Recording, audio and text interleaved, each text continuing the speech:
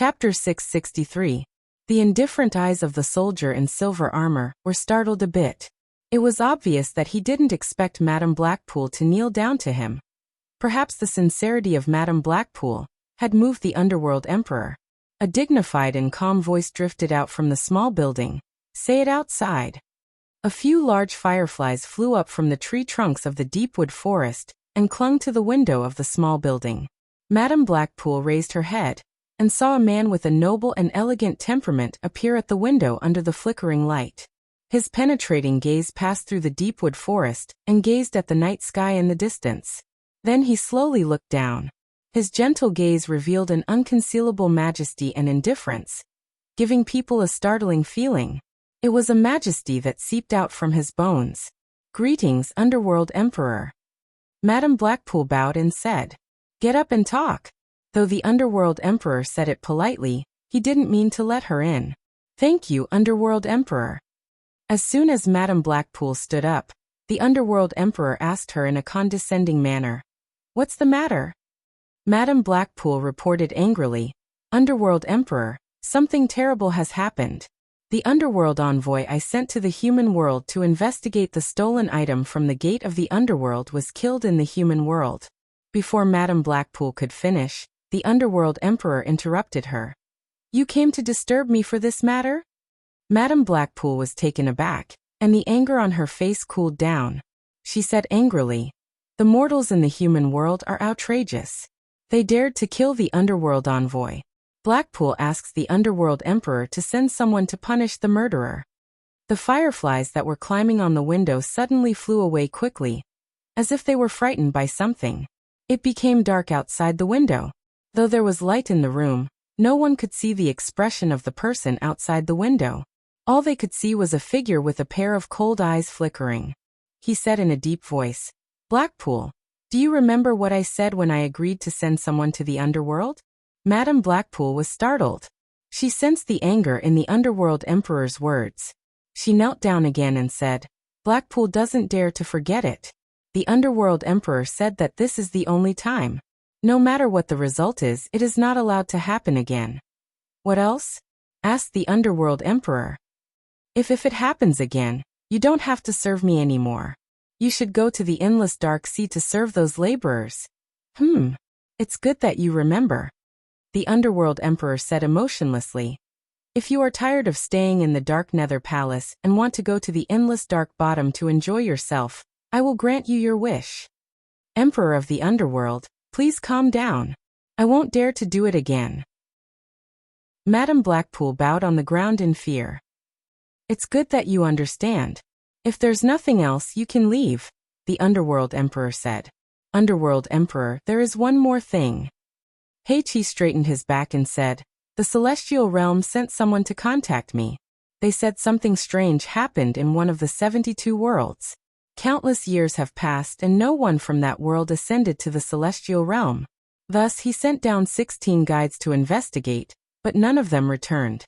Recently, someone from that realm sounded the Immortal Ascension bugle, but there's still no news of the people they sent out, and they haven't returned." "What do you want to say to me?" the Underworld Emperor asked icily. Madame Heichi said respectfully, "They suspect that there might be something wrong with the passage to that world, and they want me to ask the Underworld Emperor to lend me the passage to the Underworld." "Heichi, you are from the Underworld. When did you become the messenger of the Celestial Realm?" The Underworld Emperor turned around and walked away from the window. His indifferent voice drifted out from the room. "Them? Which them? Do they have the right to negotiate with me? Go back and tell them that they don't have the right to talk to me. Tell Jintai to come and talk to me in person. 1,000 soldiers, no one is allowed to trespass this place without my permission." "Yes." The silver armor 1,000 soldiers cupped his hands and accepted the order. Then he waved at Madame Heichi to send her away. Heichi was frightened by the Underworld Emperor's words. When did you become the messenger of the Celestial Realm?" She knew the Underworld Emperor didn't like the people of the Celestial Realm. Though she didn't know the reason, she knew she had misspoken this time. The Underworld Emperor deprived her of the right to trespass this place. She wanted to explain, but she didn't dare to say anything else. She knelt and kowtowed saying, Heichi will remember. Heichi will leave now. Then she turned into a black light and left. After she left, the silver armor 1,000 soldiers appeared on the small building. The underworld emperor, who was holding the ancient scroll, said without turning his head. What kind of person did she send to the human world this time? How could he be killed by a cultivator in the human world? The silver armor 1,000 soldiers relaxed when no one was around. He walked to the underworld emperor's side and took out an ancient scroll from the bookshelf. He opened it and said, "A pampered man called Lu Mei. He was just a clown trying to please the crowd. His cultivation level was not worth mentioning. He was only a mid-stage netherworld warrior." The underworld emperor tilted his head and said, "The mid-stage netherworld warrior is not worth mentioning, but don't forget that it was the human world. How high do you think the mortal body of a cultivator in the human world can withstand? This person is not simple to kill a mid-stage netherworld warrior." The silver armor 1,000 soldiers was startled. He put the ancient scroll back on the bookshelf and said with a frown, "Now that you mention it, it is a bit strange. I didn't expect such a person to appear in the human world. Should I go there myself and see who did it? It's not the right time. Let's talk about it later." The underworld emperor shook his head slightly. In the middle of Wuxia, in a deep mountain not far from a bustling city, there was a mountain god temple that was full of incense. In front of the temple, there was an endless stream of people who came from the city to burn incense and pray devoutly. Behind the temple, there was a quiet wing built halfway up the mountain. Standing on the platform in front of the wing, one could see the crowd of people coming and going to worship at the foot of the mountain. Under the shade of the trees, Yu Qianqiu quietly looked at the mountain god temple with green smoke curling up. He said with a smile, "You two are really good at picking a place. I didn't expect you two would hide here and enjoy the human world." Gu Qingyan and Hong Qi stood on either side of him. Hong Qi had grown into a mature young man after not seeing him for a few years. Hong Qi said with a smile, "This is a rundown temple. If we didn't take over it, it wouldn't be so full of incense." I heard that the Hong gang and Qing gang suddenly appeared in the Wuxia cultivation world. I know it's the two of you. Yu Qianqiu looked around and joked, "You two are really famous." Hong Qi said with an embarrassed smile, "How can we be as famous as you, master? We're just making a small ruckus in the Wuxia cultivation world. We only managed to make a ruckus by taking advantage of the trouble on Wuji Island. Otherwise, we would have been wiped out by the righteous and demonic sections. But master, you're famous all over the world. I heard that you're the #1 expert below the soul formation stage. I'm honored. I haven't seen you for a few years and you've learned how to be glib. Looks like you've gotten a lot of benefits." Yu Qianqiu tilted his head and stared at Gu Qingyan. "How is it? It's freer than you on that Fuxian island, right?" Gu Qingyan smiled and joked, "At least I don't have to bow and bow all day like I did on Fuxian Island. I'm now the leader of the world-famous Qing gang. I'll rob anyone who dares to mess with me." He had been living in the outside world for so many years and had accepted many things. It was just like what Yu Qianqiu said. If he was still on Fuxian Island, he might not be able to break through to the core formation stage. Hong Qi laughed and said, "That's right. Fuxian Island is nothing. Sect leader Feng Xiangtian has sent invitations to us in the cultivation world several times, but we've been too lazy to care. So what if we're the #1 sect in the world?" Gu Qingyan rolled his eyes and said mockingly, "Don't be so arrogant here. Do you think Feng Xiangtian is so easy to mess with? If it wasn't for Wuji Island, he would have come to destroy us a long time ago. You haven't stayed on Fuxian Island, so you don't know. Fuxian Island is very powerful. To be able to dominate the cultivation world for so many years, there must be many hidden experts in the late stage of tribulation passing." Hong Qi said disapprovingly, "What are you afraid of? With Master's current reputation, we can just use Master's name at the crucial moment. I don't think Fuxian Island will dare to act rashly against us." The two of them glanced at each other, then looked at Yu Qianqiu and chuckled. They indeed had a sense of superiority. All the sects in the cultivation world were worried that they would be attacked by the spirit-severing experts of the various countries, and lived in fear. On the other hand, They had the foundation laid by Yu Qianqiu in the various countries. They didn't have to worry about anything. When they had nothing to do, they could rob others and live like kings. Gu Qingyan asked curiously, "Boss, why did you suddenly come to find us?" "Yes." Yu Qianqiu nodded and said, "I heard that almost all the independent cultivators in the cultivation world listen to your orders. I also heard that you guys are quite a deterrent to the small sects of the righteous and demonic Tao. So, I came to find you two to ask for your help." Hong Qi asked curiously, "With Master's ability, do you still need our help?" Yu Qianqiu glared at him and looked into the distance. Soon, the millions of soldiers that have been occupying the western region of the cultivation world for a long time will march out and conquer the entire cultivation world. You two keep a close eye on those sections. If anyone dares to interfere, teach them a lesson. Don't be polite, I'll take care of it. The two looked at each other. They knew that Shi Wenguang was Yu Qianqiu's man, but they didn't expect them to collude and make preparations to conquer the world. Gu Qingyan frowned and said, "We can barely deal with those small sects, but those large sects. Boss, to be honest, we can't stop them.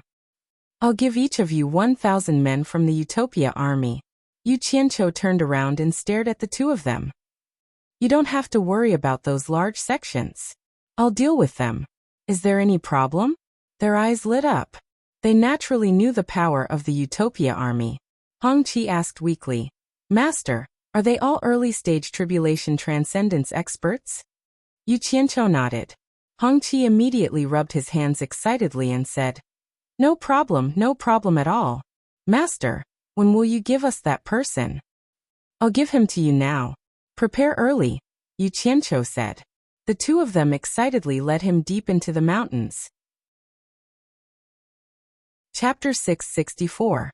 At the western border of Wuxia, there was a culture and customs of a foreign land, with merchants from all over the world coming and going. In the hundreds of miles of barracks at the border, the army trained day in and day out. For many years, the army had been in a state of constant preparation for war. Yu Qianqiu quietly appeared at the back of the main tent. When the cultivators he sent saw him, they were surprised at first, then happy, but when they wanted to salute him, he waved his hand to stop them. Gently pulling the curtain aside, he saw Shi Wenguang and his son sitting around the table, gesturing with their hands to draw a map. Just as Yu Qianqiu was about to step out, he suddenly heard Shi Tian muttering, "Father, are we really going to keep waiting like this? The army has been training like this for a long time. Everyone will get tired. It's not good for the morale of the army." "Shut up, mister, you will naturally have arrangements." Shi Wenguang signaled to the back of the tent with his eyes, hinting him not to speak carelessly. There were still people sent by Yu Qianqiu. Then he said in a low voice, "Don't think I don't know. You've been secretly sending a group of people back to the capital. What are you planning?" "I knew I couldn't hide it from father." Shi Tian smiled bitterly. "I've sent people back to spy on the situation, to see if there's a chance to bring everyone back. Our family has been separated for too long. It's not a good idea to continue like this." Shi Wenguang also sighed and shook his head. "It's easier said than done. The imperial court has probably sent people day and night to keep an eye on them. Even if they can escape from the capital, it's a long journey, and there's also a heavy military presence. How can they make it?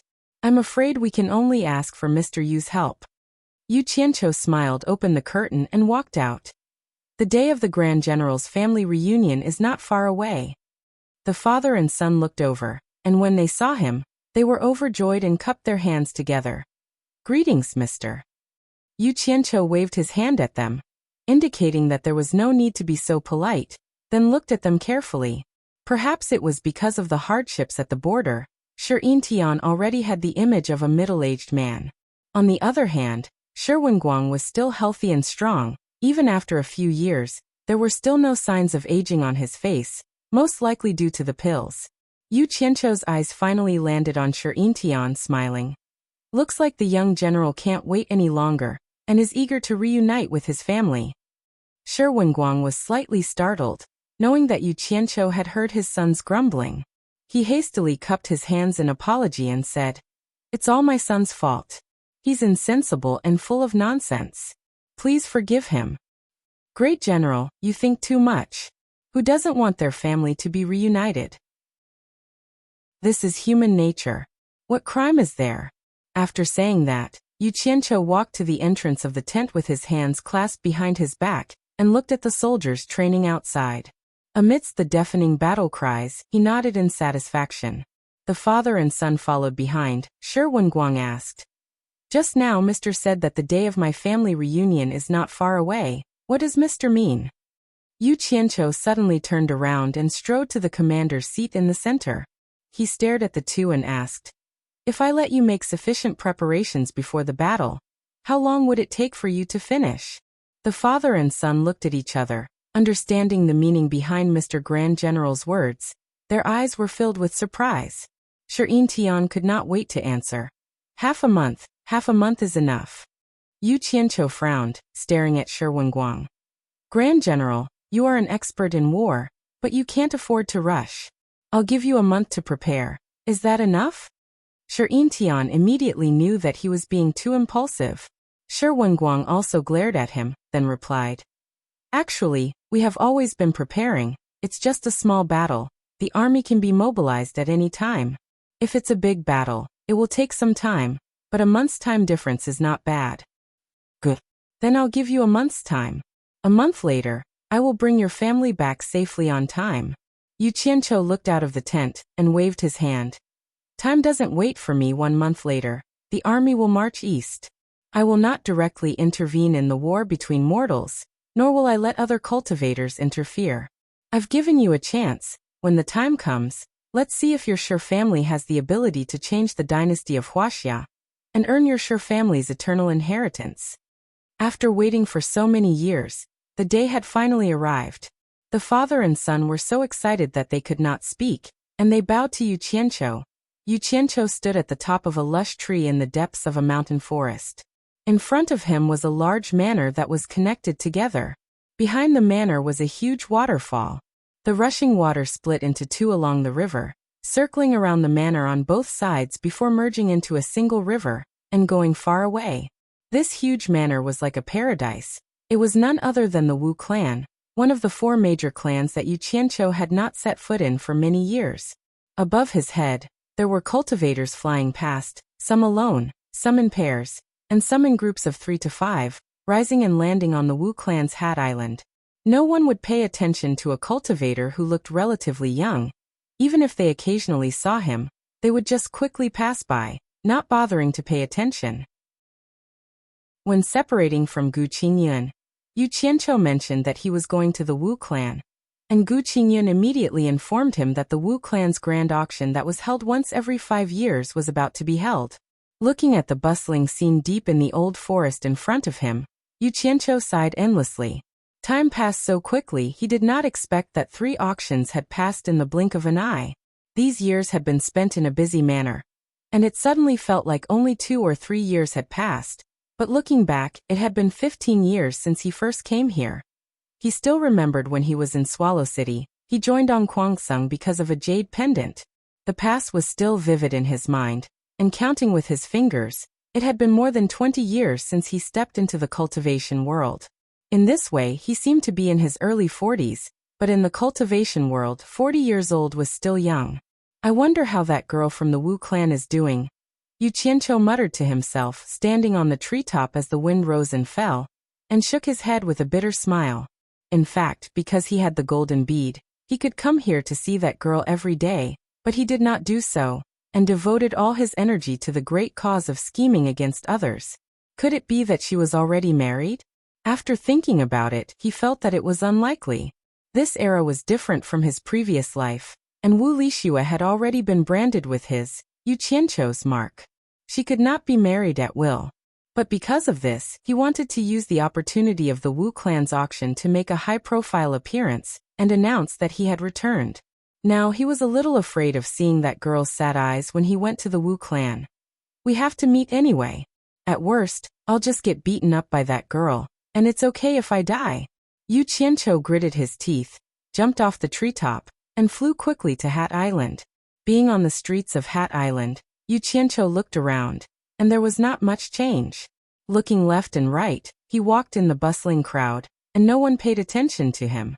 After all, not everyone had seen him with their own eyes. But it was not that no one had not seen him, so, oh. Suddenly, someone on the street let out a long cry of surprise. Damn it. I thought no one would recognize me after making a high-profile appearance. Yu Qianqiu criticized in his heart, and continued to walk his own path, and let others be surprised. The passers-by followed the surprised person's gaze, and immediately, someone couldn't help but exclaim again, "It's Yu Qianqiu." What? It's Yu Qianqiu? Where? Where? Ah. It's really him. Yu Qianqiu is back.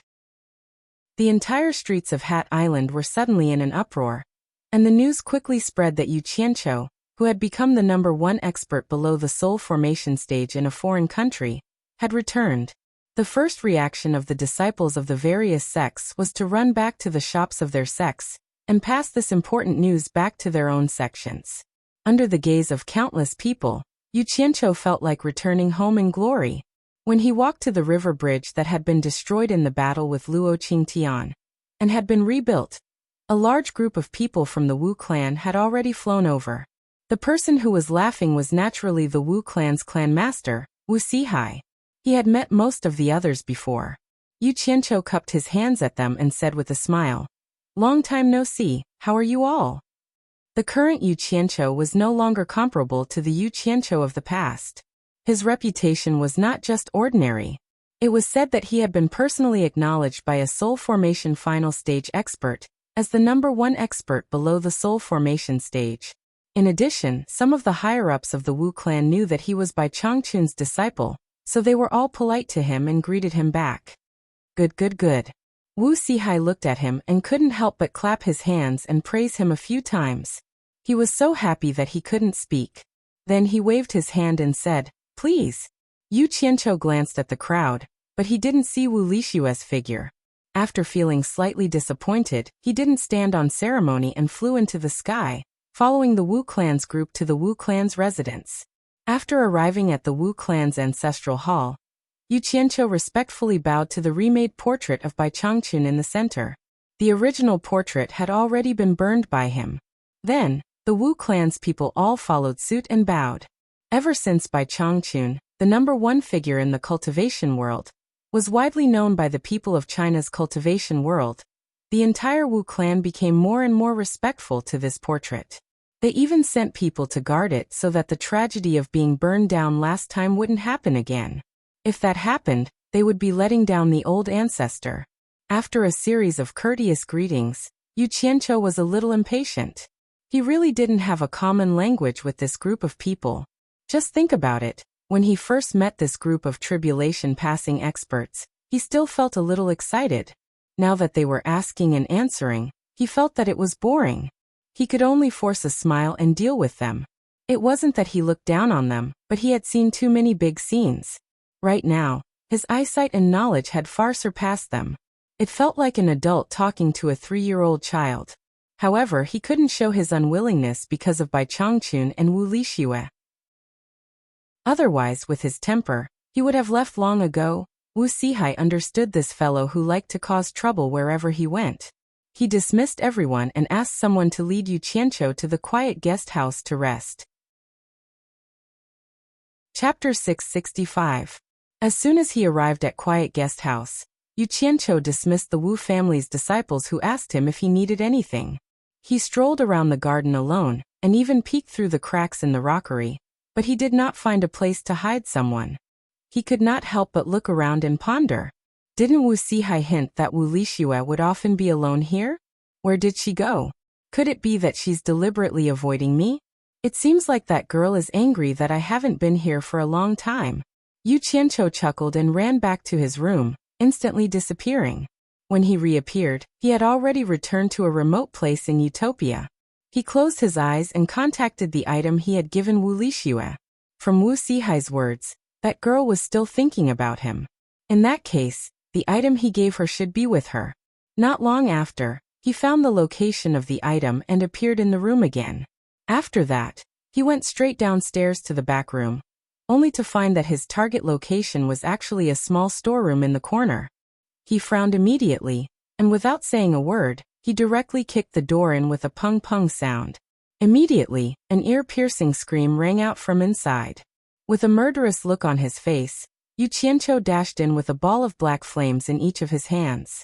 When he saw the person squatting in the gray corner, he quickly scanned the surroundings warily, but he did not discover anything. He retracted the black flames in his hands, and the murderous look on his face disappeared. He stared at the person in the corner and said in shock, "Wu Lixue, what are you doing here?" He thought that Wu Lixue had been kidnapped or trapped in this small space, so he broke the door and barged in. Unexpectedly, it was not as he thought. He saw Wu Lixue hugging a ball of light that flickered and dimmed in the corner of the storeroom full of junk. Wu Lixue was looking at him with her eyes blinking. She was completely fine.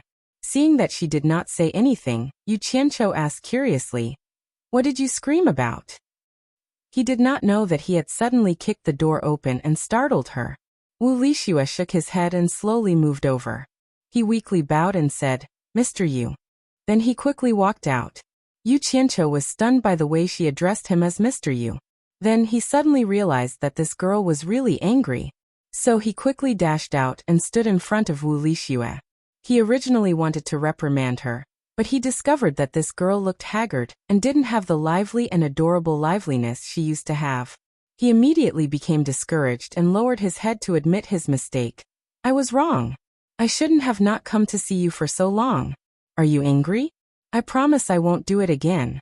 Li Shui, please give me another chance. I'm afraid that you'll ignore me." He firmly believed that an innocent girl was easy to educate. She stared at him with her big, unblinking eyes and immediately became extremely wronged. Her eyes became misty and big drops of tears flowed down. Her shoulders trembled and she choked with sobs. With this cry, Yu Qianqiu felt even more guilty. He immediately pulled her into his arms and let her tears drench his chest. He carefully patted her back and comforted her. "Don't cry, don't cry." In the end, the more he comforted her, the sadder she seemed to cry. She hid in his arms and sobbed, "I thought you didn't want me anymore." "Nonsense, how is that possible?" Yu Qianqiu coaxed her like he was coaxing a child. "The sisters in the family all say that you're now a great person in the cultivation world. You don't like a woman like me and won't want me anymore." Wu Lixue kept sobbing and complaining. It seemed like she had heard a lot of gossip. Damn it. Who's the one who's talking nonsense? Yu Qianqiu pushed her shoulders away with a murderous look and said fiercely, "Who's the one who said that? Bring me to her, and I'll kill them all. Let's go now." He turned around and walked away as if he was really going to kill someone. With this scare, Wu Lixue immediately stopped crying. She grabbed him with one hand and panicked. "Don't! They're just saying it casually. Don't kill them." She grabbed him with one hand and held on to something in her other hand that was red and bright. She refused to let go. "They're just saying it casually. Why are you crying like this? I don't believe it. Let's go and settle the score with them." Yu Qianqiu looked like he wouldn't stop until he killed a few people. He actually pushed the reason why she was crying to someone else, and he did it so confidently. How could Wu Lixue withstand his bluff? She was really scared out of her wits. She grabbed onto him with all her might and shook her head with all her might. "I won't cry anymore. It really isn't their fault." She knew Yu Qianqiu's style of doing things. Back then, he didn't even blink when he killed the Wu clan's elder.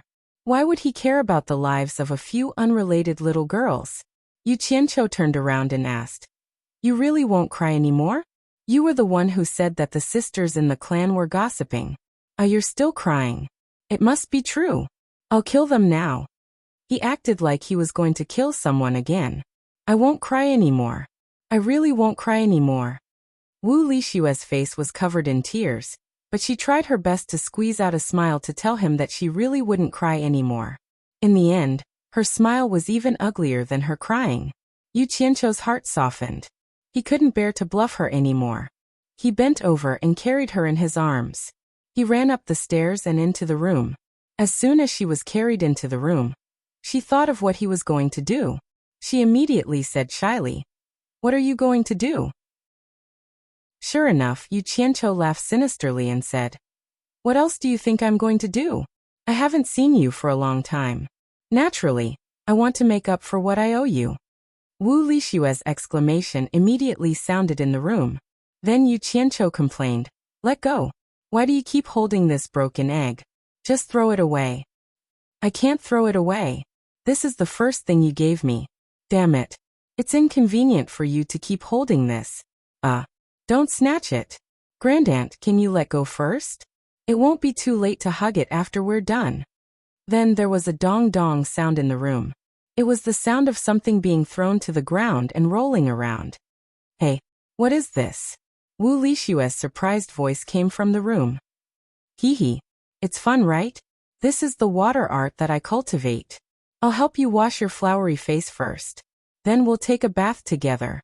The sound of water splashing could be heard.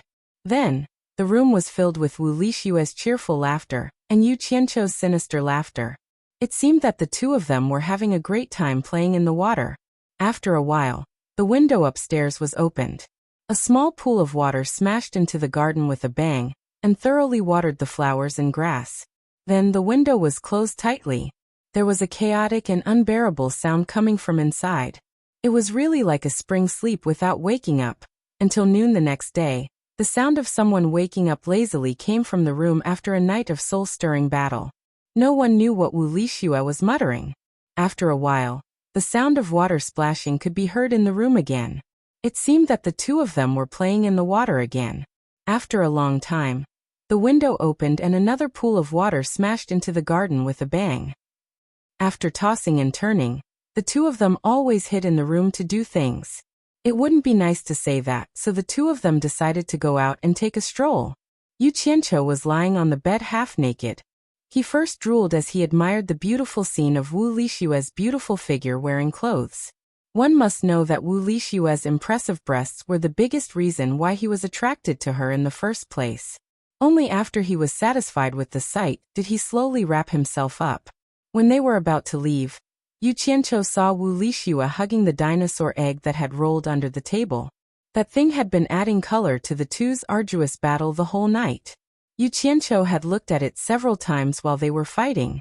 He couldn't help but ask curiously, "Why are you always hugging it? Don't tell me you want to learn how to hatch eggs like a hen?"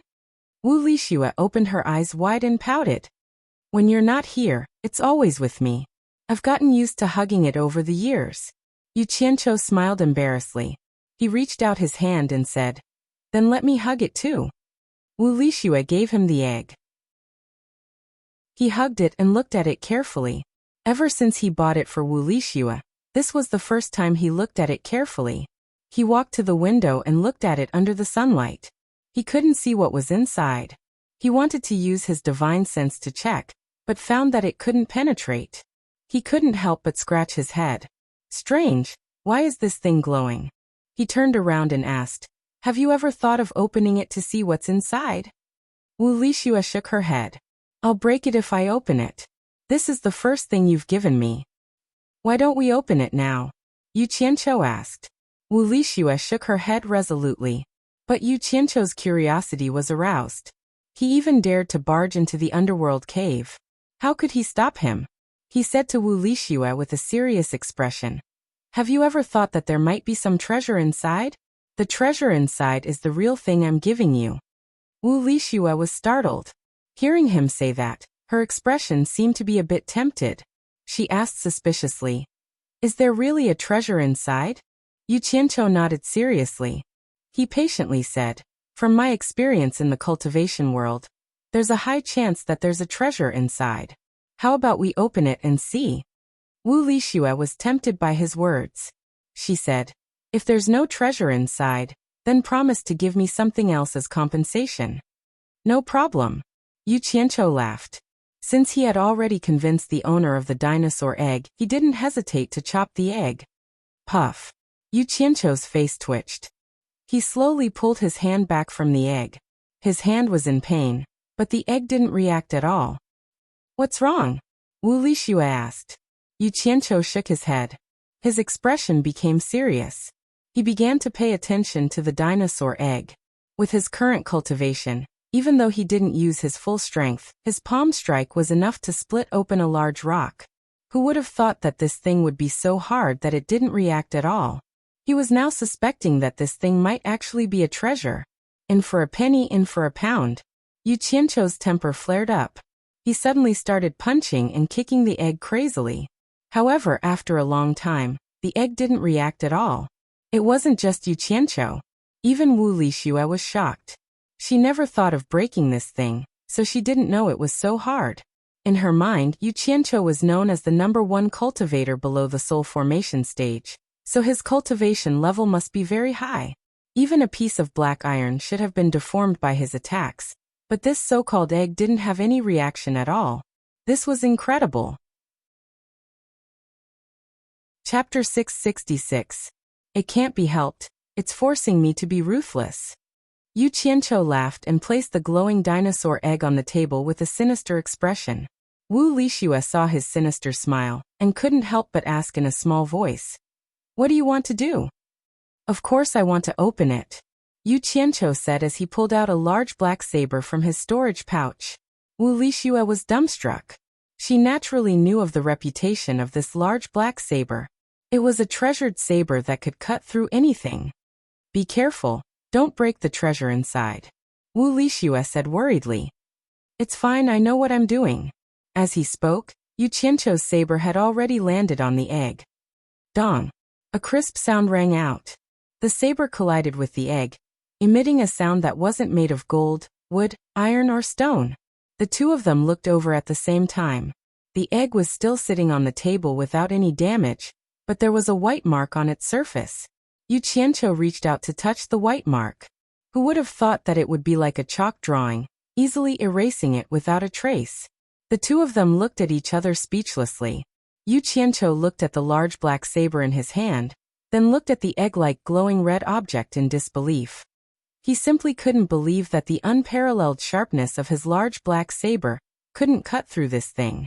Up until now, he only knew that the dark iron could slightly restrain the large black saber, but it couldn't completely block its sharpness. As for other things, it couldn't block them at all. Who would have thought that they would meet a tough opponent today? Wu Lixue's eyes were also filled with disbelief.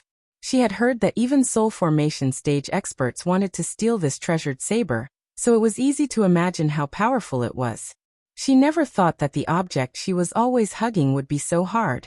She blankly said, "I can't open it. What do we do?" "I don't believe it." Yu Qianqiu spat. His saber whistled through the air, whistling through the air. With a pung sound, the table fell apart. The two of them could only watch as the egg smashed a hole in the floor and fell downstairs.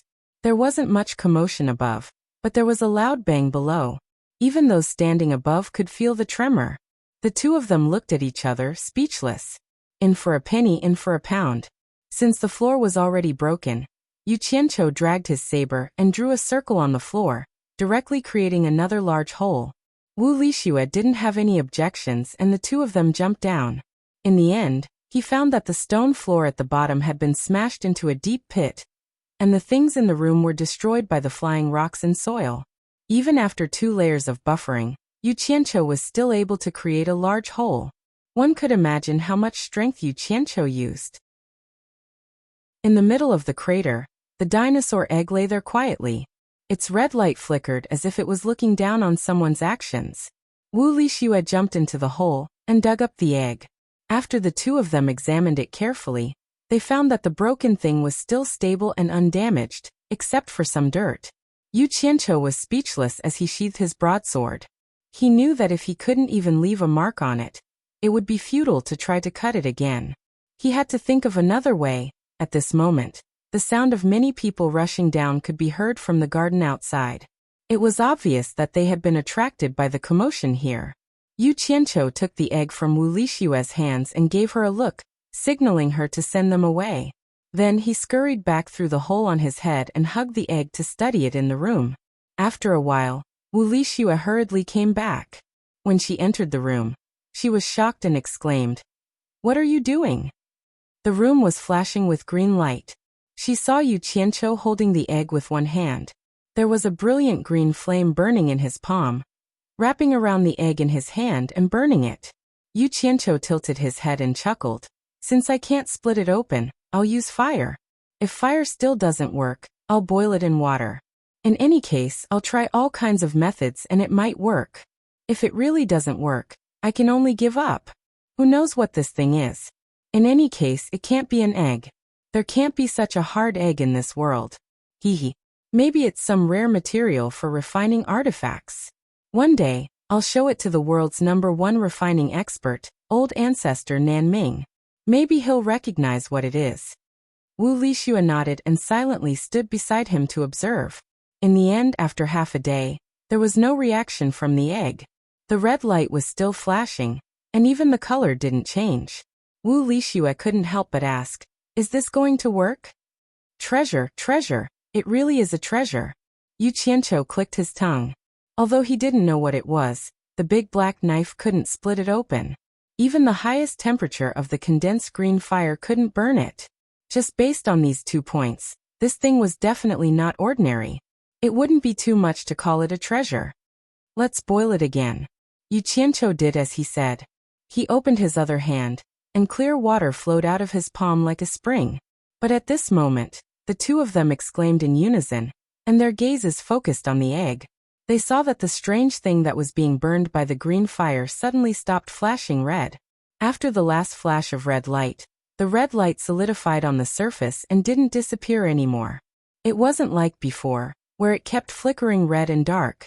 However, the red light seemed to be stronger and brighter than before. Furthermore, it was getting more and more dazzling, illuminating the whole room in a bright red. What happened to it? Wu Lixue raised his hand to cover his eyes. It seems like burning it with fire is working. Continue burning it, I want to see what will happen. Yu Qianqiu put away the water that came out of his other hand. He squinted his eyes and continued to roast it with the green fire with an excited expression. However, when the red light was so strong that one couldn't look at it directly, the dazzling light started to recede, giving off a feeling that it had reached its peak. In the end, the red light became weaker and weaker. Slowly, the red ball that was being burned by the green fire turned into a black ball.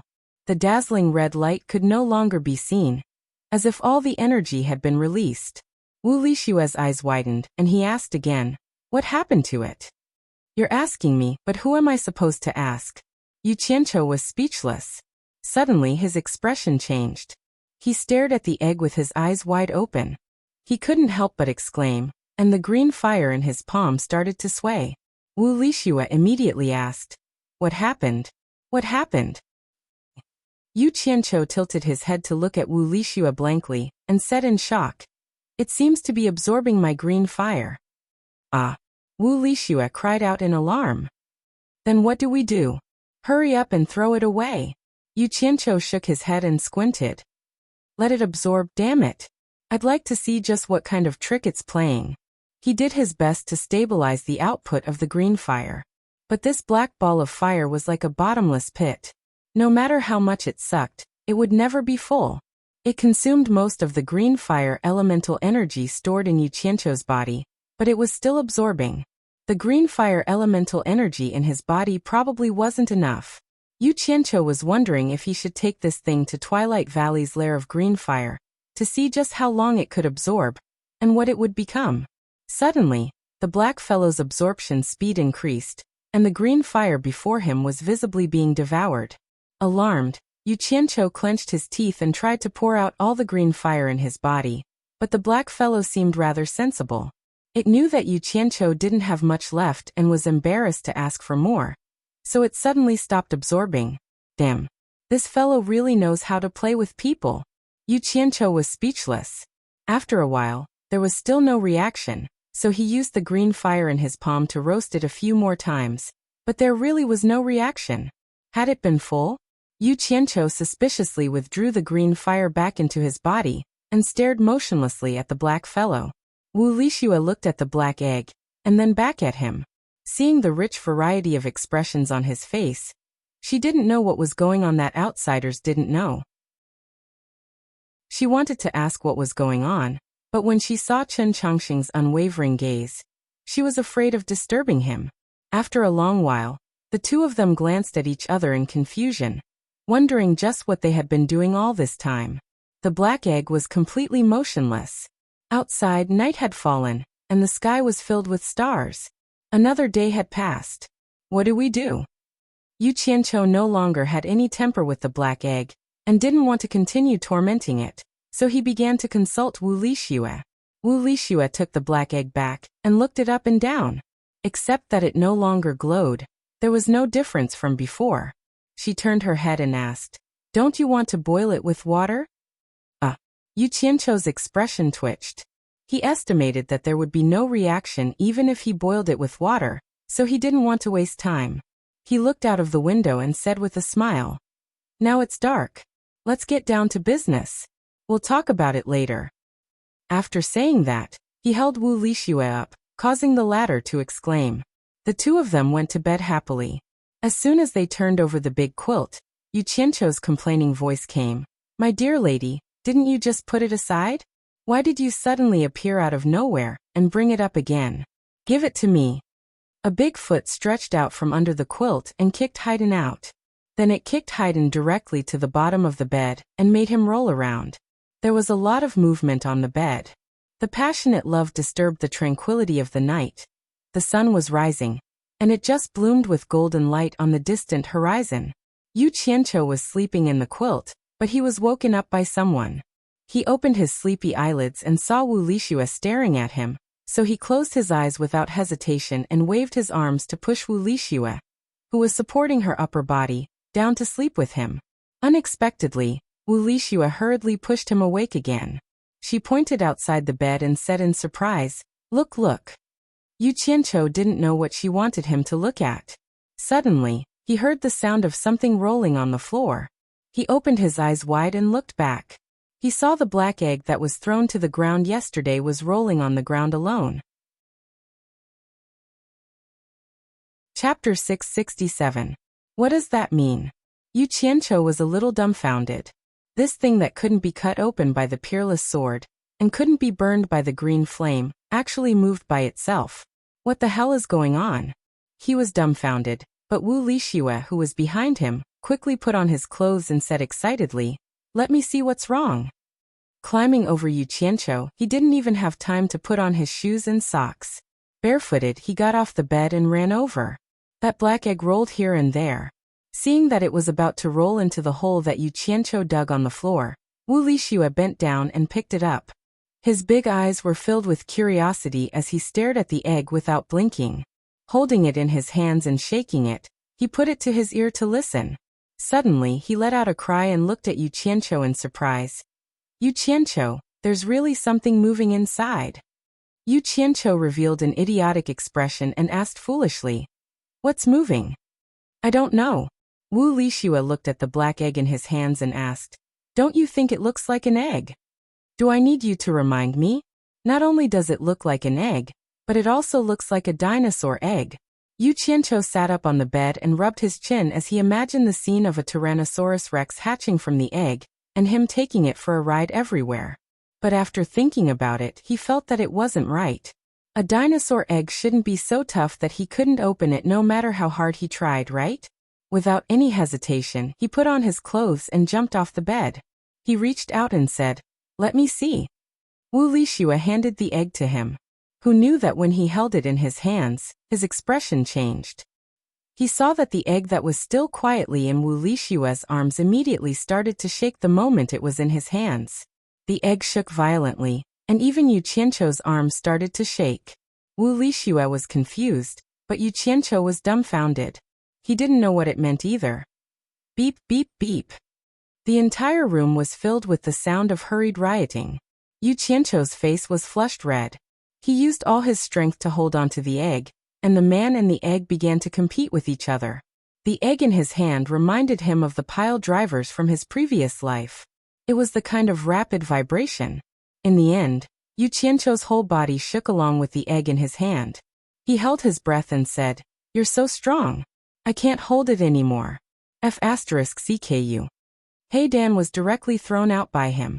It hit the wall with a ping sound, and then hit the ground with a bang sound, rolling around. The strange thing was, as soon as the thing left Yu Qianqiu's hand, the do-do-do vibrating sound disappeared. The black egg rolled on the ground and stopped moving. Yu Qianqiu was dumbfounded again. he said in astonishment. F***CKU. It can't be so strange, right? Is there really something wrong with my character? Wu Lixue looked at the black egg, and then looked at Yu Qianqiu. She couldn't help but laugh. Why was it fine in her hand, but it was haunted when it was in his hand? She held back her laughter and tentatively walked to the black egg to hold it. Sure enough, it was fine. Yu Qianqiu's face darkened. Wu Lixue only took a glance at it and immediately burst into laughter. She laughed so hard that she rocked back and forth with joy. D***MN girl, if you dare to laugh again, I will strip your clothes and spank you, Yu Qianqiu threatened with a hazy face. I won't laugh, I won't laugh. Wu Lixue smiled and shook her head again and again. Suddenly, her smile froze on her face. She slowly looked down at her hand and said, Yu Qianqiu, come and have a look. It seems that there are many cracks on it. Really? Yu Qianqiu's face was suspicious, but then it turned into curiosity. He said excitedly, Where? Where? Let me have a look. His two outstretched hands just touched the egg, and then he retracted them. He smiled embarrassedly. You hold it. This broken thing is not right with me. The two of them looked at each other's heads and carefully observed the surface of the black egg. If they didn't look carefully, they really couldn't find that there were crisscrossed and very regular tiny cracks on the surface of the black egg. The distance between the cracks was almost the same as the size of the square, as if this egg was put together by many pieces. Yu Qianqiu couldn't help but reach out to touch the surface. He said with a tut-tut, It's really a crack. Is this thing really an egg? Is there something hatching in it? Suddenly, there was a beep sound again. Yu Qianqiu quickly retracted his hand that was touching it. As expected, it verified the rule that he couldn't touch it. Wu Lixue looked at his embarrassed appearance of retracting his hand, and began to hold back a smile on her face again. However, she seemed to be complacent a little too early this time. It was good that Yu Qianqiu retracted his hand, but the beep sounded again, and it was very violent and continuous beep. Wu Lixue's cultivation was far worse than Yu Qianqiu's. The egg in her hand almost jumped out, and her hands were jumping, and then there was no more movement. Looking at Wu Lixue's surprised expression, Yu Qianqiu finally felt a little better. At first, he thought it was really because of his character that even this black egg didn't like him. Now it seemed that it had nothing to do with his character at all. It was just a coincidence before. Maybe there was really something hatching in this egg, and it wanted to break the shell from the inside. Beep. Pa. Wu Lixue's arms jumped violently because of the jumping black egg. She almost let go of her hands, but she forcibly pulled them back. However, Yu Qianqiu's eyes lit up, because he saw a little silver light popping out of the eggshell. It was sometimes black, sometimes silver, and sometimes black. Yu Qianqiu stretched out his arm, and caught the small piece that flipped in the air. He casually looked at it, and suddenly said with a smile, This egg is finally broken.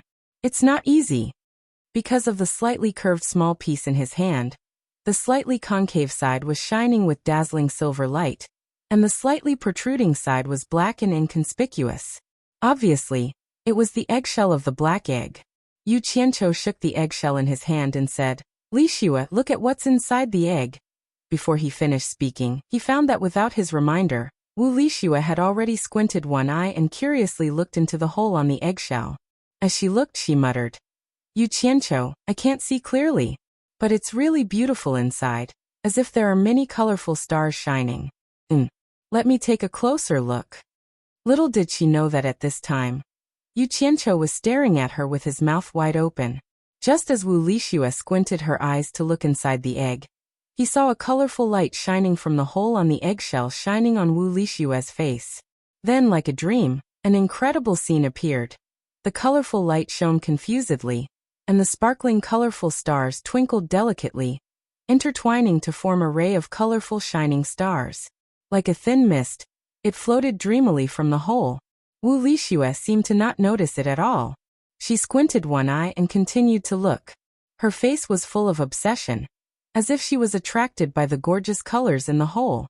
As she breathed in and out, the thin mist that shone like the colorful stars was actually sucked in by her.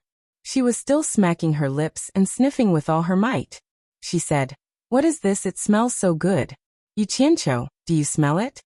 She took a few deep breaths in an intoxicated manner. As the first wisp of colorful shining mist was sucked in by her, countless colorful light spots that floated in the air began to gather on her body. Slowly, it started from her head and gradually covered her whole body. Yuqiancho swallowed his saliva with difficulty. He didn't smell any fragrance, but he felt that the room was suddenly filled with an ancient and rich aura. It was very, very ancient. It made people have the urge to bow down and worship. What did he see at this time? The Wu Lixue in front of him was like a goddess who was shrouded in dreamy colors. She was barefooted, stepping on the colorful stars, and her whole body was shining with a holy light. More and more colorful star mist gently coiled around her body, and gradually condensed into a pair of almost illusory wings behind her. The ancient aura on the wings was especially dignified. It was the kind of ancient and incomparable noble aura, as if she was an eternal royal family. The colorful light in the room shone brilliantly, and the colorful wings that shone with the stars slowly spread open and gently flapped. Yuqiancho even had an illusion that Wu Lixue was about to spread her wings and fly away, flying to the eternal stars in the universe. Wu Lixue was still looking at the hole with a face full of excitement and curiosity. She didn't seem to know the changes that had happened to her body. Yuqiancho only felt that his mouth was dry. He wanted to call out to Wu Lixue, but he was a little speechless. He subconsciously felt that this was probably a good thing for Wu Lixue, and he should not disturb her. However, the scene in front of him was too dreamy. It was so beautiful that it was breathtaking. He had never seen anything like this before. After a long time, the dreamy colorful mist in the egg seemed to have dissipated. The large wings behind Wu Lixue also slowly retracted quietly, and then all the colorful light quietly attached to Wu Lixue's body and disappeared. As if it had drilled into Wu Lixue's body, the colorful color in the room also disappeared, and it returned to normal. Yuqiancho silently stared at the egg in Wu Lixue's hands. If he hadn't experienced the strange things that happened to this strange egg from the beginning to the end, he wouldn't have believed that what he saw just now was real. However, he saw it clearly from the beginning to the end. He was the driving force behind the whole thing. Damn it. This egg was definitely not simple. Yuqiancho looked at Wu Lixue, who was still holding the egg and looking at it from the hole with her eyes, and he didn't know whether to laugh or cry. It seemed that the person involved didn't know what happened, and he was afraid that he was the only witness to this matter. This girl might have encountered some kind of fortuitous encounter. Yuqiancho wanted to tell Wu Lixue what happened, but just as he opened his mouth, he thought about it and held it back. He felt that it was better not to tell her for the time being. This girl was too naive, and if someone with ulterior motives got something out of her mouth, it would harm her instead. As her man, he had the responsibility and obligation to protect her from harm. Chapter 668. With this thought in mind, Yuqiancho decided not to mention what he had just seen, at least not to anyone in the short term. Otherwise, he did not know what would happen if word got out. He hoped that he could do his best to let her remain pure for the rest of her life and experience fewer troubles. Why are the colorful stars gone? Wu Lixue frowned and muttered. Then she raised her head excitedly and shouted to Yuqiancho. I saw something inside. Guess what it is? Yuqiancho silently looked at her, his eyes filled with love as he smiled and said, I'm guessing it's something with wings. Wu Lixue was stunned and asked in surprise, How do you know? Then she squinted her eyes and continued to look. It has wings, but it is not moving, so I can't see what it is. It's moving, it's moving. Yuqiancho's interest was immediately piqued. He really wanted to see what was inside that caused such a miraculous scene. Just as he was about to reach out to hold the egg in Wu Lixue's hand, the entire egg suddenly became surrounded by a colorful halo, making a series of pa-pa-pa sounds and bursting with a dazzling light. When the two closed their eyes, they heard a series of sounds of things falling on the floor. When the dazzling light disappeared and the two opened their eyes again, the egg in Wu Lixue's hand had disappeared. Between the two of them was an ugly, strange bird. Looking at it, it was flying proudly and arrogantly. Just the way it turned its head and looked around, it seemed to be saying, I finally broke out of the egg. Crow. The two of them exclaimed almost at the same time. Then they looked at each other in shock, thinking that they had seen wrongly. Just think about it, after spending so much effort in so many strange things. A strange egg that took 2 days to hatch turned out to be a crow. Moreover, this crow was uglier than a crow. It was a crow that did not look alike. It basically had the outline of a crow and shiny black feathers, but there were 3 colorful feathers on its head. Its beak and claws were a dazzling gold, and the feathers on its head and neck glowed with a purplish-blue metallic luster. Its body seemed to be much wider than an ordinary crow's. 2 eyes brimming with intelligence blinked. But generally speaking, the closest bird was a crow. Wuxia was a little better. After all, she didn't see the shocking scene that happened to her. But Yu Qianqiu found it hard to accept that such a breathtaking and magnificent scene was actually a crow? How was this possible? The crow flapped its wings and looked around proudly, as if it could understand what the two of them were saying. When it heard the two of them exclaiming crow, it seemed to have suffered a huge blow. It staggered and almost fell on the floor. Fortunately, it flapped its wings desperately and flew up. His head turned left and right, sizing up the two of them. His intelligent eyes were actually filled with grief and indignation, an indescribable desolation, as if he had been humiliated. The two of them were stunned by the crow's dramatic expression. Could it be that the crow could understand human speech? Yu Qianqiu looked at it carefully. It seemed to be quite different from a crow, but overall, it still looked like a crow. He then asked tentatively, "What bird? Can you understand what we're saying?" The crow glared at him angrily and turned its head away arrogantly, as if it couldn't be bothered with him. "Oh ho!" Yu Qianqiu raised his 2 sleeves and threatened with a sinister expression. "Little bastard, you've got guts. You've just hatched and you dare to show off. If I let you flop around for another 2 days, you'll turn the sky upside down. Do you believe that I won't pluck your feathers right now and let you run naked on the ground?" The crow flapped its wings and immediately turned around to glare angrily at them. The purplish-blue metallic feathers on its neck opened up, as if it wanted to fight it out with Yu Qianqiu. "Feathered bastard, you're asking for a beating." Yu Qianqiu opened up his claws, wanting to grab it and beat it up. Wuxia, who was watching from the side, couldn't help but laugh. Seeing that he was really going to make a move, she immediately called out to stop him. "Yu Qianqiu, don't hurt it." Seeing that she was protecting it, Yu Qianqiu retracted his outstretched hand and grinned. "I was just trying to see if it could really understand us. From the looks of it, it really can." Hearing him say that, Wuxia's eyes lit up. From the crow's actions, it seemed like it could really understand human speech. Wuxia's eyes immediately lit up as she looked at the crow. Suddenly, her nose twitched and she said, "Yu Qianqiu, do you smell that? It smells so good. It's the fragrance I smelled just now." Ever since the crow came out, the room had been filled with a strange fragrance.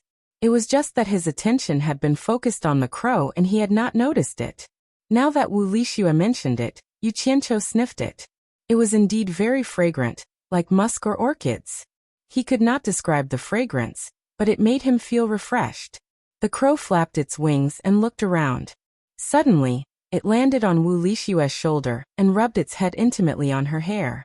Wuxia was tickled by it, and could not help but giggle. She raised her hand and stroked its smooth feathers. The crow's expression immediately became peaceful. Yu Qianqiu rubbed his chin and looked at the bird.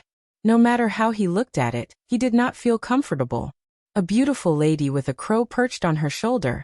It was indeed a strange sight. His gaze was suddenly attracted by the shiny silver eggshells on the floor. He walked around the room and picked up all the eggshells that were scattered on the floor. Every time he picked up a piece, he would secretly circulate his energy to test it. In the end, he found that it was still extremely hard. With his level of cultivation, he could not do anything to these eggshells. After testing it, he was a little shocked. He thought that the eggshells had softened after hatching, but he did not expect them to still be so hard. Just think about it, he could not open them even after spending so much effort. But this stupid crow managed to open them. How strong was this stupid bird? Yu Qianqiu looked at the crow solemnly. It was said that one could not judge a person by their appearance, But he did not expect that birds could not be judged by their appearance either. It looked ugly, but it was actually quite capable. Yu Qianqiu started to ponder. What kind of bird was this? After thinking about it, he even searched through some of the myths and legends, but he could not think of any bird that looked like a crow. But one thing was for sure, it was definitely not an ordinary bird. It could be seen from the movements it made earlier. He had just kept the eggshells when he suddenly heard a concentrated piu-piu sound coming from the air outside. The two of them looked at each other and did not know what had happened. They walked to the window and opened it. They saw countless different kinds of birds circling in the sky, and there were more and more of them coming from afar. What's the meaning of this? Yu Qianqiu was puzzled. In a flash, he directly jumped out of the window and flew to the roof of the quiet guest house. Wu Lixue also rushed up. The two of them looked around and were instantly stunned. The Wu clan was originally located in the vast mountains, so there was naturally no lack of all kinds of birds in the surrounding forest. But now the sky above the Wu clan was currently filled with thousands of different kinds of birds, filled with all kinds of chirping sounds. The spectacular colorful scene floated in the sky like flowing clouds. At this moment, not only the two of them, but the entire Wu clan had also come out. They all stared at the sky in astonishment, not knowing what had happened. The cultivators of the various sects on Hat Island were also looking at the Wu clan from afar, and all of them were amazed. Wu Sihai led a few Wu clan elders and flew to the Wu clan's defensive sentry tower. The disciples on the sentry tower did not know what to do. Their duty was to stop people who trespassed into the Wu clan, but there was no such thing as stopping birds that trespassed into the Wu clan. Seeing that the clan head had arrived, they immediately asked the clan head if they should drive them away. Wu Sihai looked around and looked into the distance. He saw that there was a continuous flow of all kinds of birds coming from the dense forest, forming a trend that covered the sky and the sun. It made one's scalp go numb. The elders looked at each other. They had seen all kinds of birds, but no one had seen so many birds gathered together. It was simply a great spectacle. Wu Sihai looked at the densest flock of birds in the sky. He did not know what attracted them there, and they were circling below the quiet guest house. Wu Sihai's gaze suddenly focused, and he saw Yu Qianqiu and Wu Lixue on the roof of the quiet guest house. The two of them were pointing at the birds above their heads. Wu Sihai's immediate judgment was that this matter was definitely caused by Yu Qianqiu. This was because this fellow would cause a commotion no matter where he went. Even if someone told Wu Sihai that this matter had nothing to do with Yu Qianqiu, Wu Sihai would not believe it. He did not believe that this fella had nothing to do with Yu Qianqiu during normal times. It would be strange if this matter had nothing to do with him.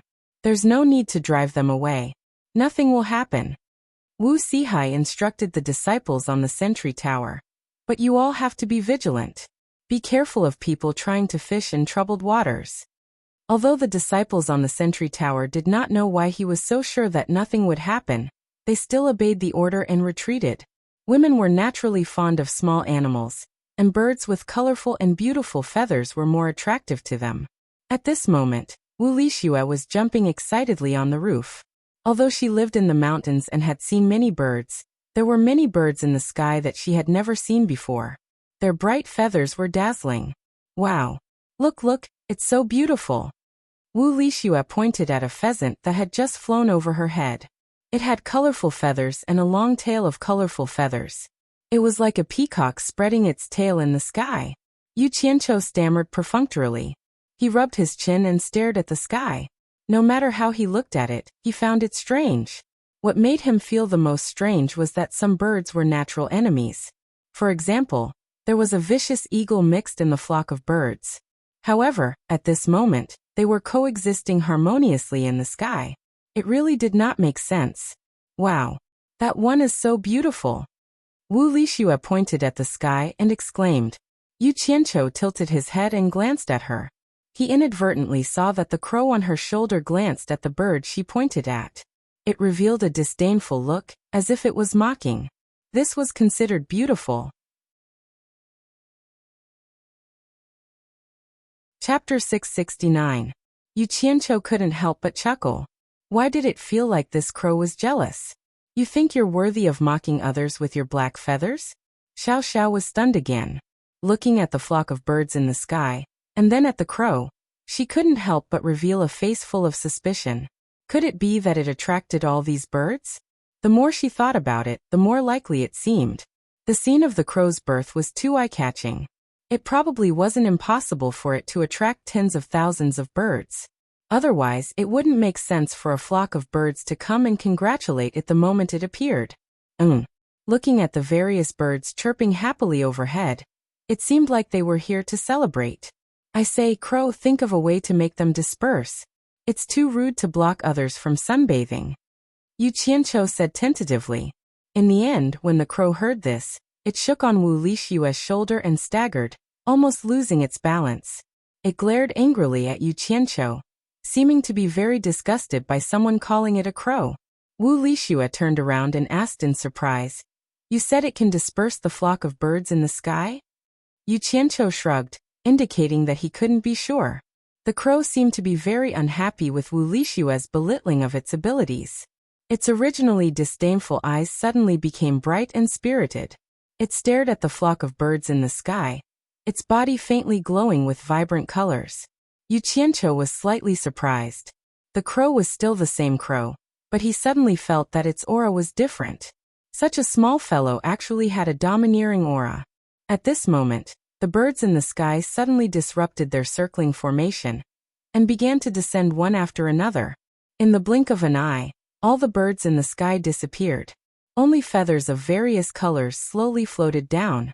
With Quiet Guest House as the center, there were all kinds of birds everywhere, densely covering every visible corner. Even the roof where the two of them were standing was filled with them. The two of them didn't dare to move recklessly, afraid that if they moved, they would trample a few to death. Not to mention Yu Qianqiu and Wu Lishua. Even Wu Sihai and the others on the watchtower were dumbfounded after witnessing this magical scene. Wu Sihai was even more certain that this matter was done by Yu Qianqiu. However, he was also suspicious of how Yu Qianqiu did it. Could it be that he had learned some kind of beast-controlling technique? Docile pigeons, ferocious eagles, colorful pheasants. No matter how big or small they were, all kinds of birds bowed their heads towards where the two of them stood. Wu Lishua looked at the proud crow perched on his shoulder, his mouth agape in shock. She wasn't an idiot. She naturally understood that it wasn't her or Yu Qianqiu who made the birds submit, but the crow on her shoulder. Yu Qianqiu looked around at the colorful birds with their heads lowered. An idea flashed through his mind. He remembered an ancient legend from his previous life. Legend has it that there was a kind of divine bird that could make a flock of birds bow down to it. Because of this, a beautiful idiom came into being, which was called, 100 birds bow down to the phoenix. However, the phoenix in the 100 birds bow down to the phoenix was a divine bird, the phoenix. Could it be the legendary divine bird, the phoenix? Yu Qianqiu's mind was filled with doubts. If he only saw the scene of its birth and not the crow itself, Yu Qianqiu wouldn't doubt that it was a phoenix, because the scene was very eye-catching. But if someone said that this bird that looked like a crow was a phoenix, he wouldn't believe it even if he was beaten to death. Legend has it that the phoenix was the most beautiful and noble divine bird. Just like the qilin, both male and female were collectively referred to as the phoenix. The male was the phoenix and the female was the phoenix. Generally, regardless of gender, they were collectively referred to as the phoenix. Legend has it that the phoenix's feathers were thousands of times more beautiful than a peacock's feathers. Furthermore, it had the mystical power of immortality and rebirth from the ashes. Because of this, another beautiful idiom came into being, which was called Phoenix's Nirvana. In short, the phoenix was the supreme existence among all the mythical birds. It was immortal and had eternal life. These myths and legends, Yu Qianqiu was very familiar with them in his previous life. Therefore, he immediately denied the possibility that this black-feathered crow was a phoenix. He couldn't help but think of the Wu clan's auction. At that time, it was said that the glowing egg was the egg of a vermilion bird. Could this crow be the legendary vermilion bird? That's not possible. Yu Qianqiu shook his head slightly and denied this guess. Although he wasn't familiar with the legend of the vermilion bird, he knew that it was a hybrid descendant of the phoenix. It was an existence that could almost be compared to the golden-winged roc among the mythical birds. How could it look like a crow? Bullsh asterisk T. But looking at this tattered crow's eye-catching appearance, it was definitely not an ordinary bird. He didn't know where it came from. At this moment, the crow on Wu Lishua's shoulder suddenly opened its beak and let out a cry. The cry was loud and clear, like a desolate rustling, piercing through the clouds. As a result, Yu Qianqiu, who was close to it, was in a miserable state. He was so shaken that his eyes rolled back, and he almost fell down the stairs. In his daze, he felt a hand supporting him. He subconsciously felt that it was Wu Lishua who had lent him a hand. Yu Qianqiu, what happened to you? Amidst the anxious cries, Yu Qianqiu shook his head and gradually woke up. However, his ears were still buzzing. He squeezed out a smile with a pale face and shook his head at Wu Lishua, indicating that he was fine. Looking around, the flock of birds had already disappeared, leaving only colorful feathers on the ground. In the distance, there was a dense group of flying figures escaping into the forest. Then he looked at the crow on Wu Lishua's shoulder. It was staring at him with a mocking gaze, as if it was a punishment for him calling it a crow. Yu Qianqiu's expression twitched. It was really hard to believe that this little guy would scare people the moment he opened his mouth. It was really amazing with a single brilliant feat. The power seemed to be almost on par with Bai Changchun's cold snort. Or maybe it was the result of him standing too close. If he hadn't seen it with his own eyes, he wouldn't have imagined that the sound that almost knocked him unconscious was the result of this stupid crow's cry. Then he saw Wu Lishua holding his arm with a worried expression, but it seemed like she was completely fine. Yu Qianqiu immediately glared at the crow angrily. This was definitely revenge. Otherwise, how could Wu Lishua, whose cultivation was lower than his, be completely fine while he was almost knocked unconscious? Yu Qianqiu and the crow on Wu Lishua's shoulder looked at each other. The former's eyes were filled with anger, while the latter's eyes were filled with ridicule. Little did they know that Wu Sihai and the others in the sentry tower in the distance were staring at them in shock. The crow's cry had driven away all the birds, immediately attracting their attention. Based on their experience, they could immediately tell that the crow on Wu Lishua's shoulder was not an ordinary crow. At the very least, it was not an ordinary crow. It might even be a legendary spirit beast that was in existence comparable to a soul formation cultivator. Could it be a spirit beast that Yu Qianqiu gave to Shui Er? Wu Sihai was overjoyed and immediately confirmed his guess. This was because he naturally knew whether Wu Lishua had a spirit beast or not. The only possibility was that Yu Qianqiu had given it to her. Otherwise, how could he be so generous as to give a spirit beast to someone else so casually? Thinking of this, Wu Sihai's heart was filled with relief. It seemed like it was not in vain that he had tried to matchmake Shui Er with him. This brat still had a bit of a conscience. You've all seen what happened with your own eyes. The news that should be kept under wraps must be kept under wraps. The reason for announcing it to the public must also be comprehensive. Don't make a fuss that can't be justified. Wu Sihai turned around and said to an elder beside him. The joy on the elder's face had yet to fade. What a joke! With a spirit beast in the family, it was equivalent to having a soul formation cultivator. He immediately cupped his hands and said, "Rest assured, Patriarch. I'll make the arrangements immediately." With that said, he quickly flew away. Yu Qianqiu's furious gaze shifted away from the crow. He thought to himself, just you wait, there's a chance to settle this score. With a flash, he rushed back to his room. Wu Lishua stroked the crow on his shoulder and stuck out his tongue, as if saying, "You've caused trouble." Then he also rushed back to his room. As soon as he returned to his room, he saw Yu Qianqiu lying on the bed with his legs crossed. It seemed like he was still angry. Wu Lishua secretly smiled, knowing that he was in a bad mood after suffering a setback. He didn't disturb him, and continued to play with the precious crow on his shoulder. Ah! Wu Lishua suddenly cried out in pain. Yu Qianqiu suddenly looked over. It would have been fine if he didn't look, but as soon as he did, he became furious. As it turned out, when Wu Lishua had been playing with the crow on his shoulder, the crow had suddenly pecked at Wu Lishua's finger, causing the skin on Wu Lishua's finger to break, and the crow had been licking the blood from its beak, seemingly savoring the taste of the blood. "I'll kill you." Yu Qianqiu roared angrily, and in a flash he stretched out his claws, wanting to grab the crow on Wu Lishue's shoulder and crush it to death. Don't. Wu Lishue was not having it. Instead, he used his hands to block the crow on his shoulder. Lishue, let me kill it. This stupid bird doesn't look like a good thing. It's bloodthirsty the moment it's born. It's very strange. It's not safe for you to keep it by your side. Yu Qianqiu was furious, as if he wanted to take revenge on Wu Lishue. No. It didn't do it on purpose. Wu Lishue pleaded. Yu Qianqiu, can you let it go? It's just a little skin on my finger. It's really not a big deal. Lishue, don't be stubborn. Let me kill. Yu Qianqiu couldn't finish his sentence. The crow on Wu Lishue's shoulder had closed its eyes that were filled with intelligence, and the 3 colorful feathers on its head were actually emitting a faint rainbow glow. What was it doing? Wu Lishue also noticed this strange phenomenon, and both of them were stunned. There were too many miraculous things about this crow, and it was beyond their imagination. Yu Qianqiu's anger disappeared just like that. His fingers slowly scratched his chin, and he thought to himself, could it be that this stupid bird is evolving? Not long after, the crow's eyes suddenly opened, and it stared at Yu Qianqiu with a piercing gaze. With a clear and melodious voice, it shouted, "What did you call me? How dare you call this god a stupid bird?" The two of them almost fainted when they heard it. Yu face was filled with disbelief.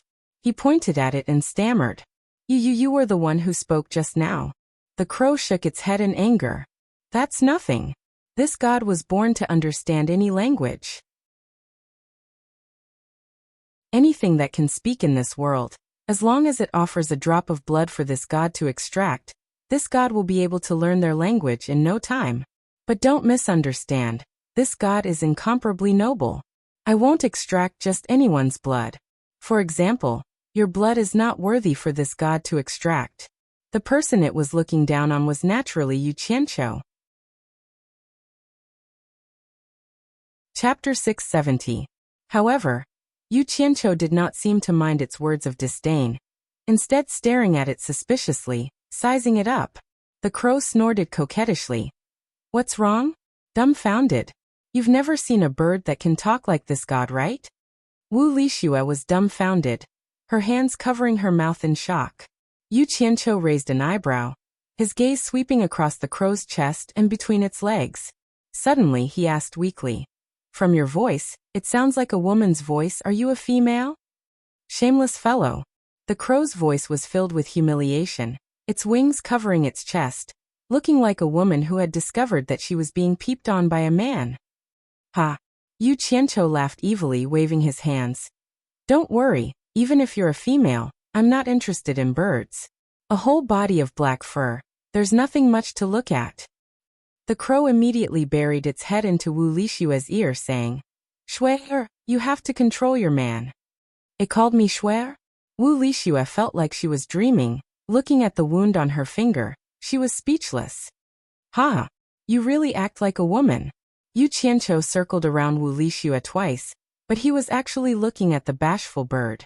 He clicked his tongue and said, "If I hadn't seen the scene of your birth, I would have thought that Brother Ba was mimicking you. But there's nothing strange about that. What has this great master not seen before? Let alone a talking crow like you. This great master has even seen a talking dragon."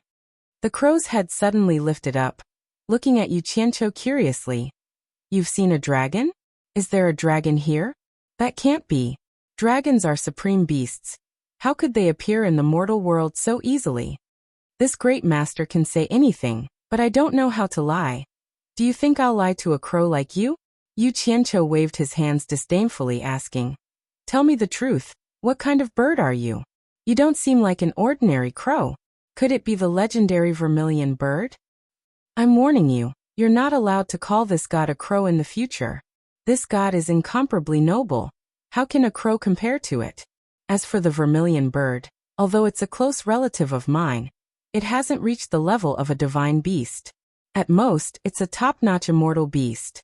After the crow waved its single wing in warning, it puffed up its chest and said proudly, "Dragons are the supreme divine beasts among the beasts, and I am the supreme divine beast among the birds. My bloodline is incomparably noble. I don't drink unless it's morning dew. I don't eat unless it's tender bamboo. And I don't perch unless it's 1,000-year-old parasol tree. I am the phoenix. Phoenix? You said you're a phoenix? Yu Qianqiu pointed at the crow with his mouth agape, and after a moment of daze, he suddenly laughed out loud, rocking back and forth as he said, "A black and swarthy crow like you dares to call yourself a phoenix? Aren't you afraid of biting your tongue? You are not allowed to call this god a crow." The crow said angrily, "What right do you have to say that this god is not a phoenix?" Yu Qianqiu laughed so hard that tears almost flowed out of his eyes, waving his hands and saying, "I'm laughing so hard my stomach hurts. Forget it, I'm not going to argue with you anymore. If you say you're a phoenix, then you're a phoenix. You dare to look down on me?" The crow was really angry now. Wu Lixua listened to the conversation between the man and the bird, and the more she listened, the more confused she became, asking, "What are you two talking about? What is a phoenix?" Standing on her shoulder, the crow stumbled again, staring at her with an aggrieved look and said, "Shui, or have you never heard of us phoenixes?" Wu Lixua thought for a moment, her face full of confusion as she said, "I only remember that the legends say that the vermilion bird is the supreme divine bird, but I've never heard of a bird called a phoenix." Yu Qianqiu was slightly taken aback.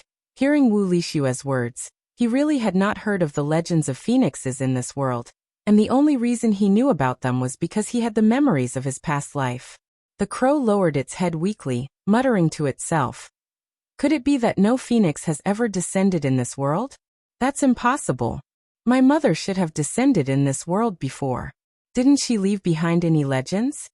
All of a sudden, it raised its head and stared at Yu Qianqiu asking, "Then how do you know about phoenixes?" Wu Lixua also looked at him curiously. Yu Qianqiu was taken aback. He couldn't possibly say that he had lived two lives right. Immediately finding an excuse, he giggled and said, "Maybe your mother looks just like you, and everyone else thinks of her as a crow. Who would care what a crow's name is? I've heard of a legend of a crow drinking water, but I don't think it's your mother." "Nonsense. My mother is the most beautiful mythological beast, with 7 colored feathers, and a rainbow glow around her body, noble and peaceful. Anyone can tell that she is extraordinary with one look, and as long as someone has seen her before, with just one look, no one can forget her. She's much prettier than I am." The crow's first few words were said arrogantly, but by the time it finished, it was as if it was feeling inferior because of its ugly appearance. Yu Qianqiu was stunned on the spot. According to the crow's description of her mother, she really looked like the phoenixes he had heard of in his previous life. But thinking about it, he snorted coldly, "Who are you trying to fool? When your mother gave birth to you, you were in the egg. How could you have seen your mother?" Wu Lixua nodded in agreement with Yu Qianqiu's words, saying to the crow, "Don't lie. There's nothing wrong with being a crow. I won't look down on you." The crow immediately fell onto Wu Lixua's neck, weakly getting up and explaining, "Our phoenix race, the reason why our bloodline is so noble is because we are born with the bloodline of our parents, and we are immortal. That's why we are noble. The reason why I am like this now is because I am still a young phoenix, although I only remember a small part of the memories my parents left me, but every time I go through a tribulation, I will be able to unlock another part of my memories, and my strength will increase greatly, and my appearance will become more beautiful. After going through 9 tribulations and being reborn 9 times, I will be able to unlock all my memories, and with my strength and memories, I will be able to find my way back to the divine realm." "Is that so?" Wu Lixua's voice was filled with doubt, obviously finding it hard to accept such a miraculous explanation. Just as the crow was speechless, Yu Qianqiu suddenly exclaimed, "Phoenix's nirvana?" "Yeah." The crow cried out in surprise, flying onto Yu Qianqiu's shoulder, hugging his face and kissing him, jumping up and down excitedly. "You know about the phoenix's nirvana? You know about the phoenix's nirvana? Then you definitely know what I mean." All of a sudden, it cried out in surprise again, flying into the air and slapping its claws against each other, as if it had stepped on dog poop. "Am I that dirty? After eating my tofu, you still think I'm dirty?" Yu Qianqiu's face immediately darkened. Wu Lixua giggled as she covered her mouth, and the crow landed back on her shoulder, saying apologetically to Yu Qianqiu. My phoenix clan is noble and unsullied. We do not drink unless it is morning dew, we do not eat unless it is tender bamboo, and we do not perch unless it is a 1,000-year parasol tree. I was too excited just now. That's why I perched on your shoulder. Please don't misunderstand. I didn't mean anything else. Yu Qianqiu's face darkened, pointing at Wu Lixue and saying, Didn't you say that you do not perch unless it is a 1,000-year parasol tree? Then why are you always on Shue'er's shoulder? The crow shook its head and said, I don't know the reason, but I feel that Shue'er is more noble than a 1,000-year parasol tree. It's an instinctive choice, it shouldn't be wrong. Yu Qianqiu started, suddenly recalling the scene of Wu Lixue growing a pair of fantasy star wings on her back. He could roughly guess the reason, but it wasn't convenient for him to tell Wu Lixue now. Changing the topic, he said, According to what you said, since your mother came here before, why are there no legends of the phoenix here? Could it be that no one has ever seen her? Also, why did your mother give birth to you here? Couldn't she have just given birth to you in that divine realm? Why did she have to let you go through 9 tribulations to find your way home? Isn't your mother too cruel? Wu Lixue nodded repeatedly, also feeling that the crow's mother was too cruel. Who knew that the crow would ask in return? Who said that there are no legends of the phoenix here? Don't you know? Yu Qianqiu was speechless. This question was really hard to answer. The crow continued. Our phoenix race is immortal. If we could give birth to descendants at will, wouldn't we be able to see phoenixes everywhere? The birth of us phoenixes must follow the great Tao. Not just any phoenix can give birth to a descendant at will. I vaguely remember that the reason my mother came here was to follow the great Tao's will, to bring something here. As for me being born here, it is also because of the great Tao's will. And my birth means that this human world is about to. At this point, the crow immediately stopped talking. Yu Qianqiu asked suspiciously, What is about to happen in this human world? Great change or great chaos? The crow choked for a moment, then shook its head and said, I can't say that. Revealing the heavenly secrets will result in a terrible fate. Bullshit heavenly secrets. Yu Qianqiu rolled his eyes. In truth, he didn't believe in such things at all. He only believed in his own hard work. Suddenly, he seemed to have thought of something, and his eyes lit up as he asked, Do you remember what treasure your mother brought with her? The crow shook its head and said, I don't know, I just have this impression. Yu Qianqiu was very interested in that divine realm treasure, but who knew that this crow didn't know about it? He couldn't help but feel a little disappointed. Looking at the crow with waning interest, he shook his head and said, Phoenix? I didn't think that a young phoenix would look like a crow. After some understanding, he basically believed that this crow was a phoenix. If you call me crow again, I won't give face. I'll teach you a lesson. The crow said angrily. Yu Qianqiu snorted coldly and said, Teach me a lesson? With just you? Even if you're a phoenix, you're just a little phoenix that hasn't grown up yet, and looks like a crow. You actually dare to shout at me. If I knew you were so heartless, I would have let you stay in the egg. I wouldn't have bothered to hatch you. This time the crow didn't get angry, instead asking curiously, You hatched me? How did you hatch me out of this world? For us phoenixes to break out of our eggs, we have to go through 9 days and 9 nights of intense fire. And even if the fire is small, it won't do. This can be considered as our first tribulation. Did you use fire to burn me for 9 days and 9 nights? How did you know this secret? Chapter 671. Do I need 9 days and 9 nights to hatch a broken egg like you? You think too highly of yourself. Yu Qianqiu said disdainfully, and with a flick of his finger, a green flame appeared. Yu Qianqiu said expressionlessly, 1 day is enough. He was trying to save face now, so he made it sound easy. But when he was messing around, it was not as easy as he said. Wah! The green flame of the 3 true fire. The crow cried out in surprise, flapping its wings and flying around the green flame on Yu Qianqiu's fingertip. Yu Qianqiu asked curiously, You recognize the 3 true fire as well? Although it looked like a crow, it was still a phoenix's descendant, and had good taste. The crow nodded excitedly as it flew, saying, Of course I recognize it. We phoenixes are naturally good at controlling fire. How could we not recognize the three true fire? As if to prove that it could control fire, as it flew, its black feathers suddenly glowed red. And in an instant, its entire body was covered in red flames. It flew around the room nimbly, the red flames supporting it like soft wings.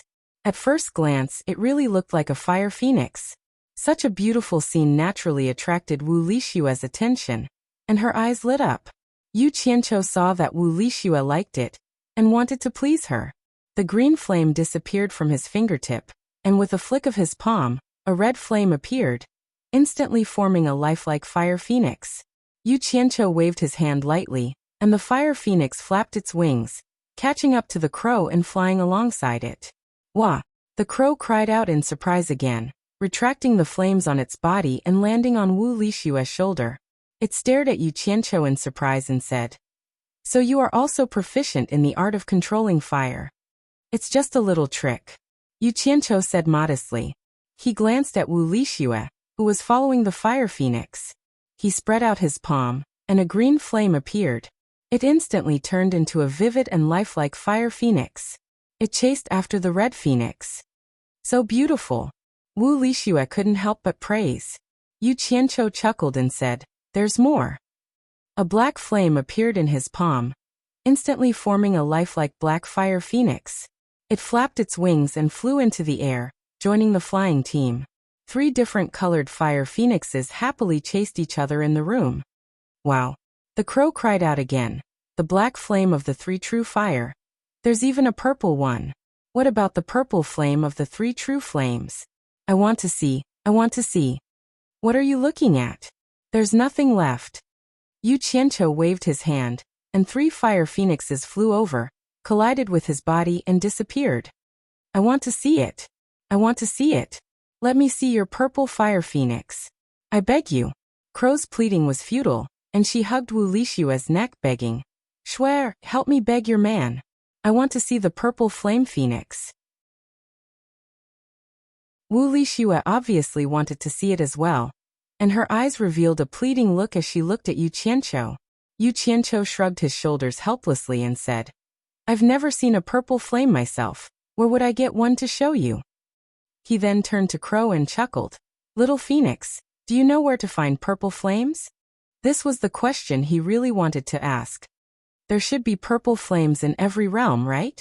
It's the source of power that supports every realm, and its power is very great. On the other hand, the green fire and black fire on your body shouldn't be flames of this world. Strange, how did you get your hands on them? The crow recalled and said. Yu Qianqiu waved his hand impatiently and said, "Don't tell me these useless things, just tell me where I can find them." "How would I know? I'm not familiar with this place," Crow said with some grievance. Yu Qianqiu immediately rolled his eyes at him, turning to look at Wu Lishua solemnly, as if he wanted to say something. Wu Lishua was a little nervous under his gaze, and asked, "What is it?" "Lishua, I hope you can keep it secret." Yu Qianqiu pointed at Crow and said, "If anyone asks you anything about it, just say you don't know. You can push it to me, and say I gave it to you." Wu Lishua was taken aback and asked, "I can't tell anyone? Do you want to hide it from my grandfather, parents and brother?" Yu Qianqiu nodded, then shook his head and said, "It's not that I want to hide it from them. It's just that now isn't the time to tell them. For your safety, don't tell them for now. It's actually for their own good." I understand. I promise I won't tell anyone." Wu Lishua promised solemnly. Yu Qianqiu smiled happily, then stared at Crow, his face darkening, and said, "And you, if you don't want to get into trouble, it's best not to speak carelessly." "I understand. It's hard to predict a person's heart," Crow said happily. "Besides, do you think a noble phoenix like me is someone that anyone can make me open my mouth to speak?" Spirit Fong Valley was surrounded by 3 countries, and the weather was pleasant. It was verdant and lush throughout the 4 seasons, and there were many unknown flowers blooming in the mountains. Once the Allure Beauty and Yenyu arrived, they fell in love with the environment.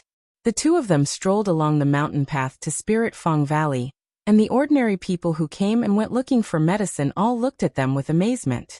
The Allure Beauty and Yenyu had already changed into ordinary clothes, otherwise with their attire, especially the Allure Beauty's faintly discernible style, it would really be shocking. Even so, it still could not cover up the beauty of the ordinary people.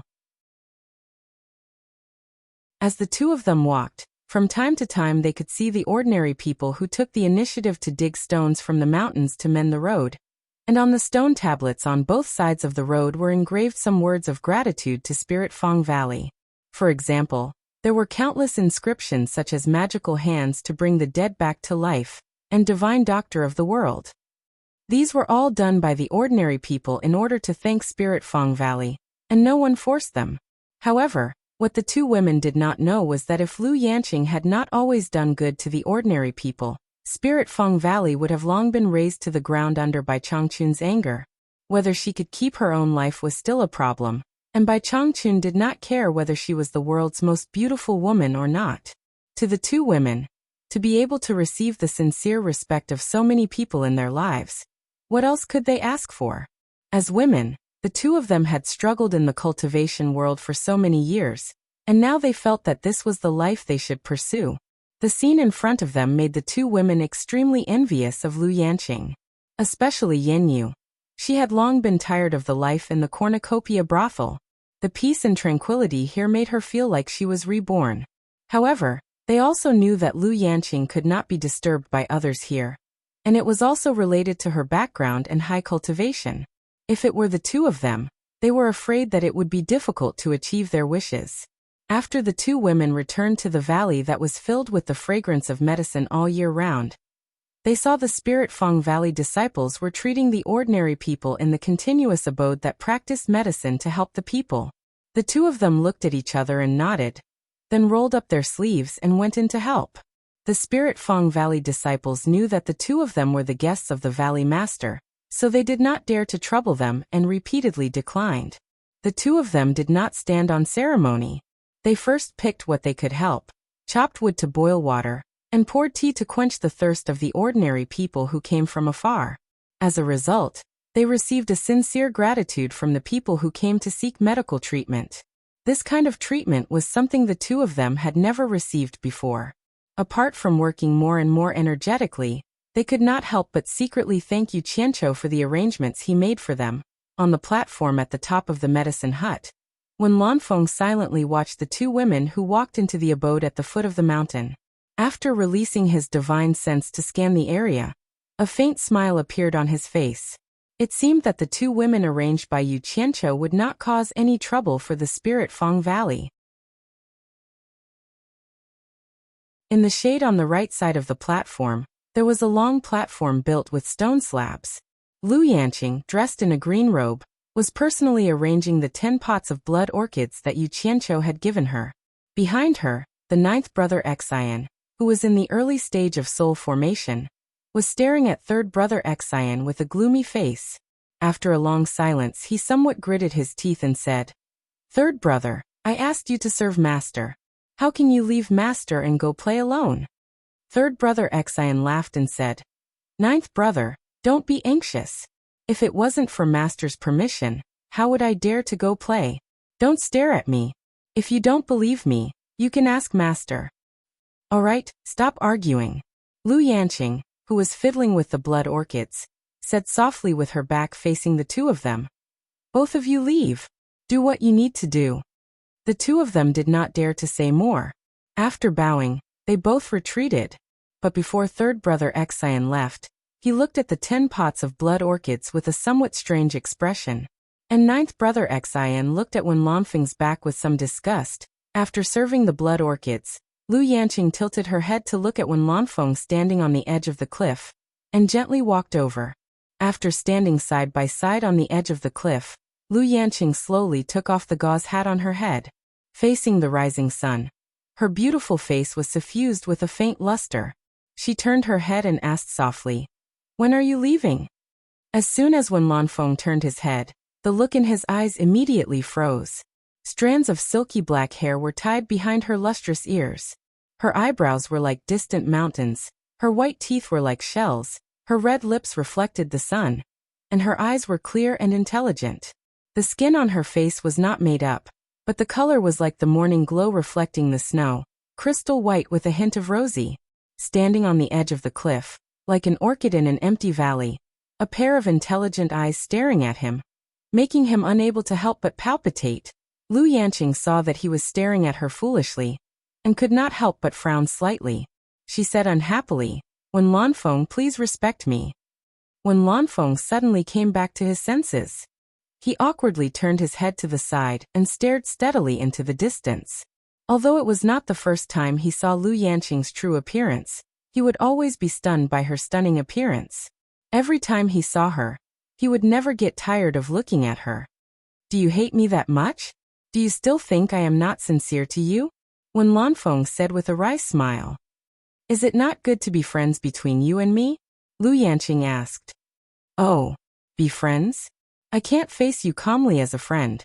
Wen Lanfeng shook his head, took a deep breath, turned his head again and solemnly asked, "Can you be honest with me? What kind of man do you like?"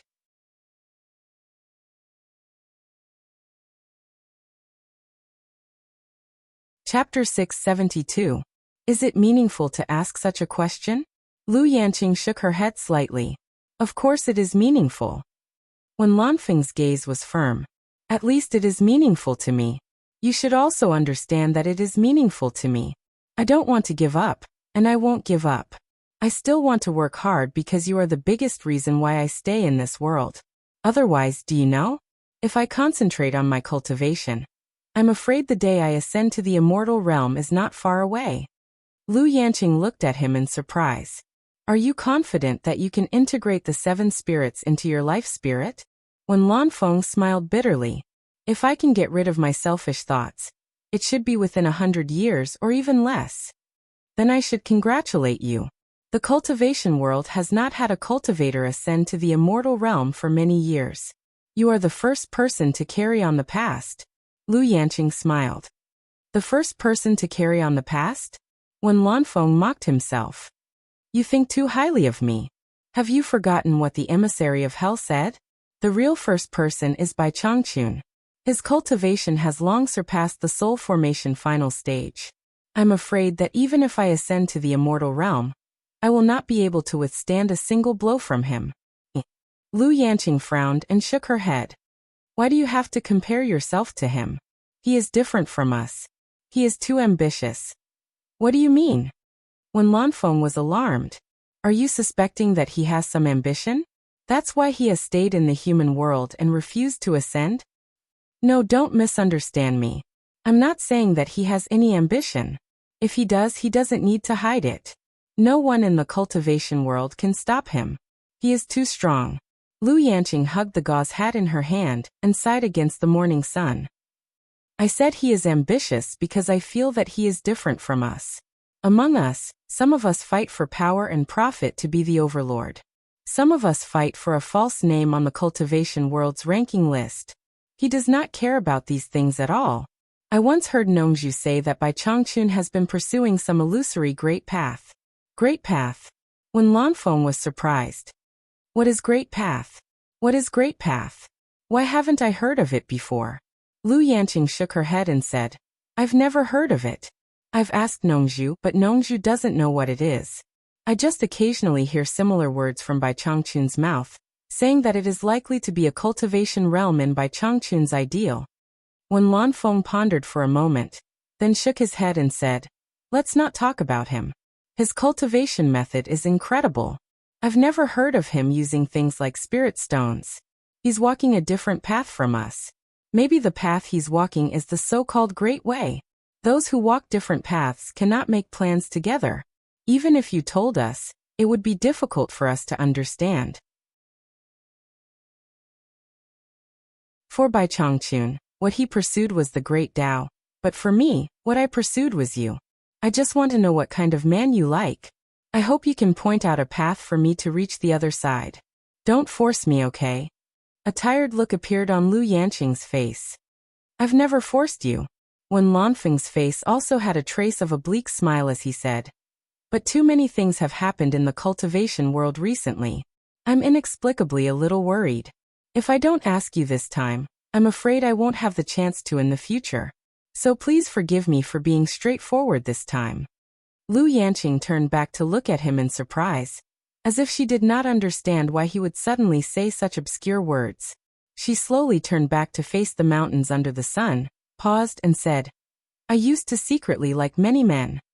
This sentence suddenly made Wen Lanfeng a little dumbfounded. He looked at Lu Yanqing dumbfoundedly, as if he didn't know her. Lu Yanqing continued to say faintly, "I've forgotten when it was.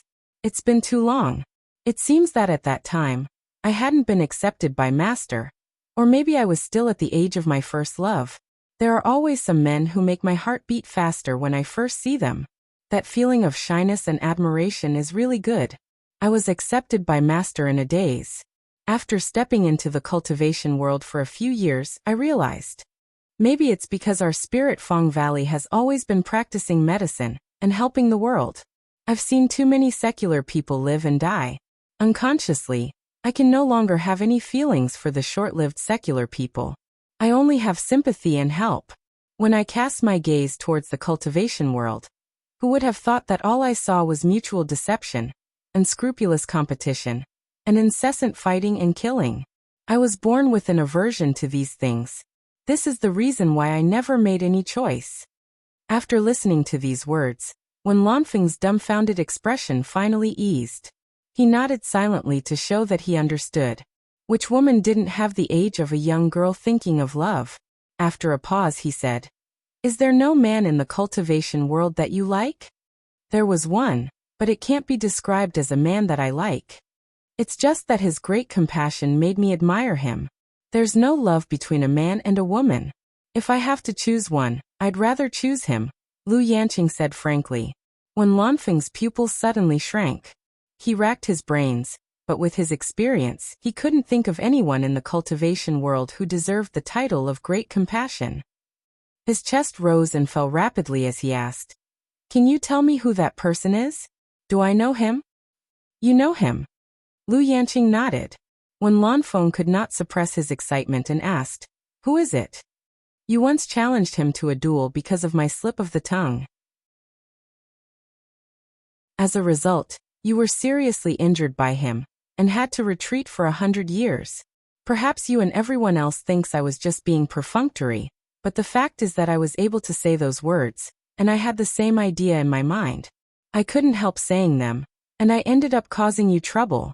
Lu Yanqing's expression was very calm when she said this. It seemed that she had decided not to do anything to hide from Wen Lanfeng. However, when Wen Lanfeng heard this, he was stunned as if he was struck by lightning. After a long time he murmured, "Bai. The person you're talking about is Bai Changchun." Then he came to his senses and shook his head again and again. "No, this is your excuse. I have no opinion on what evaluation you used to describe Bai Changchun. But you said that Bai Changchun is merciful. Not to mention me, everyone in the world knows that he is iron-blooded and ruthless. Countless people have died in his hands. How can he be worthy of the title of great compassion? What everyone sees may not be true. Maybe what I see is also an illusion." Lu Yanqing was silent and said, "I just regret that I don't have Bai Changchun's ability. I practice medicine in Lingfang Valley, and the number of people I can save is limited. On the surface, Bai Changchun seems to be ruthless, but in fact he has shocked the entire cultivation world.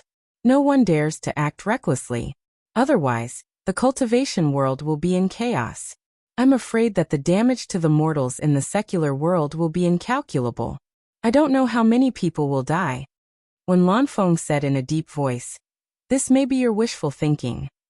Lu Yanqing smiled noncommittally and continued to say, "In fact, with Bai Changchun's cultivation, there is no need to intervene in the affairs of the cultivation world. No one dares to look down on him, and he does not want to get anything from the cultivation world. Besides, he disdains to intervene in the affairs of the cultivation world. Then why does he make a move every time the cultivation world is in a state of panic? Haven't you noticed? As long as he makes a move, the chaos in the cultivation world will immediately calm down and restore the state of mutual checks and balances. The timing of his move is very subtle. Obviously, he is not killing for the sake of killing." Wen Lanfeng fell into deep thought when he heard this. After a long time he slowly said, "As an outsider, you can see it more clearly than us. Your words remind me of the purpose that Bai Changchun set for the World Chamber of Commerce last time.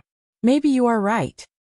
Maybe the onlooker sees the game more clearly than the onlooker.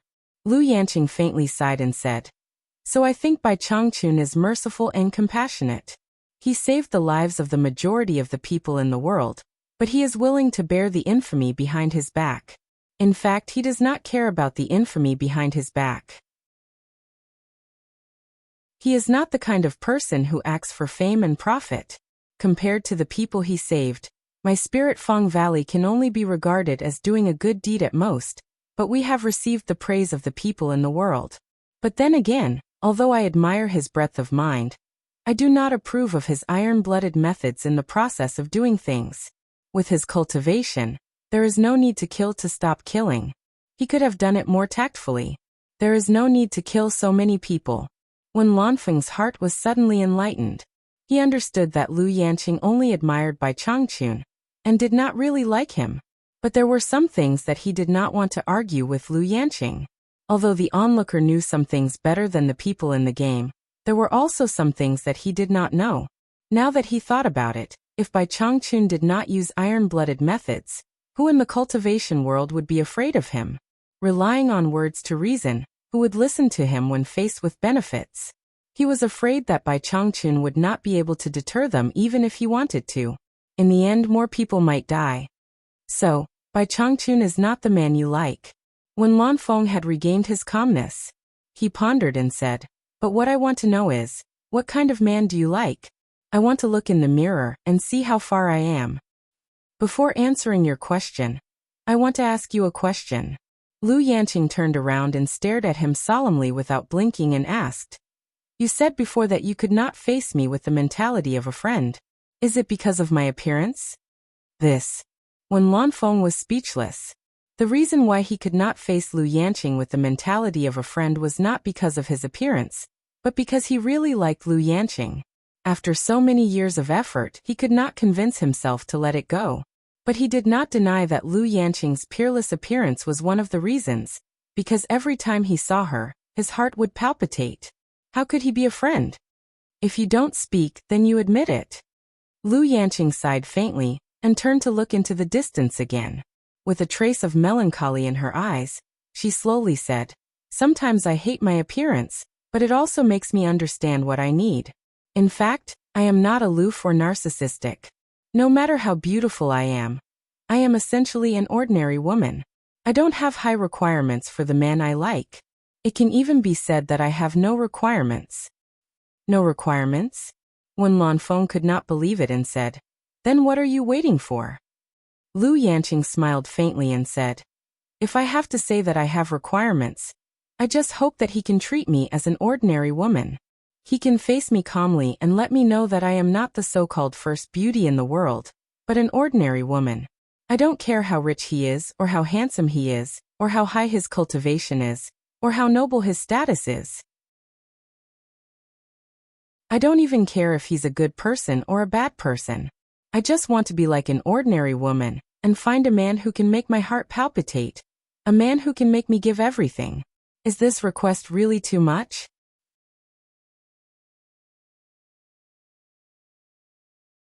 Chapter 673. This request is not too much. When Lanfeng said this, it was hard to tell whether he was crying or laughing. But in his heart he was asking, But who knows how high the hurdle in your heart is? Who can make your heart palpitate? There is no standard for your request at all. It's pointless for me to ask. I want to ask, is there anyone who can make your heart palpitate right now? When Lanfeng's expression was a little lonely, because he knew he was not the person who could make her heart palpitate. She had already indirectly told him. Lu Yanqing pondered for a while, then shook her head and said, If there is, you will know. That is to say, I still have a chance. When Lanfeng looked up at the sky and laughed, somewhat self-deprecatingly. Why do you have to do this?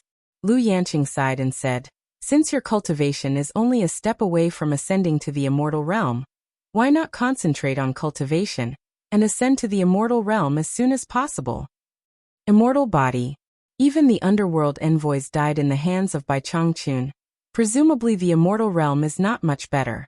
Besides, When Lanfeng turned to stare at Lu Yanqing and said word by word, "To be able to protect you forever is my greatest wish. What if I can't see you again after ascending to the immortal realm? Instead of worrying about being separated by two worlds, it is better to stay in the human world. At least when I want to see you, I can still see you. If you encounter any trouble, even if I can't help, I can still do what I can." It was the first time Lu Yanqing heard such a naked and undisguised confession from Wen Lanfeng. Even her heart of stone could not help but be moved. In the end, she restrained her emotions and sighed faintly again and said, "Why do you have to do this?" Haha. Wen Lanfeng let out a hearty laugh, as if he had relaxed a lot after saying what was in his heart. He pointed to the abode at the foot of the mountain and changed the topic. "It seems that the two women arranged by Yu Qianqiu are good in nature. They can lower themselves to do odd jobs. Not bad, not bad." Lu Yanqing stared at him silently for a while. When she heard him mention Yu Qianqiu, she frowned and asked, "I have something I want to verify with you. I hope you can tell me the truth." When Lanfeng turned around in surprise and asked, "What's the matter? Is Yu Qianqiu a disciple of Bai Changchun?" Lu Yanqing asked. When Lanfeng was stunned and asked in surprise, "Not many people know about this. How did you know? Did Nongzhu tell you?" "So my guess is correct." Lu Yan gave a rare cold snort and said, "No one told me, but I accidentally found out that Niu Yud is Yu Qianqiu in disguise, plus a few things linked together. I guess that Yu Qianqiu and Bai Changchun have a relationship, but I don't dare to confirm that he is Bai Changchun's disciple. I know you also know the secret, otherwise you wouldn't support him time and time again. I can't imagine that Bai Changchun, who has been arrogant all his life, has taught a deceitful disciple, who uses fake pills to harm people and cheat money. Niu Yud is Yu Qianqiu in disguise." When Lanfeng was shocked, Lu Yanqing asked with some astonishment, "Don't you know?" "I really don't know about this." When Lanfeng did not doubt Lu Yanqing's words at all. He frowned and pondered. It seems that Nongzhu also knows about this. No wonder Yu Qianqiu and Niu Yud are familiar. It turns out that they are the same person. What does Yu Qianqiu want to do? He is too reckless. His gaze swept past the abode below, and he immediately narrowed his eyes. He pointed at it and said, "If that's the case, then Yen Yu of the Sleeping Spring Loft is his. Reckless, this kid is simply messing around, too outrageous. How could Bai Changchun accept such a person as a disciple? Is there any reason why Yu Qianqiu did this?" Lu Yanqing asked. "I don't know," Wen Lanfeng said in a low voice. "I have to go back and send a message to Nongzhu to see if Bai Changchun knows about this. If this boy is fooling around behind Bai Changchun's back, it is simply ruining Bai Changchun's wisdom. Bai Changchun must discipline him well. Otherwise, with this boy's cultivation at such a young age, once Bai Changchun leaves, there will be a big scum in the cultivation world." Then he looked at Lu Yanqing and said, "Niu Yud and Yu Qianqiu have not stopped. This matter cannot be delayed. If it is too late, who knows what this boy will do to harm people. I will go back first." Lu Yanqing nodded and watched Wen Lanfeng quickly fly into the sky. On a hill behind the medicine hut, Xian Laosan, who was hiding in a tree, saw Wen Lanfeng leave and immediately rushed to the foot of the mountain. He landed at the foot of the mountain and looked around for a while. After confirming that there was no one, he quickly pushed aside a pile of weeds beside him and saw 3 unconscious young girls lying inside. Looking at their simple and shabby clothes, they were obviously farm girls. Without hesitation, Xian Laosan carried them on his shoulder and quickly sneaked into the depths of the mountain with the 3 girls. He was exceptionally careful along the way. He arrived at the foot of an inconspicuous hill in the depths of the mountain and stopped beside a huge rock that was embedded in the mountain. He looked around vigilantly once again and suddenly scuttled into the underbrush under the huge rock. He carried the 3 women and disappeared into the underbrush together. If one was not familiar with the terrain here, who would have thought that there was a cave behind the grass? The passage leading to the cave was not smooth. In the darkness, there were abrupt stones sticking out. However, Xian Laosan was obviously very familiar with this place. He easily brought the 3 girls to the innermost part. The space inside the cave was not big, at most 4 or 5 rooms. However, it was filled with fluorescent stones to drive away the darkness. It was very bright, at least reaching the level of ordinary lighting. Only a few large boulders that were erected were dim, giving people a kind of unfathomable feeling. Xian Laosan directly threw the people he brought into the ground. He looked around but did not see Yan Juexing's figure. His eyes looked towards the shadows behind the boulders. Sure enough, after a while, Yan Juexing flashed out from behind a boulder at the edge like a ghost. Yan Juexing also appeared very careful. His eyes glowed with a demonic red light. After glancing at the passage where they came in, he asked, "Did you encounter anything unusual on the way here?" Xian Laosan respectfully replied, "Rest assured, master. Generally, people in the cultivation world will not trespass into the territory of Lingfang Valley. It is also very difficult for people in the secular world to break into this place. I was very careful on the way here, and did not find anything unusual." "What about that one Lanfeng? Is he still in Lingfang Valley?" "No, I came here after seeing him leave with my own eyes." Yan Juexing nodded his head and felt slightly relieved. He had no choice but to be so cautious. Now that he had become the target of everyone in the cultivation world, it would be difficult for him to get rid of them with his current cultivation. If he was targeted by a spirit-severing expert, there was basically no hope of escape. For the sake of safety, he decided not to contact Bing Qingzi or anyone else for the time being, because he could not afford to fail again. And Lingfang Valley, this ungoverned area, became the best place for him to take refuge. Who would have thought that he would hide in Lu Yanqing's Lingfang Valley? Yan Juexing glanced at the 3 young girls on the ground and frowned. "Why are there only 3? I don't know if I can succeed with just these. I still need 49 more in the future. If you go on like this, how long will I have to wait?" As he waved his hand, the sound of staggering footsteps came from behind a few large rocks.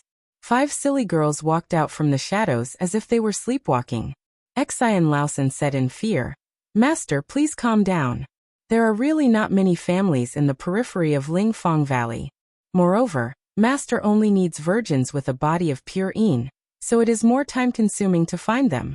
If it is an ordinary woman, it should be easier to find. Can you?"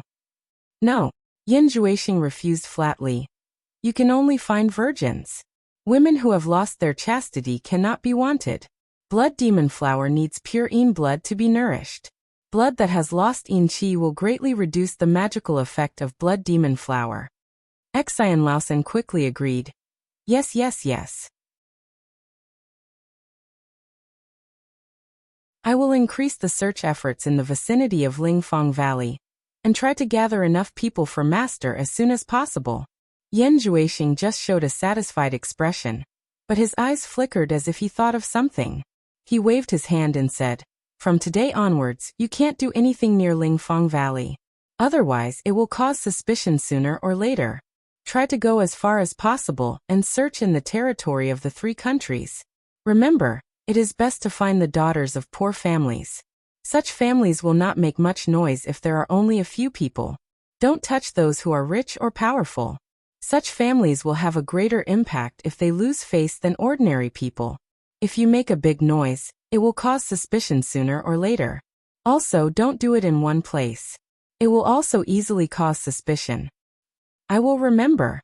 But in that case, I am afraid that in terms of time." Xian Laosan seemed to be in a dilemma.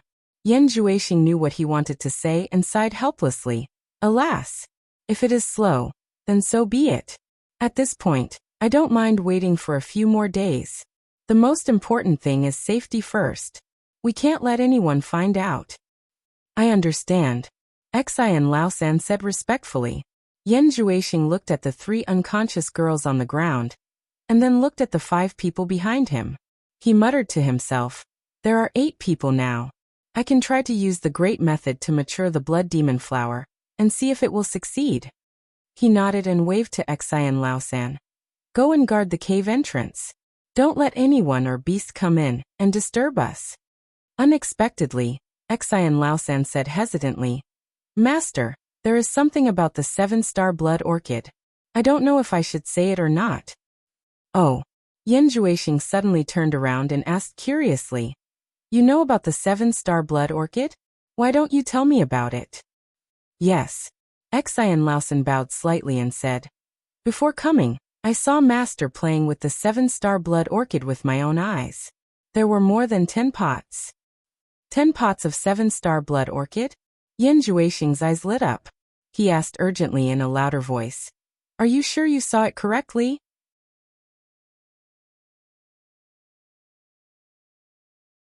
Chapter 674. It should be right. It is very similar to the blood orchid in Master's hands, but it is more lush, and each pot has 7 small white flowers and exudes a faint smell of blood. My master also said that it is the 7-star blood orchid brought back from the cornucopia. Xian Laosen said. Then it should be right. Hey, is what Yu Qianqiu said true? Yan Juexing muttered. He remembered that Yu Qianqiu said in the cornucopia that he sold the 10 pots of blood orchid to someone else. At that time, he thought that Yu Qianqiu was lying. He didn't expect it to be true, and he didn't expect it to be sold to Lu Yanqing. If Master needs, this subordinate will find a way to steal the 10 pots of blood orchid. Xian Laosen flattered. Yan Juexing hesitated and shook his head. He raised his hand and said, Don't act rashly. A little impatience will spoil a great plan.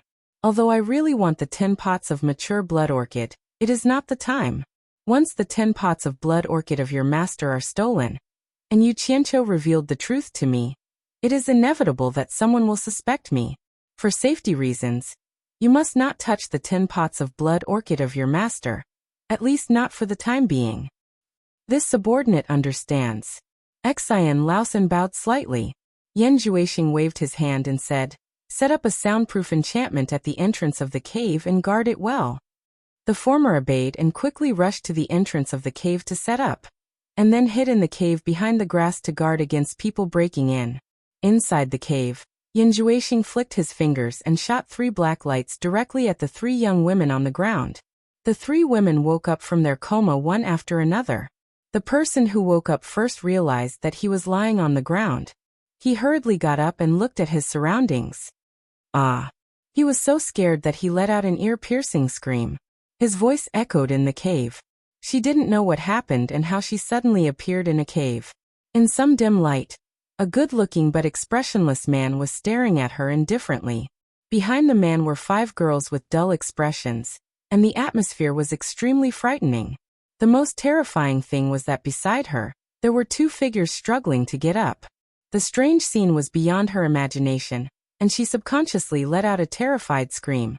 Yan Juexing's eyes suddenly glowed with a demonic red light, penetrating the other party's mind and cutting off the scream halfway. As soon as the other 2 girls raised their heads, their eyes met with a pair of glowing red eyes. The fear on their faces immediately turned into a sluggish expression. The bewitching red light disappeared. Yan Juexing's cold eyes quickly swept across the eyes of the 8 young girls. Silly smiles appeared on the faces of the 8 young girls. They raised their hands and slowly undressed themselves. Yan Juexing was not interested in the girls undressing in front of him at all. He took out the 7 pots of immature 7-star blood orchids from his storage bag, and carefully took out the blood orchids by their roots from the soil in the flower pots. He gently patted off a large piece of soil on the roots. A naked young girl walked in front of him and stretched out her hands, revealing a pleading expression. Yan Juexing stretched out a finger, and his fingertips glowed with black light. He directly cut the girl's wrists, and blood immediately gurgled out. The girl didn't seem to feel a trace of pain. Instead, she showed a satisfied expression. She took the blood orchids from Yan Juexing and carefully held the roots. She crossed her fingers to form a bowl shape and hugged the blood orchids on the flat lower abdomen under her navel. The blood flowing out of her wrists immediately flowed into her clasped palms, nourishing the roots of the blood orchids. 7 blood orchids were held on the abdomen by the 7 girls in a row.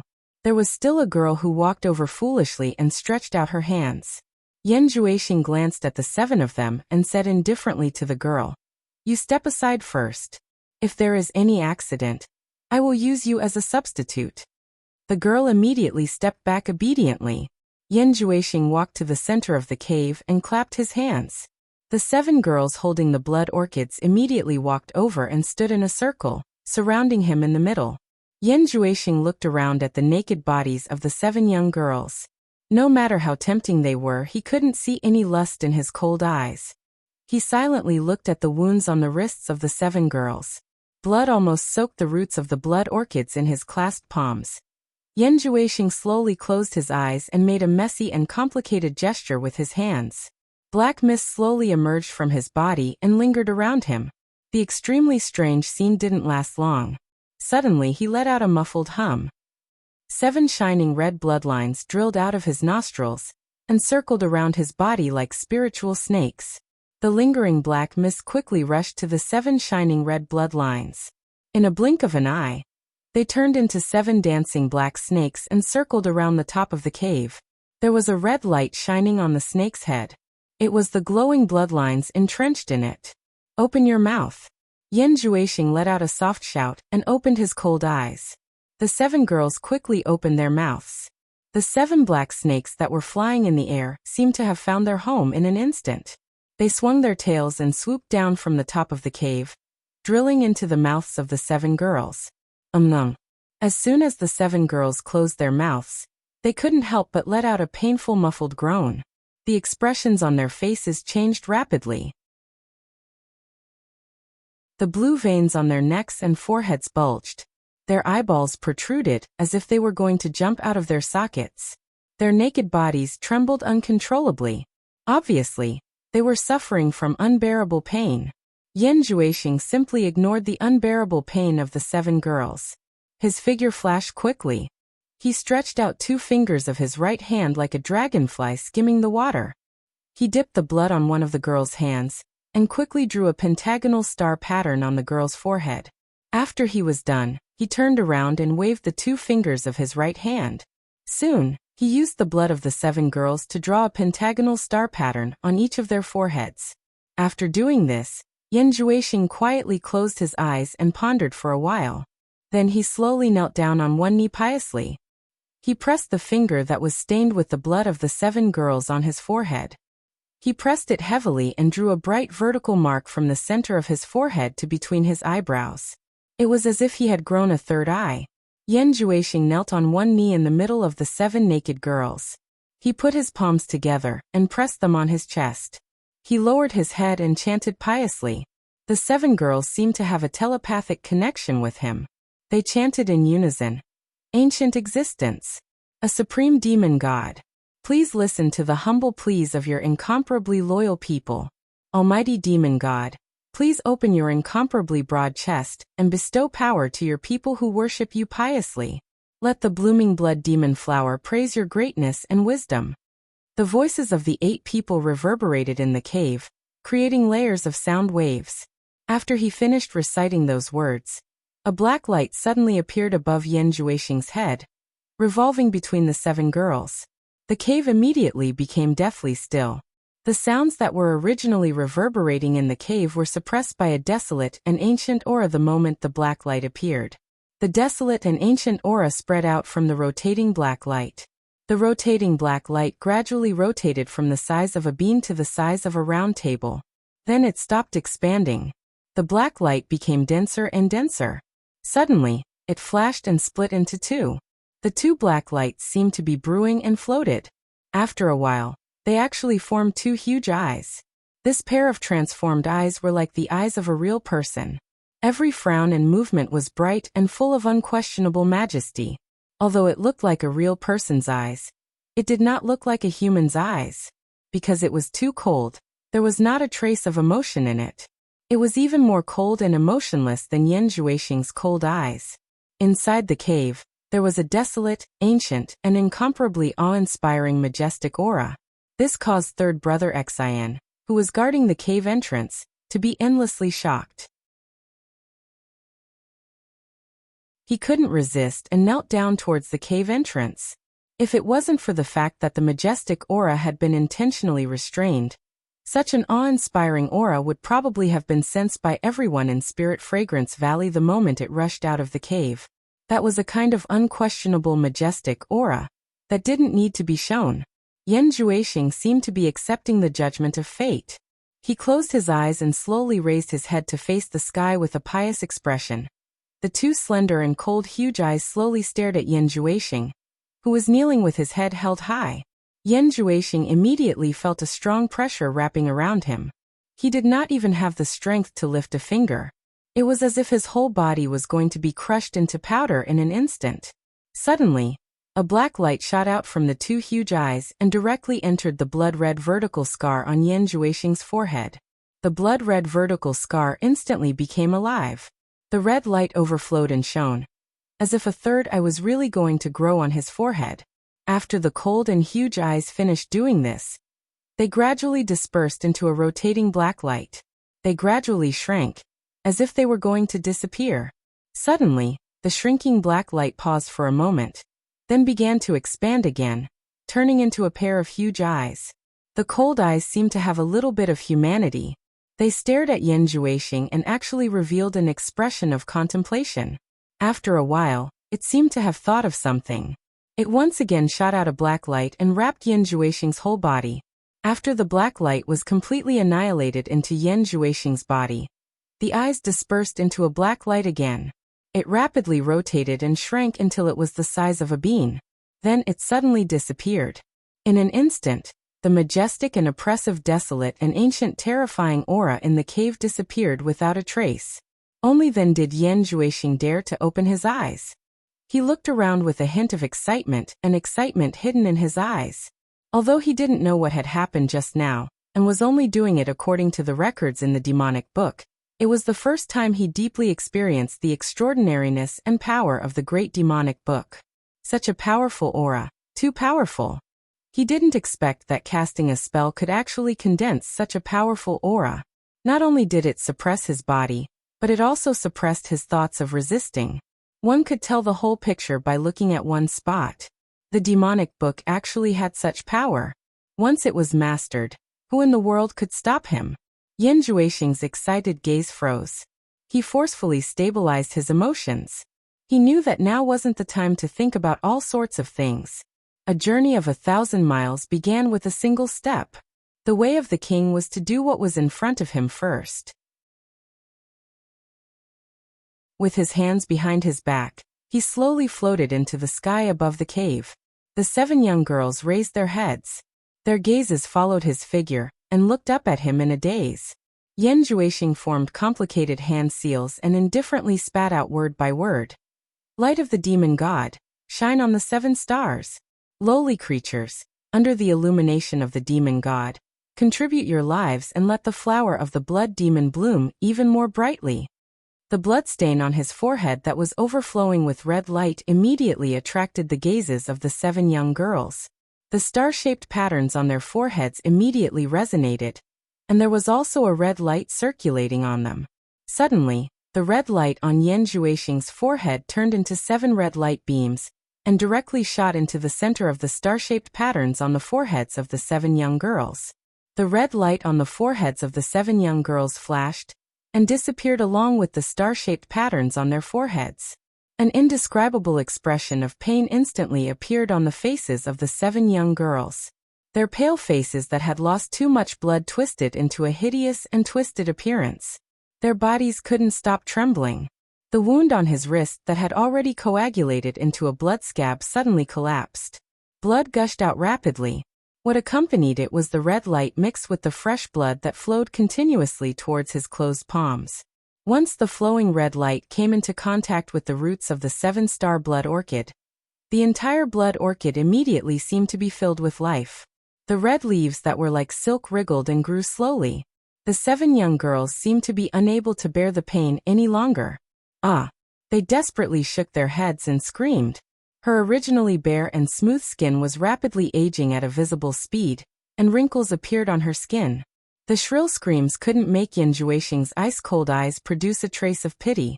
Even if the screams were extremely miserable, it couldn't make a ripple in his eyes. He was concentrating on the 7 7-star blood orchids that were growing rapidly. The young life was flowing away. The plump breasts that originally belonged to the young girls were gradually withering and shriveling. The youthful faces couldn't help but wrinkle. The black hair on their heads was turning from white to white. The thick smell of blood filled the entire cave. The mournful screams that were gradually weakening gradually became weak. They were actually already awake from the endless pain. Their eyes were flickering with fear. They actually wanted to resist, but they couldn't. There was a powerful force in their bodies that suppressed them to the point that they couldn't resist at all. The young girl standing at the side turned a deaf ear to this. She still had a silly smile on her face, as if everything had nothing to do with her. Yan Juexing, who was silently watching everything below, suddenly had his eyes lit up. He saw that the 7 pots of blood orchids that had become incomparably beautiful suddenly blossomed with 7 white spots. The white spots were wriggling and struggling with all their might. They trembled and tried hard to expand. After struggling for a while, the flower buds that could be hugged finally sprang open. The tender red stamen was delicate and beautiful, and the white petals continued to grow. Success! Yan Juexing, who was excited, was suddenly shocked again. If he let it continue to grow, it would bear a blood fruit soon. That wasn't what he wanted. He made a complicated gesture with his fingers. 7 black lights flicked into the wounds on the 7 people's wrists, and immediately stopped the almost dried blood from flowing out. Yan Juexing landed among the 7 people. He took out a fully bloomed 7-star blood orchid from one of them. He then took out a flower pot and buried the blood orchid again. After a while, the 7 pots of blood orchids were collected. At this point, Yan Juexing was completely relieved and let out a sigh of relief. He glanced coldly at the 7 people who had turned from young girls to white-haired old women. He suddenly opened his arms, and the 7 people swayed. They couldn't help but open their mouths. The 7 black snakes that were swallowed by them came out of their mouths again. After the 7 black snakes scuttled in the air, Yan Juexing opened his arms and clenched his fists. As his knuckles cracked, the 7 black snakes exploded into a black mist. Yan Juexing opened his mouth and took a deep breath. The black mist was sucked into his mouth like a flowing cloud. The 7 blood vessels that were shining with red light also nimbly drilled into his nostrils. Without the restriction, the 7 people who had turned from young girls to old women could no longer support their bodies. They swayed and fell down one after another. Each of them lay on the ground and stared at Yan Juexing weakly. All of them had a pleading look in their eyes. However, they begged the wrong person. Yan Juexing glanced at them coldly and said expressionlessly, "You don't have much life left. Living is even more painful. Why don't I do a good deed and give you a quick death? In order to thank you for your contributions, I will leave your corpses intact." As he spoke, his body flashed in a circle like a ghost. There were 7 crisp sounds of bones breaking. In the blink of an eye, he stood in the same place and coldly glanced at the 7 people whose heads had already turned a few circles. "Third brother Wuxia, you can come in," Yan Juexing called out. Third brother Wuxia immediately came after hearing the news. When he saw the 7 white-haired old women lying on the ground, he couldn't help but be surprised. He didn't know what had happened to turn the 7 young girls into 7 old women. After his pupils shrank, he knew that there were some things he shouldn't ask. He bowed to Yan Juexing and said, "Master, what are your orders?" Yan Juexing said indifferently, "Take care of these 7 corpses. Don't let anyone find them." Third brother Wuxia respectfully accepted the order and put the corpses into the storage bag without saying anything. If they were alive, they would definitely die after being put into the storage bag. This was because the flesh and blood of living people couldn't adapt to the space in the storage bag. However, if they were dead, then there was no need to worry. They were already dead. Wait. Yan Juexing stopped third brother Wuxia, who was about to leave. He squinted his eyes and said, "I almost forgot something important. Let me ask you, when Lanfeng left, did he take the 2 women that Yu Qianqiu arranged with him?" Third brother Wuxia respectfully replied, "No, only when Lanfeng left. The 2 women seemed to be staying in Lingfang Valley for a while. Enchantress of 100 Charms and Yenyu of Sleeping Spring Loft. How did this Yu Qianqiu get involved with Yenyu? Isn't Yenyu Niu Yud's woman?" Yan Juexing muttered to himself for a while and then sneered. "Be it Yu Qianqiu or Niu Yud, I will settle the score with them sooner or later. Find a suitable opportunity, and find a way to bring those 2 women over. Even if it's just to stick a nail in their side, It will be useful sooner or later. Yes. I will find a way to bring them over. Third brother Xian replied. Be careful. You must do it under the premise of safety. Otherwise, don't act rashly. By the way, Yan Juexing looked at third brother Xian and said with a faint smile, I heard that you have a few brothers with extraordinary cultivation. Anyway, you can't handle it alone. If there's a suitable opportunity, why don't you bring them to meet me one by one?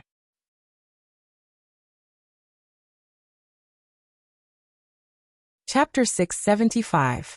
Even though third Xian was controlled, he was still clear-headed and understood what he meant. He bowed and said, My brothers will be happy to serve master.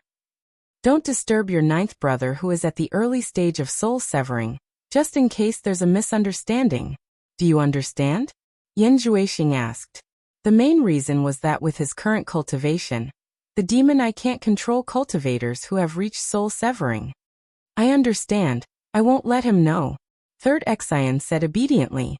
Yan Juexing nodded with satisfaction, smiled and asked, Everyone says your master is the most beautiful woman in the world.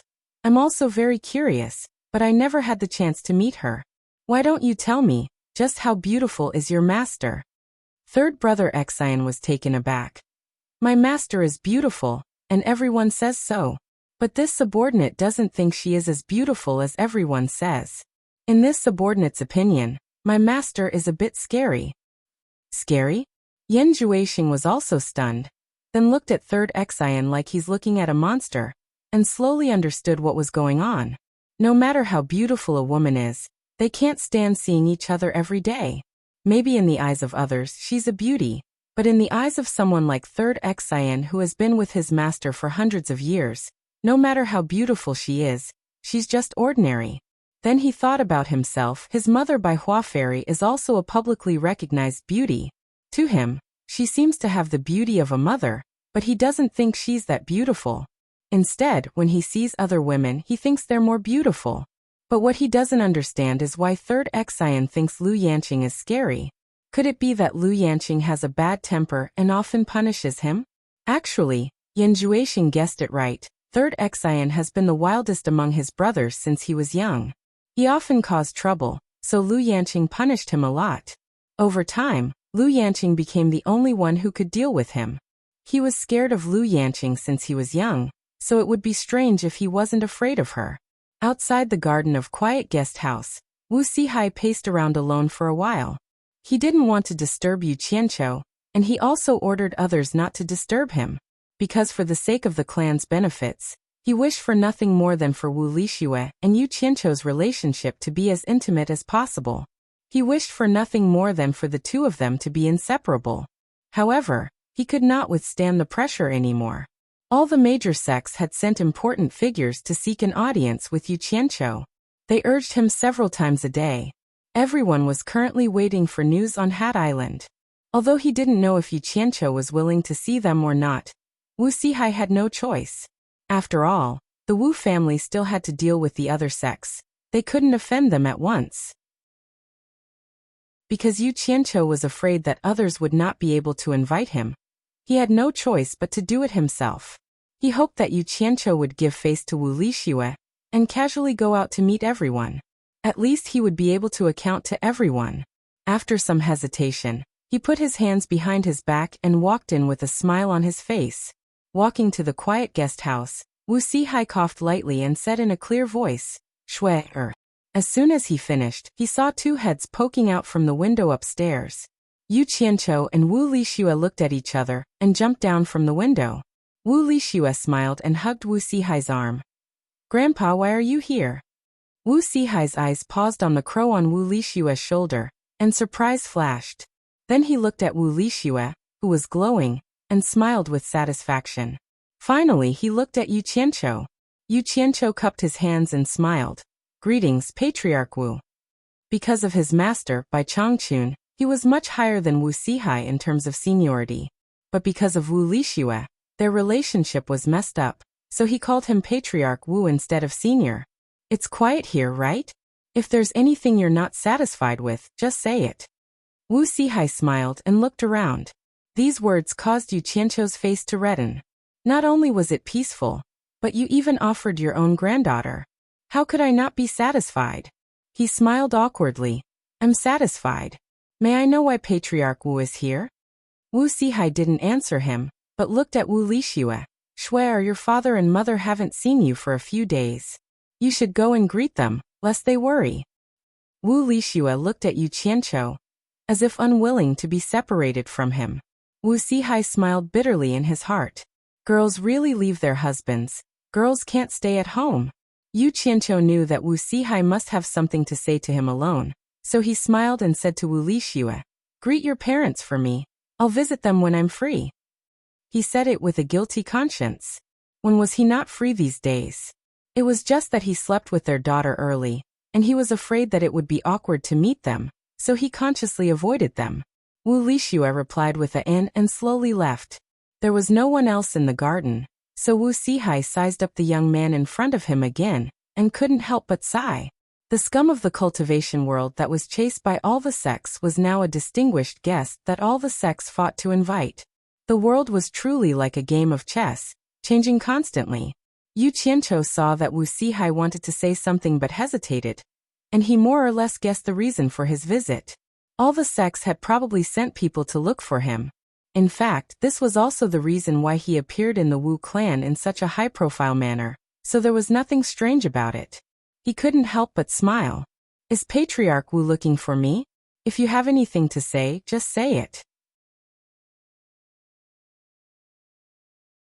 I'm all ears. Wu Sihai smiled bitterly and shook his head. He sighed and said, then I won't beat around the bush. All the sects sent people to look for you, and they are all gathered at Hat Island.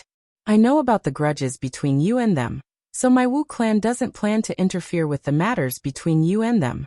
However, everyone can see that you are here, and all the sects came to look for our Wu clan, asking us to pass the message to you. You see, I have no other choice, so I came to look for you. What's wrong with that? Yu Qianqiu waved his hand disapprovingly and said, just tell them directly that I'm not interested in meeting them and ask them to scram. Wu Sihai was immediately displeased. This kid was clearly pretending to be ignorant.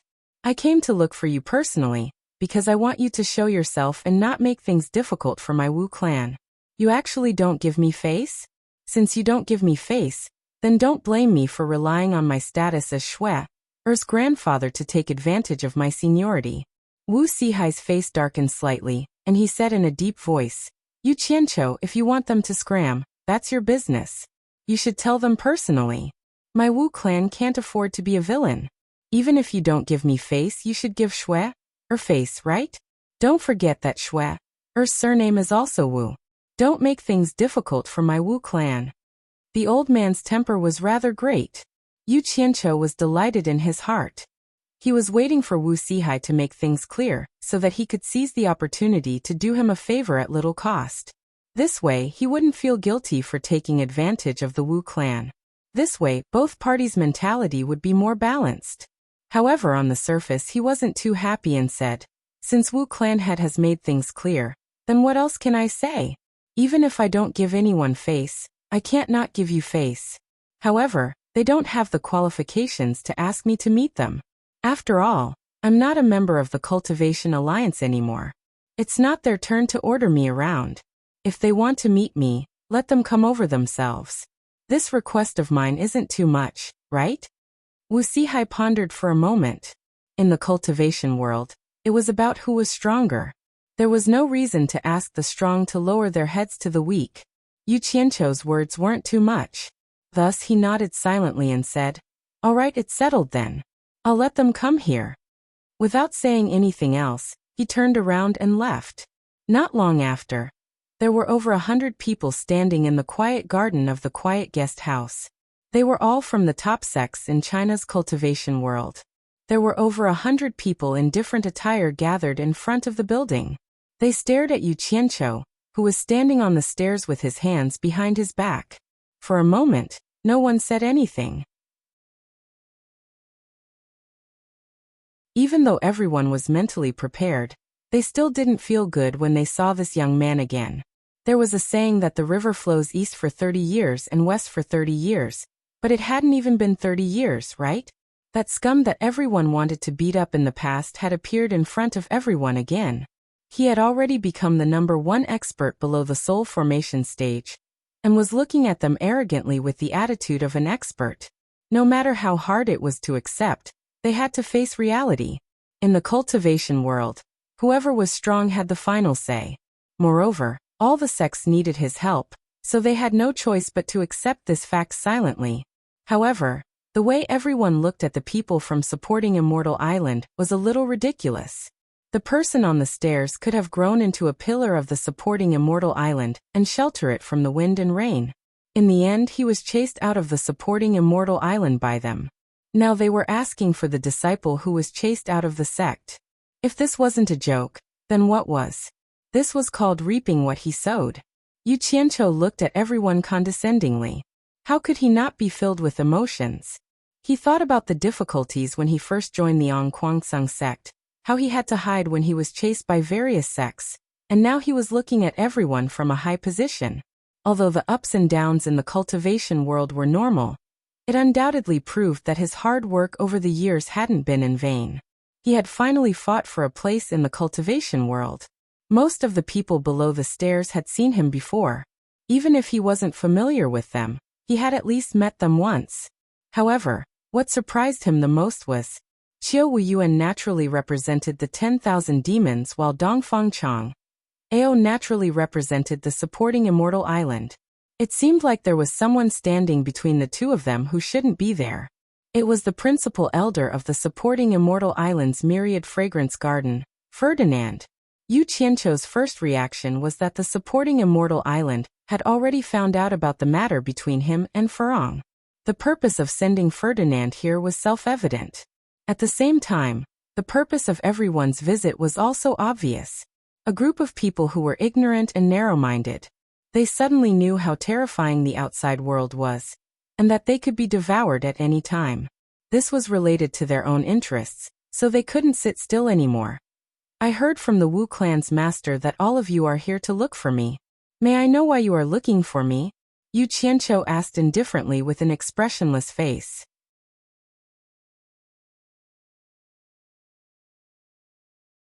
Chapter 676. Since the silence had been broken, someone had to speak first. The so-called #1 sect in the world, Fuxian Island, was about to play its role. Dongfang Chang Ao looked at Yu Qianqiu with a complicated gaze and cupped his fists with difficulty. Yu Qianqiu, you've been roaming around the various countries for many years. I'm sure you know the situation of the Chinese cultivation world better than us. The Chinese cultivation world is now in a precarious situation. The soul formation stage masters of the various countries are like sharp swords hanging above our heads. Once they make a move, the various sects won't be able to fight back at all.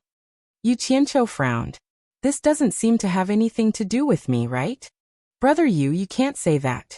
Qiu Wuyuan also awkwardly cupped his hands and said, no matter what, you are still a part of China's cultivation world. Are you really willing to watch China's cultivation world be destroyed by foreign enemies?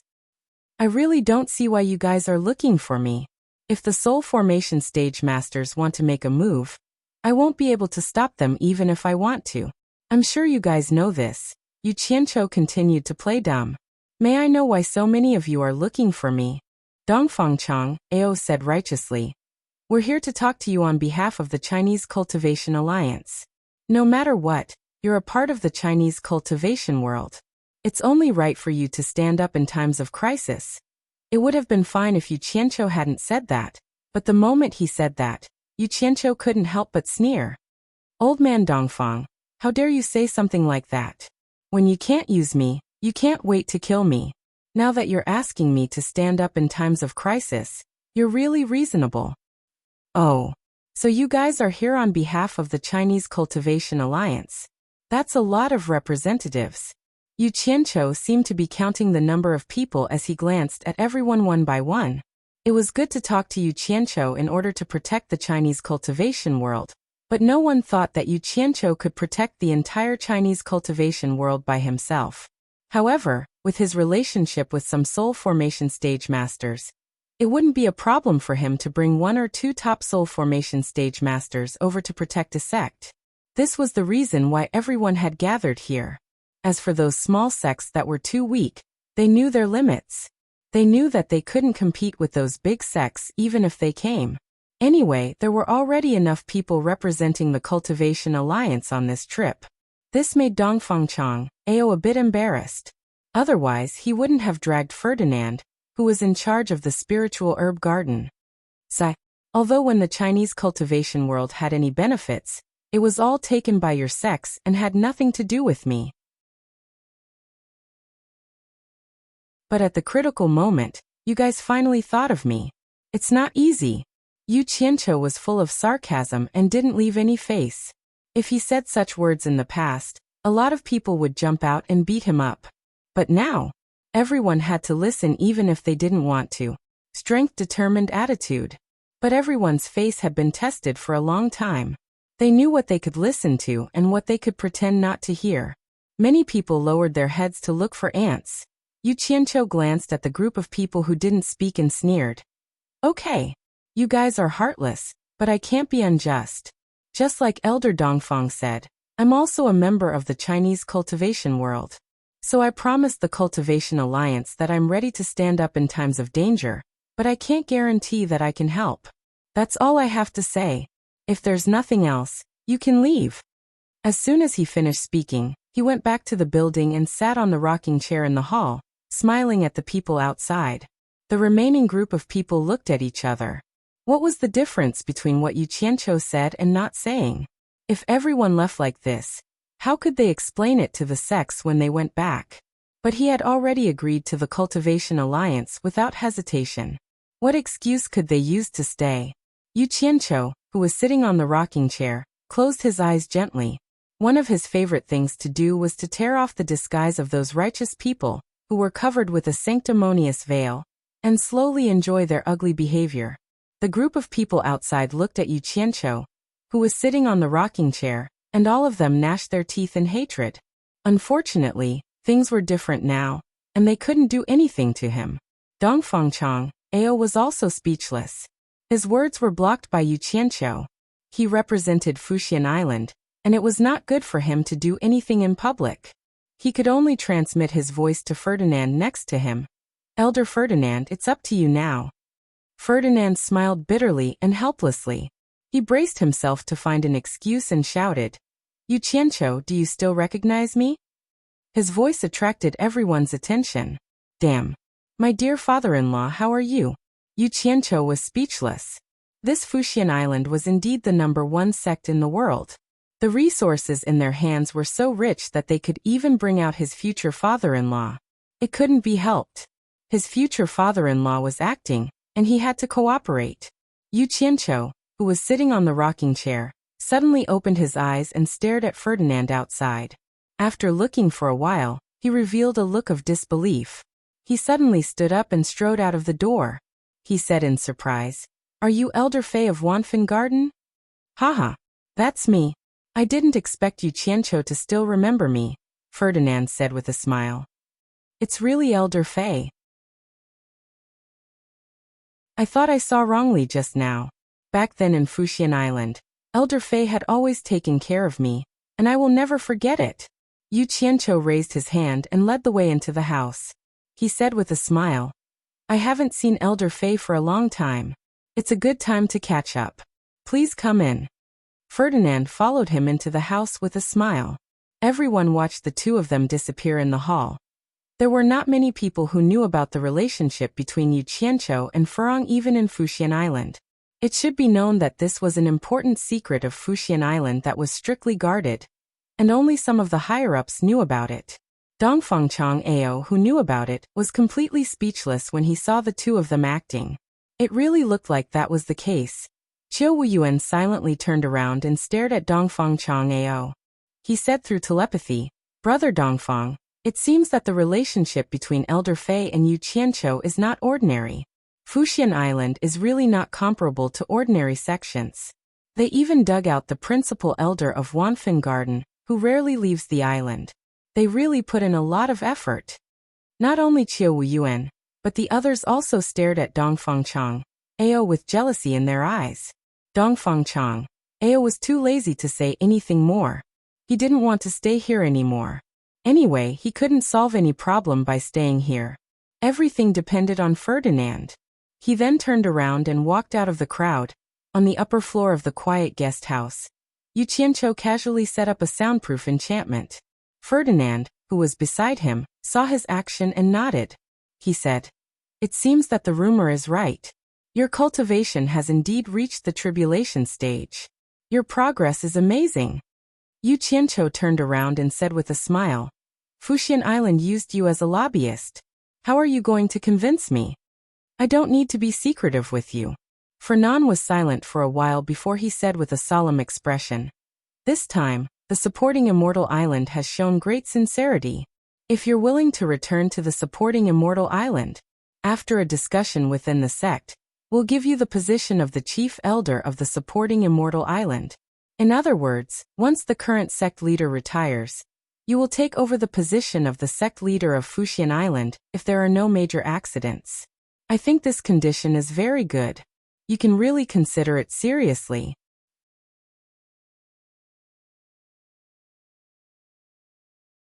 Chapter 677. Yu Qianqiu was not in a hurry to reply to him. He smiled and asked him to sit down first. He also sat beside him with a smile, and did not speak. There was a tea table between the two of them. There was no tea on the tea table, but Yu Qianqiu took out a pot of good wine as tea. He poured a cup for Ferdinand and said, "This wine is not ordinary. It is the 100-fruit wine given by a monster king in the monster domain. There are not many people in the cultivation world who can drink it. Try this wine and see how it tastes." Although Ferdinand did not know his real identity in the monster domain, he knew that he had a relationship with the ghost general in the monster domain. So, what he said must be true. He did not stand on ceremony with him. He picked up the wine cup and drank it. The cool wine that moistened his mouth slid into his stomach. Immediately, a warm feeling surged and spread to his limbs and bones. His whole body was refreshed, and the fragrance lingered in his mouth. Ferdinand smacked his lips and nodded. "It is indeed a good wine." Yu Qianqiu smiled and filled his cup again. Ferdinand stared at his action with a gratified look on his face. He asked, "What I said just now, have you considered it? It's rare to see you. Why do you talk to me about business as soon as we meet?" Yu Qianqiu joked. "I thought you would ask about Farong first. We will talk about Farong later." Ferdinand sighed and said, "The supporting Immortal Island is still waiting for my reply. If I don't clear up your matter first, my heart will also be in a mess. The entire higher-ups of the supporting Immortal Island have high hopes for me.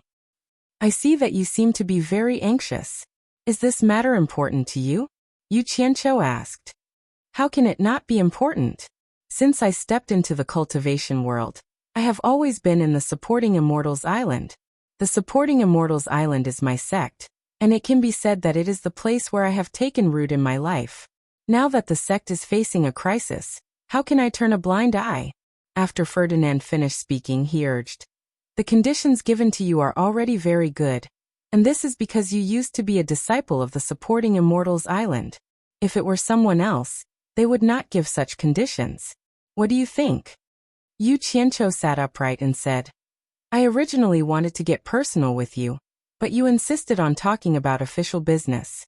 Since you insist on doing this, then we'll toss our personal relationship to the side and deal with official business." Ferdinand stared blankly for a moment. Then his complexion gradually turned somewhat dark as he said in a deep voice, "Don't play this game with me. Put away your evil thoughts.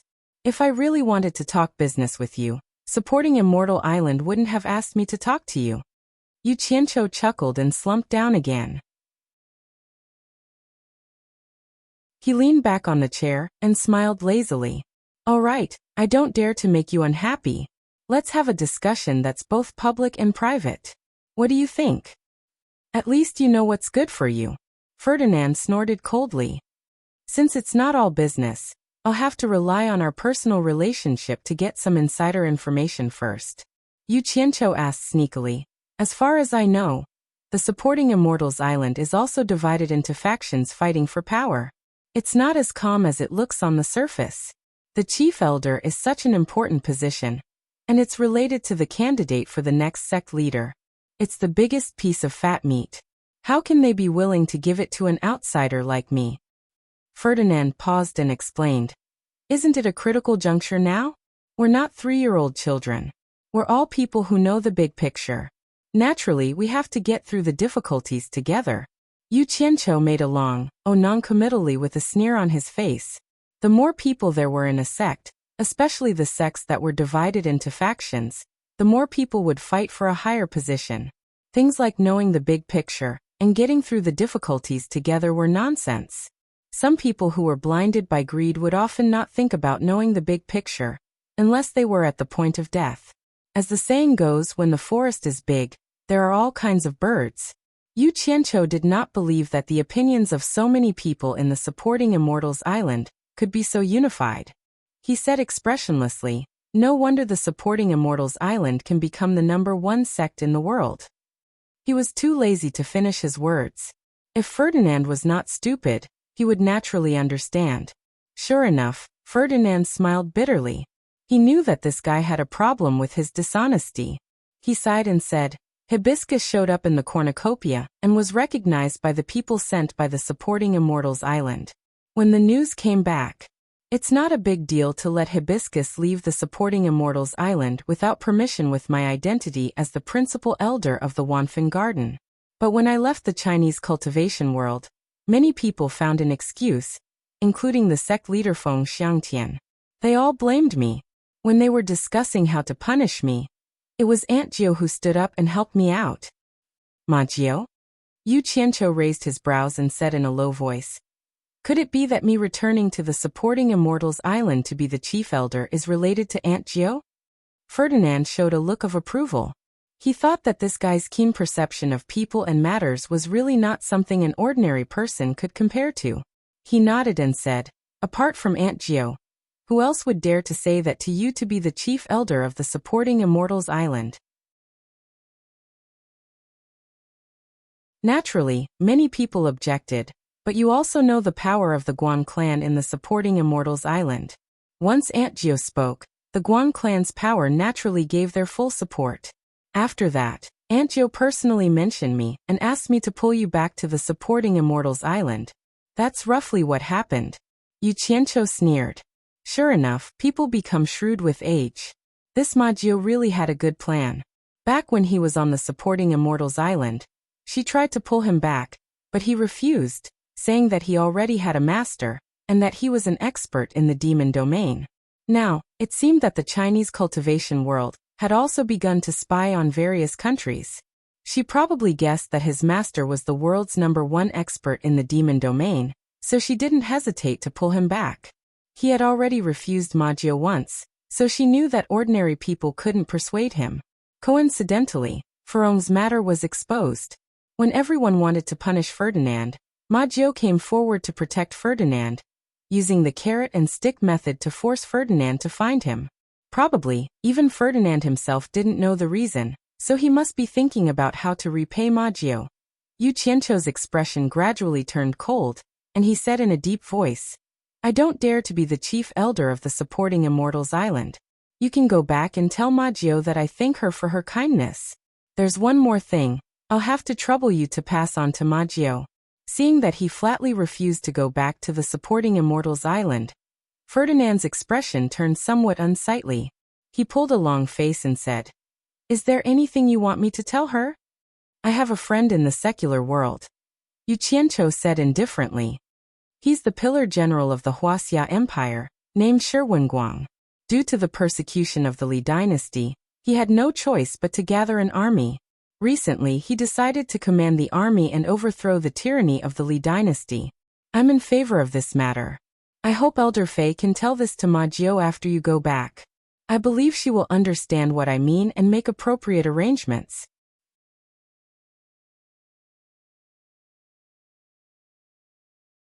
Chapter 678. Hearing that, Ferdinand couldn't sit still anymore. He stood up and shouted, Yu Qianqiu, what are you trying to do?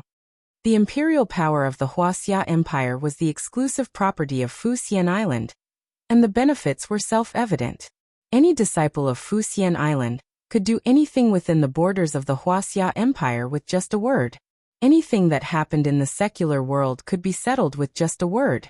At the same time, the imperial power of the Li clan acted as the eyes of Fuxian Island in the secular world.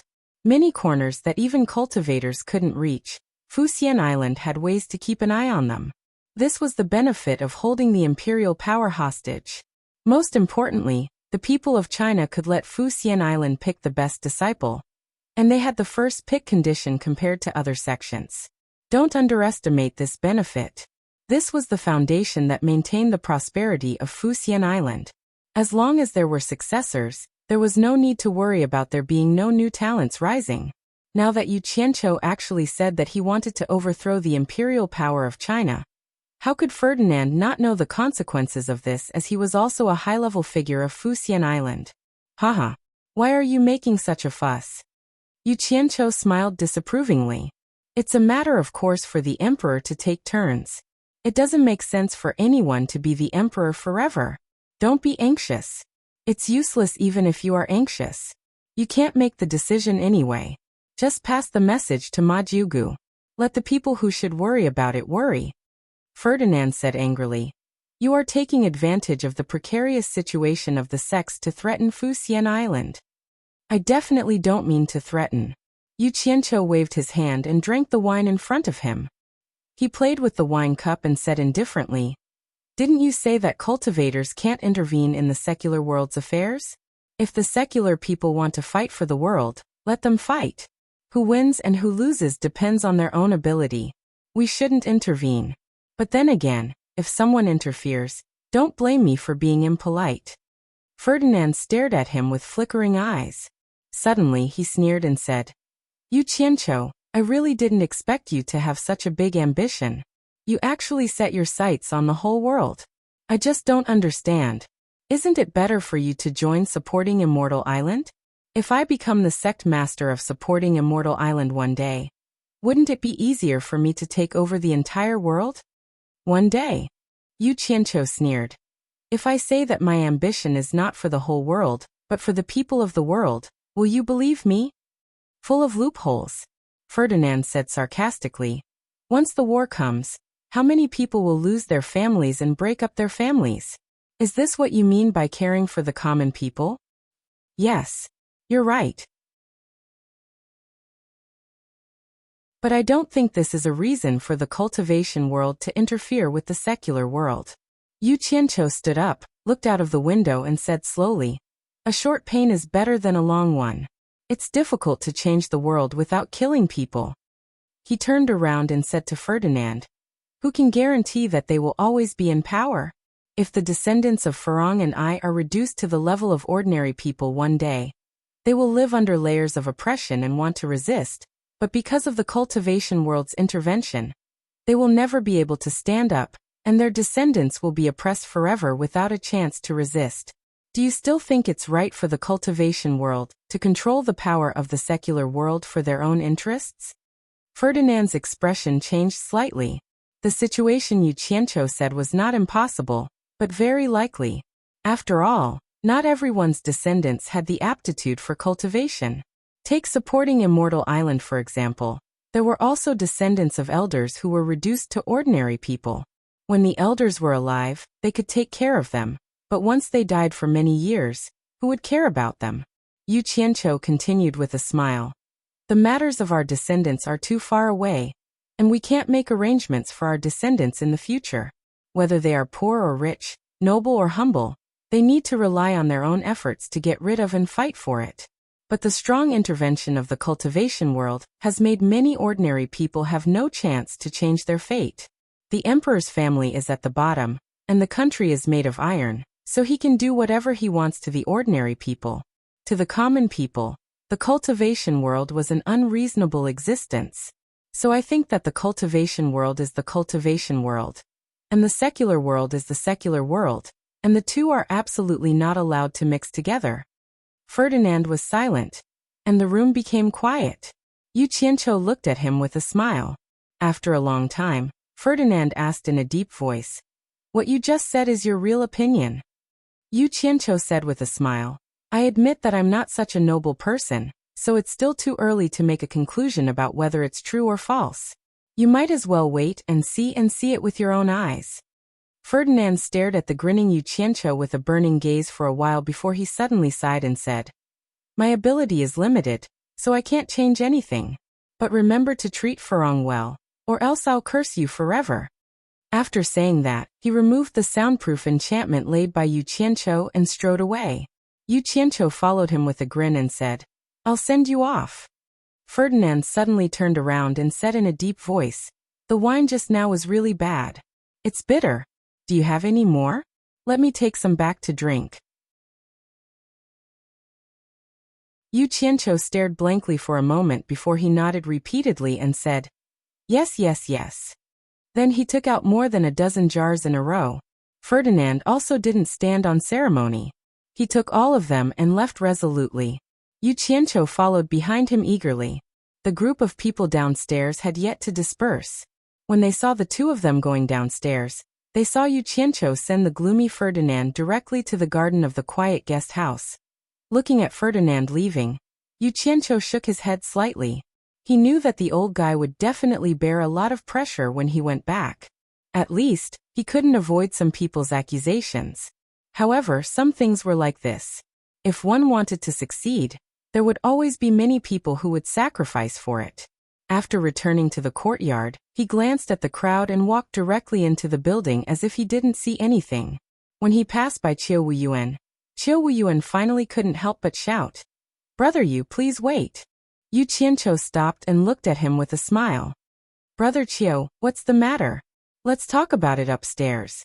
He was straightforward, but Qiu Wuyuan didn't expect it to be so simple. He was more or less surprised. When the others saw this, they immediately followed suit and rushed forward, shouting, "Wuxiancho, I also have something to talk to you about. I'm here on the order of the sect. Wuxiancho, I won't disturb you for too long." Wuxiancho glanced at the crowd coldly and accidentally found a woman at the back of the crowd who didn't squeeze in. Perhaps because she was a woman, it was inconvenient for her to rub and push with a group of men. She was looking at them anxiously. However, Wuxiancho knew this woman. She was Hua Rui of the Moon Clan. "Elder Hua of the Moon Clan, stay. The rest of you can leave. We can talk later," Wuxiancho said to the crowd. Hua Rui looked at Wuxiancho and nodded happily. After being stunned for a moment, the crowd immediately became restless. They all shouted, "Wuxiancho, this is good for you. Wuxiancho, let me finish. If you don't scram, I don't mind killing a few of you," Wuxiancho shouted with a fierce look. When he said this, the garden immediately quieted down. Everyone looked at each other. Wuxiancho was known as the butcher of the cultivation world. It was said that he killed people like flies and never showed mercy. He even killed a few cultivators at the final stage of the tribulation stage. "Do you really think I don't dare to do it?" Wuxiancho threatened again. At this point, no one dared to stay to verify the truth of his words. They all left the garden hesitantly. Wuxiancho stared at the figures leaving through the gate and snorted. Sometimes using force was better than talking reason. Then he nodded at Hua Rui and Qiu Wuyuan, gesturing for them to follow him. The two hurriedly followed him upstairs. The garden finally returned to the peace it deserved. In the room where he talked to Ferdinand, Wuxiancho set up a soundproof wizardry barrier again. Qiu Wuyuan and Hua Rui looked at each other in surprise. They both confirmed that Wuxiancho's cultivation had indeed broken through to the tribulation stage. The rumor was indeed true. "I know why you are here." Wuxiancho was honest. He looked at Qiu Wuyuan and said with a smile, "I can understand the Moon Clan, but the 10,000 demons don't have to be too anxious. Yan Bugui is the son of the previous leader of the 10,000 demons after all. I think he won't make things difficult for the 10,000 demons. And that Yan Zhuixing, he is very powerful now. He is the disciple of Bingqingzi, a semi-god realm cultivator. No one in the world dares to disrespect Bingqingzi. Whoever wants to touch the 10,000 demons will have to think twice."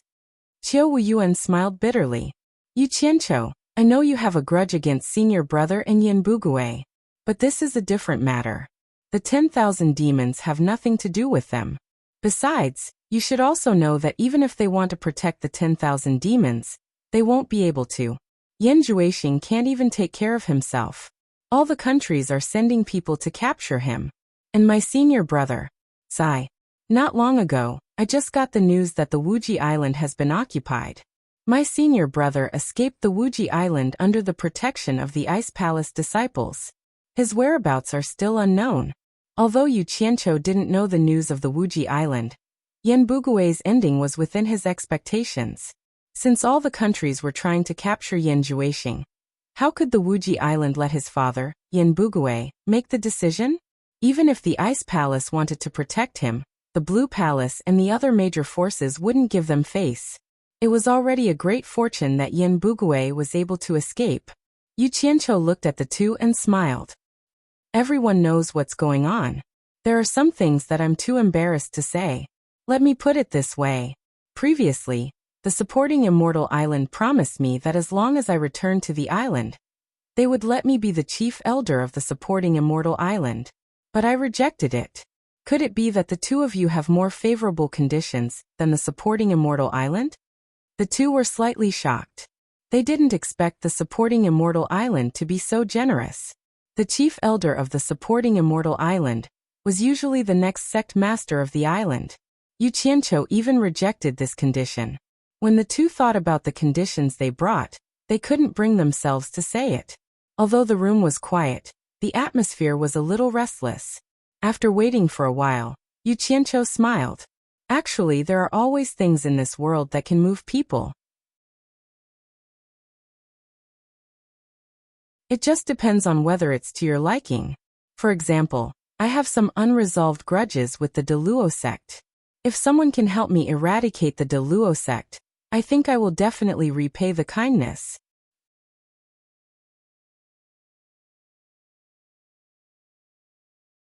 Chapter 679. What? Qiu Wuyuan and Huarui couldn't help but exclaim. Yu Qianqiu nodded with a smile, but a fierce look flashed in his eyes. Actually, with his current strength he could go to the Luo sect alone, but it would be difficult to completely wipe them out. Even if he used all his strength, the Luo sect's deep roots wouldn't be easy to deal with. Moreover, who knew how many tribulation-passing experts were hidden among them?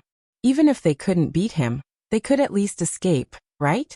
If he wanted to wipe out the Luo sect, he couldn't let those experts escape. Otherwise, they could rise again at any time. Such a large-scale operation required an equally large faction to take action. One was the number 1 sect in the demonic path, while the other was number 3 in the righteous path. If the two joined forces, the Luo sect would definitely lose. Actually, Yu Qianqiu had thought of asking supporting Immortal Island for help, but they definitely wouldn't be willing. Supporting Immortal Island would rather give up their worldly power than make a move on the Luo sect. Otherwise, not only would it damage the righteous path's strength, but supporting Immortal Island would also lose the right to continue leading the righteous path. Yu Qianqiu, what kind of hatred do you have with the Luo sect that you would want to wipe them out? Huarui asked with a frown. Yu Qianqiu's smile turned cold, and he said in a deep voice, "When I first joined on Kwangsung, my master died at the hands of the Luo sect. Back then, I swore on my master's corpse that I would avenge him. Is that reason enough?" There was another reason he didn't say, and that was that Shi Wenguang was about to send out his troops. He chose this time to cause trouble for the Luo sect, to cause chaos in China's cultivation world. This was to prevent people from getting too comfortable and increasing the pressure on Shi Wenguang. As long as the cultivation world was stabilized, he had no doubts about Shi Wenguang's ability to fight a war. Only when Shi Wenguang controlled the entire Wuxia Empire would he have more resources for him to prepare for war. Otherwise, the western border wouldn't be able to arm an army to conquer the world. Another thing was that now was the best time to fish in troubled waters. Once Bai Changchun went to the East Holy Land, he would be able to take advantage of the situation. When the various countries' forces arrived, no one could say what the situation would be like. Therefore, now was the perfect time to target the exalted sect. Huarui was speechless. Since Yu Qianqiu had sworn an oath, it seemed like he was determined to take action against the Daoyuo sect. Qiu Wuyuan's gaze flickered. If it was during normal times when there were no external enemies, this wouldn't be a bad thing for the 10,000 demons. If they could eradicate the forces of the righteous path, the 10,000 demons would be more than willing to do so. But now, it was time for them to deal with a foreign enemy together, so it was a little difficult. I'm afraid we'll be scorned by the entire cultivation world if we make a move against the exalted sect now. Qiu Wuyuan looked at Yu Qianqiu and snickered. I'm afraid Fuxian Island and their righteous comrades will not just sit back and do nothing, right? It seemed like this guy was more or less tempted. Yu Qianqiu said indifferently. Since when did the 10,000 demons become so timid? If you're really willing to help me, the other problems are not a problem. I'll step forward and settle it. I'd like to see who wants to go against me. If you're not willing to help me, that's fine too. There will naturally be others who will be more than happy to help. I don't believe that without Butcher Zhang, we'll have to eat pigs with hair on them. Qiu Wuyuan looked at Huarui and said hesitantly, this matter is too big. I'm afraid it's not something the two of us can make the decision. Huarui nodded silently. Yu Qianqiu smiled and said, I'm not counting on the two of you to make the decision. I'll give you 1 day. I'll wait for your reply in 1 day. If you're late, I won't wait. With that said, he lifted his hand and removed the soundproof barrier, sending the guests off. The two of them did not stay and hurriedly left. This matter had to be reported to the sect as soon as possible. Yu Qianqiu walked to the window and watched the two of them leave the garden. After that, he fell into deep thought. Then, he closed the window and disappeared from the room. The capital of the Wuxia Empire was bustling and lively as usual. On both sides of a quiet street were rows upon rows of luxurious mansions. It showed that the people who could live on this street were all influential people in the capital. However, this grand and tall mansion seemed a little down and out in this luxurious mansion where nobles gathered. The tall walls were in need of new paint. The tiles were old and in need of renovation. The red paint on the tall vermilion door was peeling. It looked a little shabby and bleak. Who could imagine that the owner of this mansion was the mansion of the pillar of the State General, who had his own army at the western border? Similarly, because the pillar of the State General had his own army, the Shi family did not dare to be too high profile. They allowed the mansion to be worn down, and did not whitewash it on the outside. He was afraid that if the color was too bright, it would agitate the emperor, who was already full of suspicions, even more. The neighbors who lived in the surrounding mansions were all officials of the court, and were used to the Shi family's low profile. They would at most glance when they passed by, not daring to have any entanglements with the pillar of the State General. Once upon a time, this was a rich and powerful family that many people wanted to curry favor with, but did not have the means to do so. But now, everyone was trying to avoid them, afraid that they would be implicated if they had even the slightest connection with the pillar of the State General. This was because there were countless spies from the court watching this place. If they were not careful, they could become the accomplices of the pillar of the State General. In front of the door, the once bustling traffic had disappeared for many years. Now all that was left was deserted. Even describing this place as deserted was a little too much. The gatekeeper behind the vermilion door was lying down in the gatehouse and dozing off. There was no need to worry about anyone disturbing him. At this moment, the sound of galloping horses could be heard from outside the door. There was also the sound of a large group of people running. Even the dozing gatekeeper could feel the ground tremble. The gatekeeper suddenly woke up. He was very familiar with this sound. It was the sound that would come from outside when the pillar of the State General, or the pillar of the State General returned. Was it the pillar of the State General, or the pillar of the State General? The gatekeeper's face lit up. He quickly adjusted his clothes and hat, and opened the door impatiently. The first thing he saw was the gleaming swords and spears. The general on horseback had an unfamiliar face. He was neither the pillar of the State General, nor the pillar of the State General. He was waving his whip viciously at the two ends of the street and shouted, "Surround this place. Everyone, keep your eyes open. Do not let a single fly out of the general's residence. Anyone who disobeys will be executed." The large group of people split into two sides and surrounded the pillar of the State General's residence, like an iron bucket. The gatekeeper's expression changed greatly. He had also heard rumors that the pillar of the State General was going to rebel. Could it be that the pillar of the state general was really going to rebel? The general on the horse glared fiercely at the open door. The gatekeeper was so scared that he slammed the door shut with a bang. He didn't forget to bolt the door shut. He turned around and ran back into the courtyard. As he ran, he shouted, "Not good. Something bad is going to happen. Not good. The general's residence is surrounded by a large group of people." The shouts reverberated throughout the general's residence. The family members and servants, who had been living in fear every day, suddenly rushed out of nowhere. Their faces were pale. The courtyard suddenly seemed to be overcrowded. The mistress, Li Hongyang, walked out from the main hall with her two wives, Bao Wanshi and Si Tuhui. Bao Wanshi was even holding the hand of a curious child. "Madam, not good." The general's residence is surrounded by soldiers. The gatekeeper shouted as he ran towards the main hall. Hearing this, the three women who were already panicking became even more at a loss. Bao Wanshi squatted down immediately. She hugged her son and cried, "I didn't expect this day to come. My poor son." So, a cold light suddenly flashed out of nowhere. The head of the gatekeeper who had been shouting loudly was directly separated from his body. Without any warning, it flew into the air and fell into the bushes at the side. Blood spurted out. The headless body fell on the road with a bang. The road was instantly stained with blood. "Ah!" Screams came from all around. Si Tuhui tilted her head to support the tottering Li Hongyang.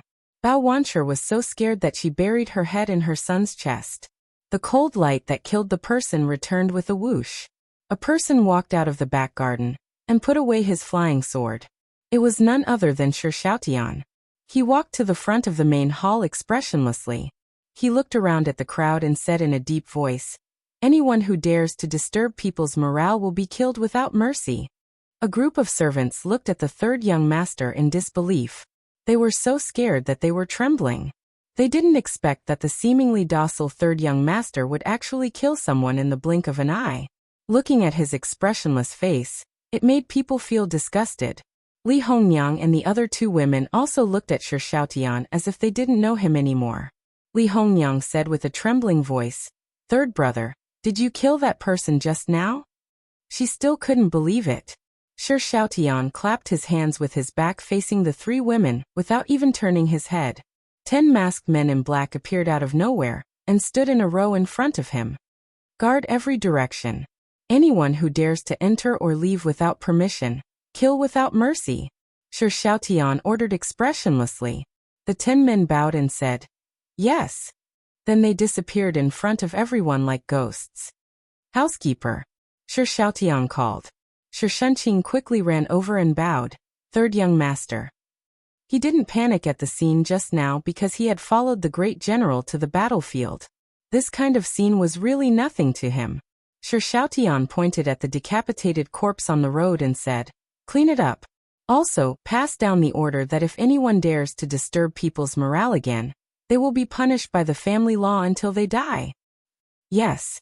Shi Shunqing immediately retreated, but his eyes revealed a bit of admiration. He thought to himself, as expected of the great general's son, he didn't panic in the face of danger. Shi Xiaotian looked at the direction of the gate. In fact, with his current cultivation of the early stage of tribulation passing, he had already noticed a large group of people when they arrived. This was the first time he killed someone. Even now, his heart was still beating wildly. However, he had no choice. He was the only pillar of support in the family. If he lost his sense of propriety, then the whole family would be in chaos. Therefore, when it was necessary, he made a move to intimidate the family and let them see his methods. Naturally, they would feel at ease. The corpses on the road had already been carried away by 2 courageous servants. The blood stains on the road had also been washed with buckets of water. The servants obediently returned to their positions and did what they were supposed to do. Although they were afraid, no one dared to show it. In the blink of an eye, peace returned to the residence. "Third uncle." The child ran over and hugged Shi Xiaotian's leg. He raised his head and asked with sparkling eyes, "Did third uncle kill those people just now?" Shi Xiaotian patted his head. This nephew was much more courageous than his eldest brother and his wife. He turned around and bowed to the three people on the steps of the main hall. He said, "I'm sorry for frightening mother and sisters-in-law." The three women recovered from their panic and looked at the calm Shi Xiaotian. They immediately felt at ease. There was still a man in the family, so they didn't have to worry about anything. However, the scene of the head suddenly flying just now still made the three women's hearts palpitate. They looked at Shi Xiaotian in disbelief. Did he really kill that person just now? The three women looked at each other. They more or less knew that Shi Xiaotian wasn't an ordinary person. He cultivated in the back garden for a long time, but they didn't expect him to be such a person. Third brother, what's going on with the people surrounding the general's residence? Did something really happen to your father? Li Hongyang asked worriedly. Shi Xiaotian smiled faintly and said, "Mother, don't worry. It should be fine. If something really happened to my father, the people outside wouldn't have surrounded him. I'm afraid they would have already rushed inside." Li Hongyang sighed and said, "Your father and brothers are not here. You are the only man in the family who can make decisions. There are some things that we women don't understand. The whole family is counting on you."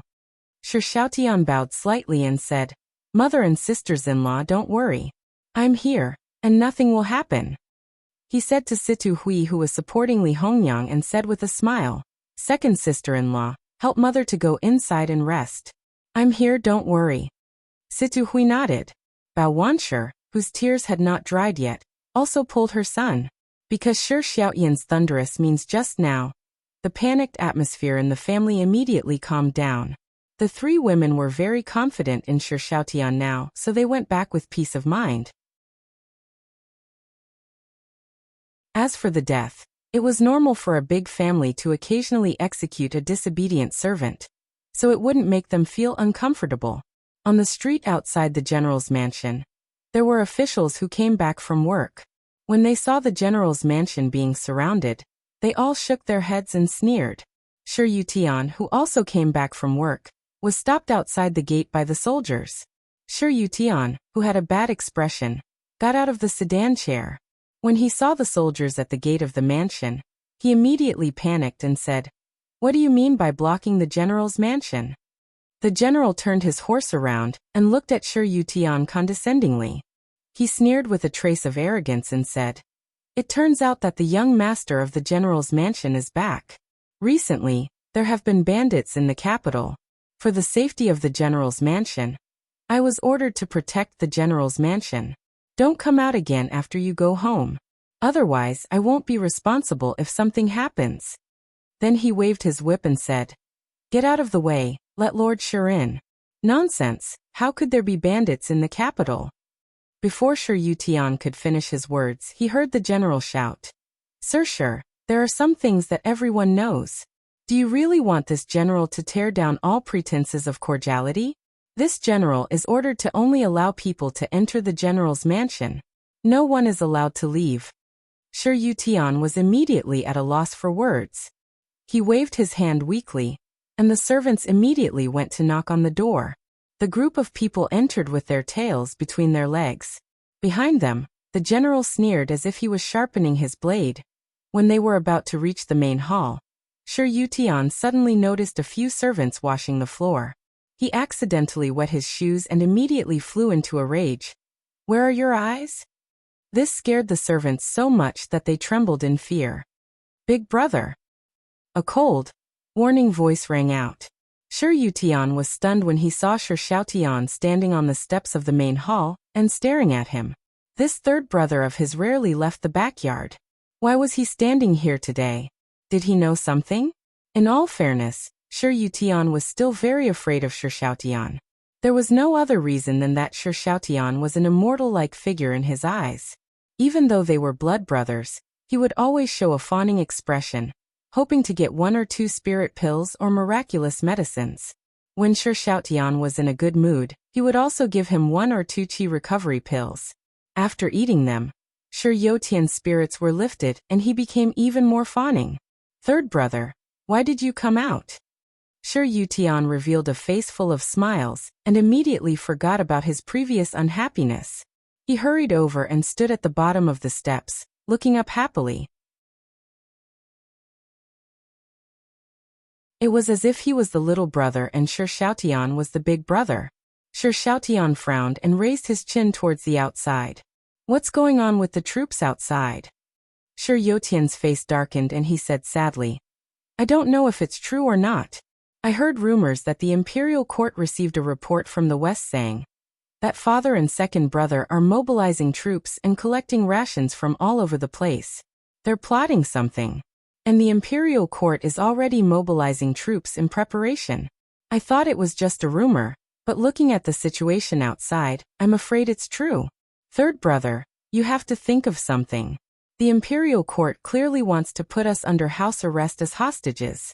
Once father really mobilizes his troops, our family will become ghosts under the knife. Shi Xiaotian's eyes lit up. He turned a deaf ear to the latter part of his brother's words and muttered to himself excitedly, Looks like boss is ready to make his move. We can finally leave this place and explore the cultivation world. Yo, both of you brothers are here? As expected of blood brothers, you're so close. A sinister laughter rang out. The two brothers suddenly turned around and saw a person slowly walking out from the back garden's entrance with his hands behind his back. Who else could it be but Yu Qianqiu? Shi Yutian felt his vision blur, and his third brother had already disappeared and appeared at the back garden's entrance. He was extremely envious of his brother's supernatural power. He hurriedly ran over and bowed, saying, Shi Yutian pays his respects to Mr. Yu. Yu Qianqiu smiled and raised his hand, indicating that he didn't have to be so polite. At the side, Shi Xiaotian rubbed his hands excitedly and said, Boss, you're finally here. Does that mean our family can leave this place? Yu Qianqiu was stunned. He asked in surprise, How did you know? The soldiers outside are a signal. Shi Xiaotian immediately told him what he could think of.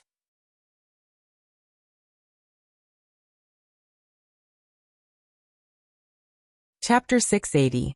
After listening to him, Yu Qianqiu's expression froze. It seemed that Shi Wenguang had made a big move, and he couldn't hide it anymore.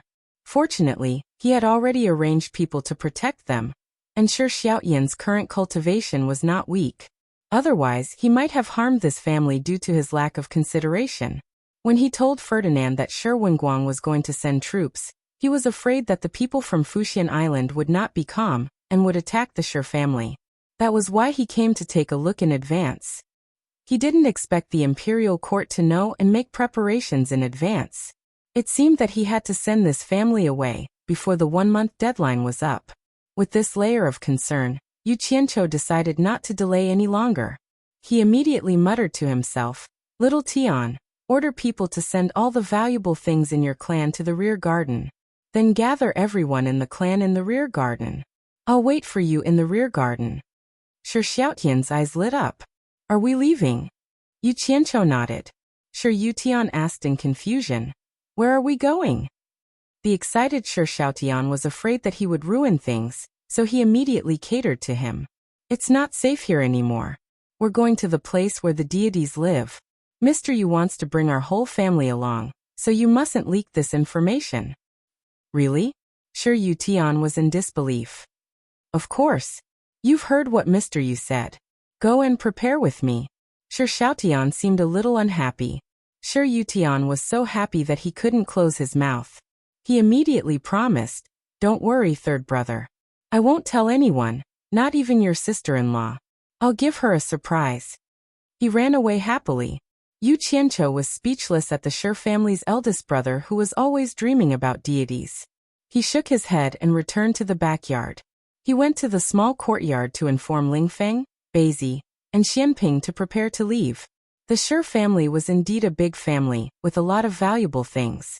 Not to mention the big and small bags, including the boxes filled with things, it was really like a mountain.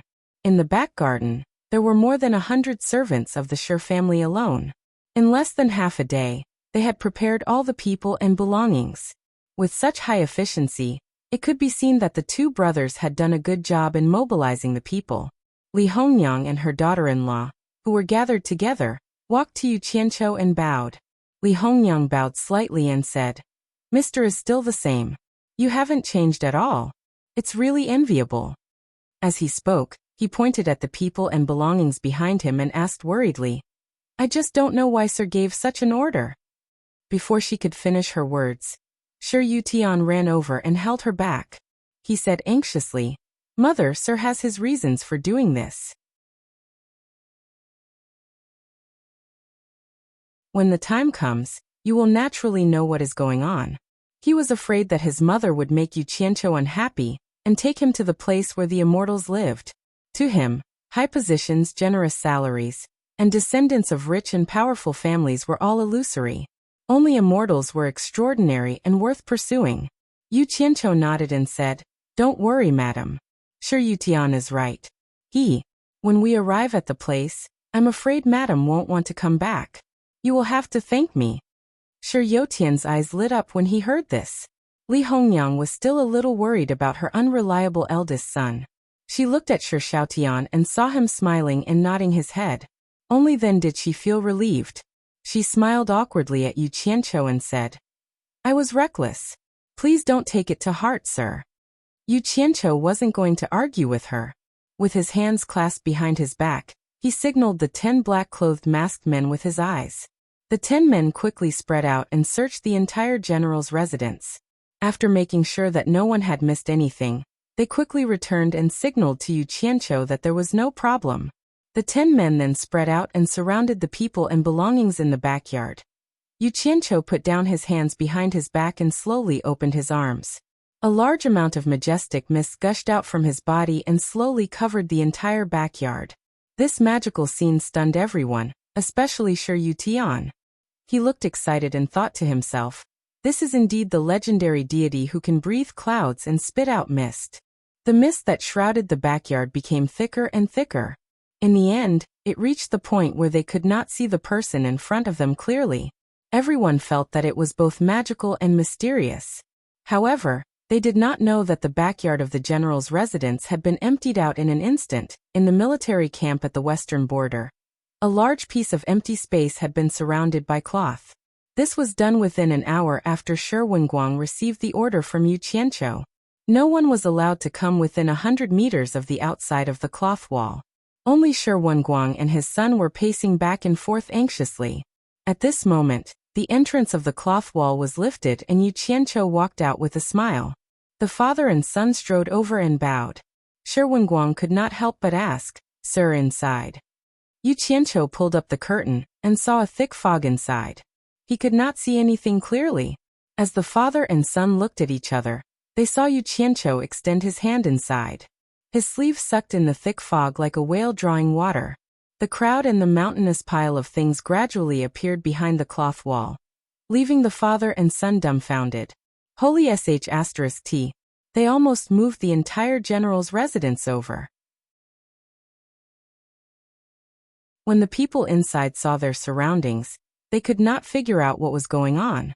When they saw Shi Wenguang and his son, they immediately burst into an uproar. Yu Qianqiu walked away with a smile, not disturbing the family reunion. The reason why he had released the thick fog to cover it up was because he had to pass by Utopia as a transit point. He did not want unrelated people to know the secret of Utopia, so he used the thick fog to deliberately mystify them. As for the 10 Special Forces members who were protecting the Shi residents, they had already returned when they passed by Utopia. "Boss!" A call came from behind. Yu Qianqiu turned around and saw that it was Ling Feng and the other two. It seemed like they did not want to disturb Shi Wenguang's family reunion. The three of them sized up the scenery around them. When they looked at Yu Qianqiu again, they were filled with deep respect. They couldn't help but admire him. In the blink of an eye, he had come to Shi Wenguang's western military camp from the distant capital. Furthermore, he had brought so many people and things at once. This divine ability was unheard of. The three of them followed him to Shi Wenguang's tent. As they walked, Ling Feng asked respectfully, "Boss, what should the three of us do in the future?" When the soldiers guarding the tent saw that it was Yu Qianqiu, they did not stop him and let him in. After entering the tent, Yu Qianqiu said with a smile, "General Shi is about to mobilize his troops. I'm afraid that someone will harm them. The three of you will continue to follow Shi Xiaotian and be in charge of protecting his family. Go." The three of them were somewhat reluctant. How could it be better to follow someone as powerful as Yu Qianqiu? However, they did not dare to disobey. They acknowledged and left. The tent was empty. Yu Qianqiu walked to the commander's seat in the center and sat down to take a nap. In his mind, he was thinking about how to deal with the Daoyuo sect. After an unknown period of time, he suddenly heard footsteps outside. His eyes slowly opened. Shi Wenguang happily walked in with his grandson in his arms and the rest of the family. The family looked very happy. They looked at Yu Qianqiu with respectful expressions. This was the first time they had experienced such a magical scene. They had been in the capital before, but they had arrived here in the blink of an eye. It was simply too magical. In their eyes, Yu Qianqiu had become a living god. However, there seemed to be someone who was not very happy, and that person was Shi Yutian. His expression was somewhat stiff. He had naively believed that he would be able to go to the place where the gods lived. He had been full of excitement when he was in the clouds, but who knew that he would end up here? He was dumbfounded. He was happy that his family was reunited, but he was even more disappointed. Shi Wenguang put down his grandson and flung off his cloak. He knelt on one knee and cupped his fists. Shi Wenguang, thanks sir for your help. There is nothing I can do to repay you. Please accept this general's bow. As he knelt, the entire family followed suit. There's no need to be so polite, General. Rise. Yu Qianqiu rose from his seat and walked around the table to face Shi Wenguang. He smiled faintly. Does General still remember the poem I read to you?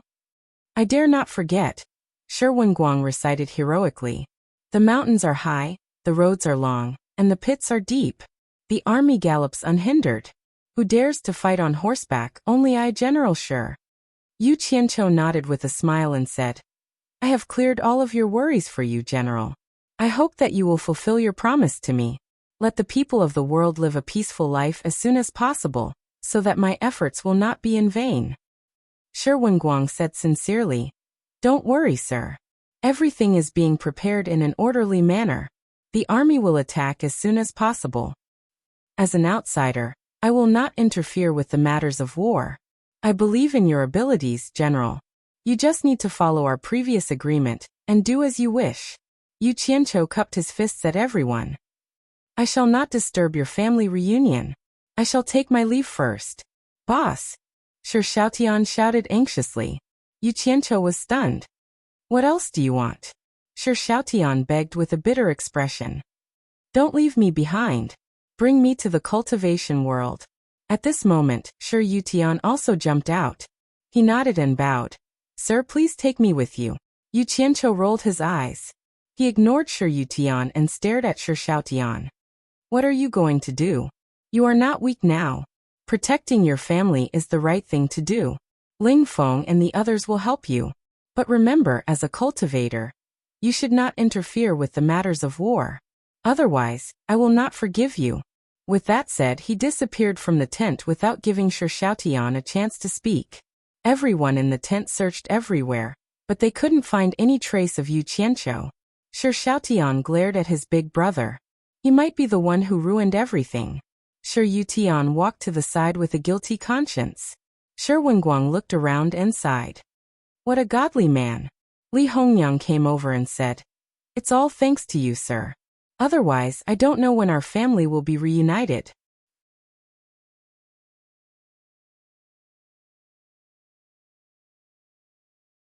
Chapter 681. There were few people in the vast mountain range. In the deep belly of the mountain, there were 3 towering peaks connected to each other. The mountains were so steep that they pierced through the clouds. Waterfalls splashed on the mountainside, and streams gurgled at the foot of the mountain. Sometimes, beasts would drink by the stream, and birds would fly over the forest. It was a peaceful and beautiful scene. Looking up the mountain, one could faintly see the buildings on the 3 peaks. There was no path leading to the summit at the foot of the mountain. If mortals saw this, they would definitely think that the mountain was the residence of immortals. In fact, the people who lived on the summit were no longer mortals. This was the Daoyuo sect, the second largest righteous sect in Huaxia's cultivation world. Under the bright sun, the The glazed roof and eaves reflected brilliant colors under the wind and clouds on the mountaintop. From afar, the three peaks shone with colorful lights, like three pearls worshipped between heaven and earth. It was not a blessed land of immortals, but it was better than one.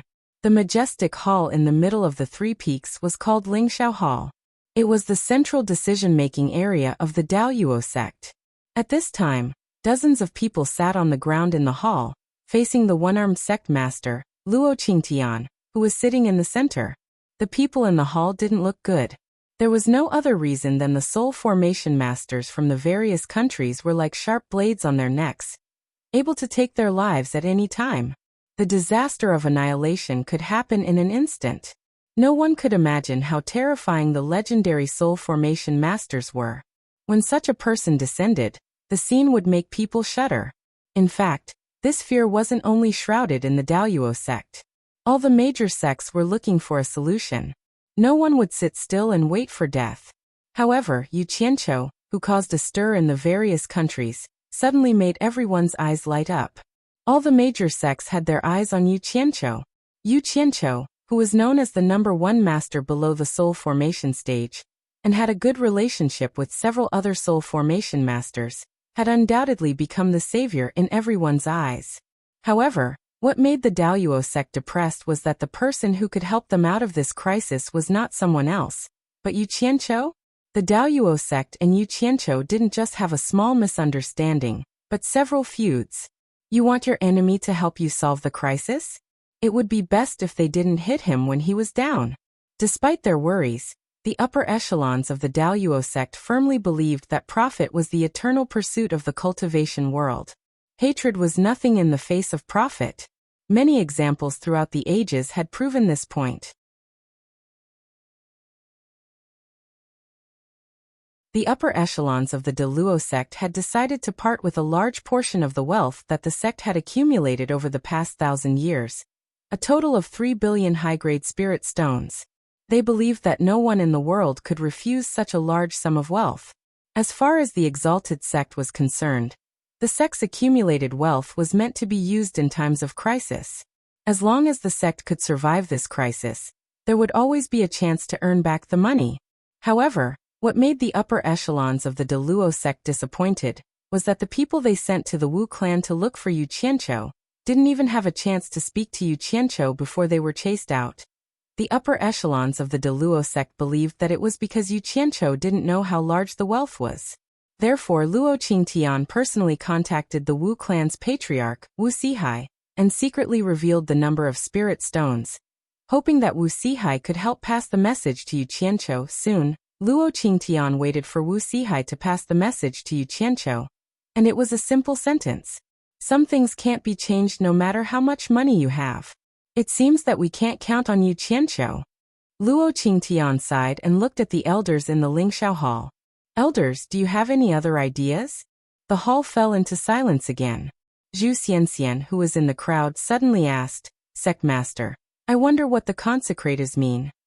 Many people looked at him with some resentment in their eyes. They all felt that if he hadn't become enemies with Yu Qianqiu several times, they wouldn't have fallen into such a difficult situation today. Luo Qingtian shook his head slightly.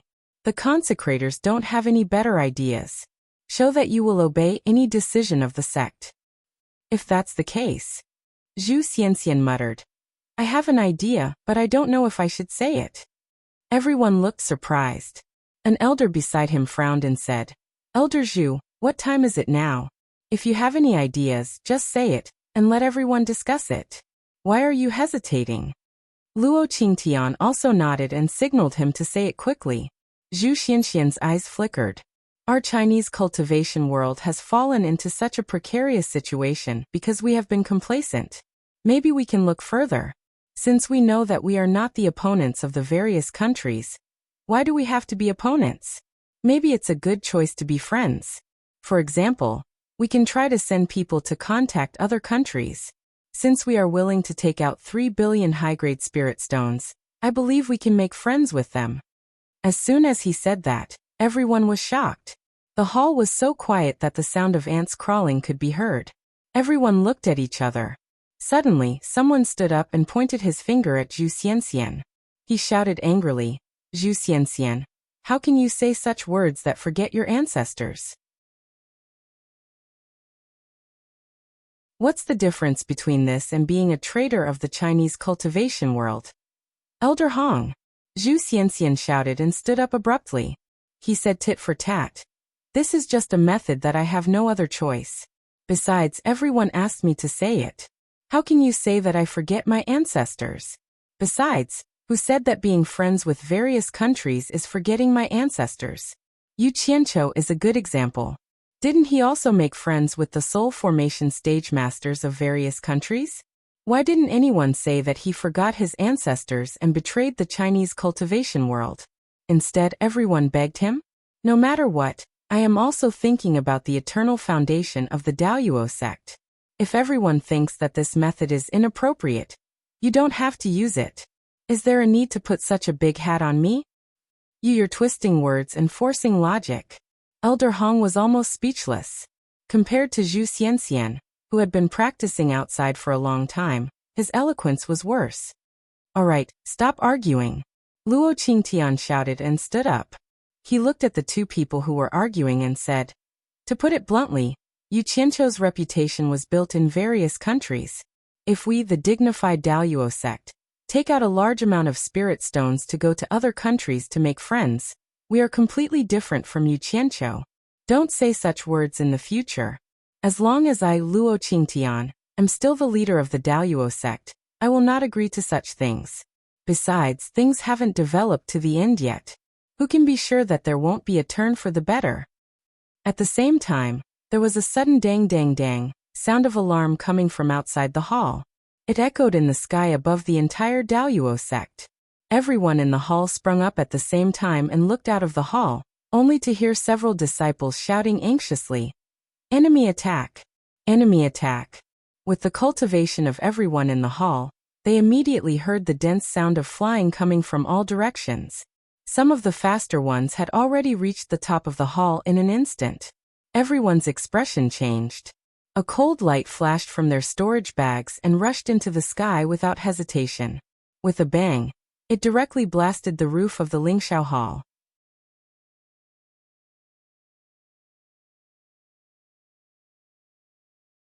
Chapter 682.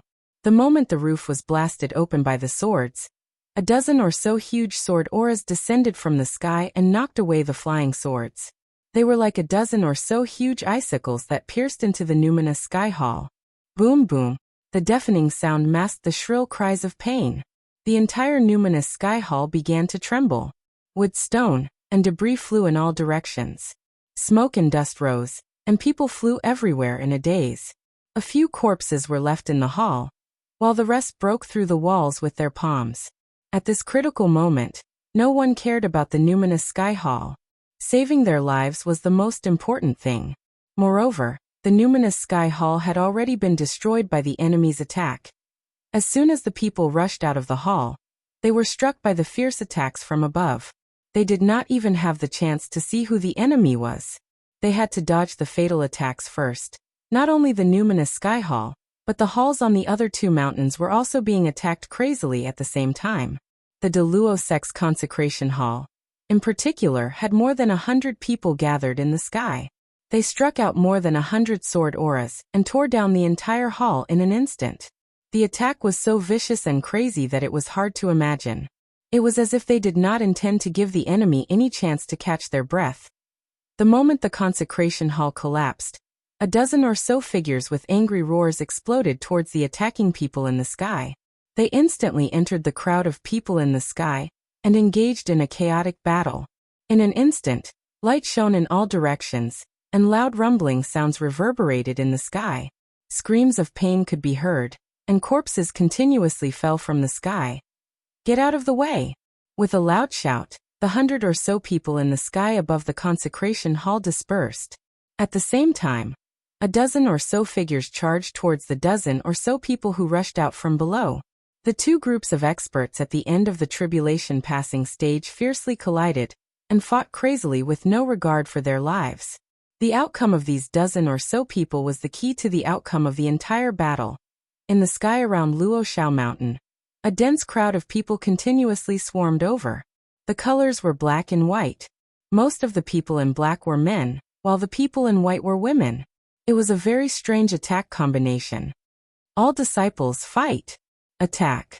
Someone on top of Luoxiao mountain roared furiously. Countless silhouettes shot out from the top of the mountain. No one knew where they came from, but they rushed towards the crowd that was besieging them. Soon, both sides started fighting crazily. The sea of clouds around Mount Luoxiao immediately started to churn, as if countless rocks had been thrown into a calm lake.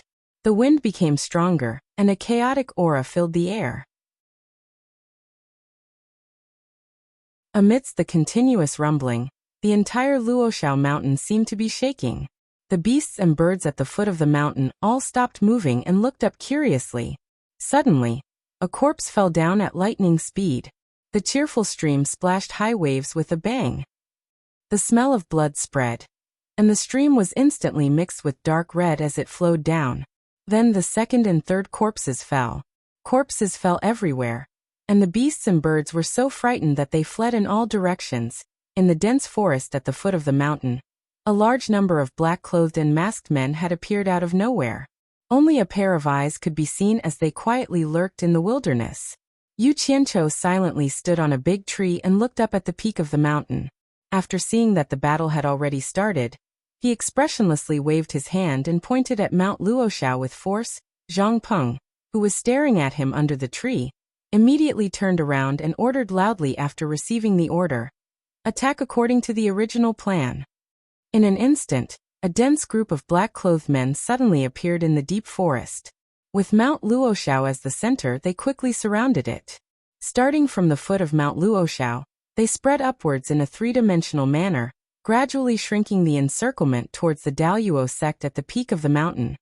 This was an attack team made up of 6,000 members of Utopia. It was the largest combined attack of the Utopia army. The order the 6,000 Tribulation Transcendence experts received was, kill every disciple of the Daluo sect. Leave no one alive. Lady Huayangu, it's you. Luo Qingtian angrily raised his sword and pointed at the sky. The Daluo sect has no grudges with the Moon sect. Even if there were some small conflicts, there's no need to make such a big fuss. Why did you sneak attack the Daluo sect? He had already lost an arm. Now, with his messy clothes, the dignified leader of the Daluo sect looked extremely disheveled. The 6 elders stood with their backs to him. Until now, their expressions were still filled with panic and disbelief. Everything had happened so suddenly. In the blink of an eye, only 6 of the dozens of elders were left. The intensity of the battle was beyond their imagination. The Moon sect had actually sent more than 10 tribulation cultivators to sneak attack them. There were 7 in the final stage of the tribulation alone. The beautiful woman pointed at by the sword in the sky was the previous leader of the Moon sect, Lady Huayangu. She was also Fairy Jade Flower's master. Lady Huayangu stared down coldly and said, Leader Luo, don't you think it's too late to say this now? The Moon sect isn't the only one targeting the Daluo sect. Why don't you take a good look first? Luo Qingtian suddenly looked around and realized that the Moon sect disciples in white were only targeting the Lingxiao Hall's mountain. The other 2 mountains were being attacked by a group of cultivators in black. Luo Qingtian's pupils constricted and he exclaimed, 10,000 demons. Then he suddenly stared at Lady Huayangu and shouted angrily, the Moon sect belongs to the righteous path. How dare you ally with the 10,000 demons to attack the Daluo sect? You deserve to die. It's not the Moon sect that deserves to die, it's the Daluo sect. Who told you to offend someone you shouldn't have? From today onwards, the Daluo sect will no longer exist in the cultivation world. The Moon sect will become the second largest sect of the righteous path. A cold smile appeared on Lady Huayangu's face. It was an almost perverted smile. When it appeared on a woman's face, it was disgusting. Her expression was like that of a cat playing with a mouse. Suddenly, a cold voice came from afar. Lady Hua, what are you talking about? Hurry up and take care of that side. Come and help. Finish the battle quickly. Don't be late. Huayangu turned to stare at a black-robed, silver-haired, and skinny old man in the middle of a fierce battle. She replied disdainfully. Yin Wuchen, I know what to do. I don't need you to teach me. If you think you're no match for Luo Qingtian, why don't you say something? I'll definitely help you. Yin Wuchen sneered. He was about to speak when the elder in black who was fighting with him scolded. Lady Hua, you bitch. How dare you collude with Yin Wuchen? You'll die a horrible death. This person was Luo Qingtian's master, and the previous leader of the Daoyuo sect, Luo Guang. Boom. Yin Wuchen and Luo Guang fiercely collided. Their hair and robes shook violently. The two of them crossed their swords and blocked each other. Almost simultaneously, they quickly swung their palms towards each other. Bang! A deafening sound rang out. The two of them weren't shaken apart. Instead, their palms and fingers intertwined, grabbing each other. A powerful shockwave spread in all directions. The two of them were in a stalemate. From the twisted expressions on their faces, it could be seen that they were in a stalemate. It seemed like the difference in their cultivation wasn't that great. However, Yin Wuchen still forced a smile and laughed at his opponent. Old man Luo, you actually dared to call Lady Huayangu a bitch? Hee. Good scolding, I like it. Luo Guang immediately spat. Don't take pleasure in my misfortune. If you have the time, think about your son and grandson. I'm guessing they've already been torn to pieces. I'll wait and see. Let's see if you, Yin Wuchen, can still laugh after seeing your son die. The surrounding people were already in a mess. This group of old and experienced people were not willing to be at a disadvantage. Even their words were not to be outdone. On the other side, Lady Huayangu was already trembling in anger after being called a bitch by the two of them. When she calmed down, she immediately pointed at Luo Qingtian and the others and screamed, Kill them, kill them! Yin Wuchen's face darkened after hearing Luo Guang's words. He could no longer laugh. On the other hand, Luo Guang's expression changed because of Lady Huayangu's words. The two of them opened their eyes wide.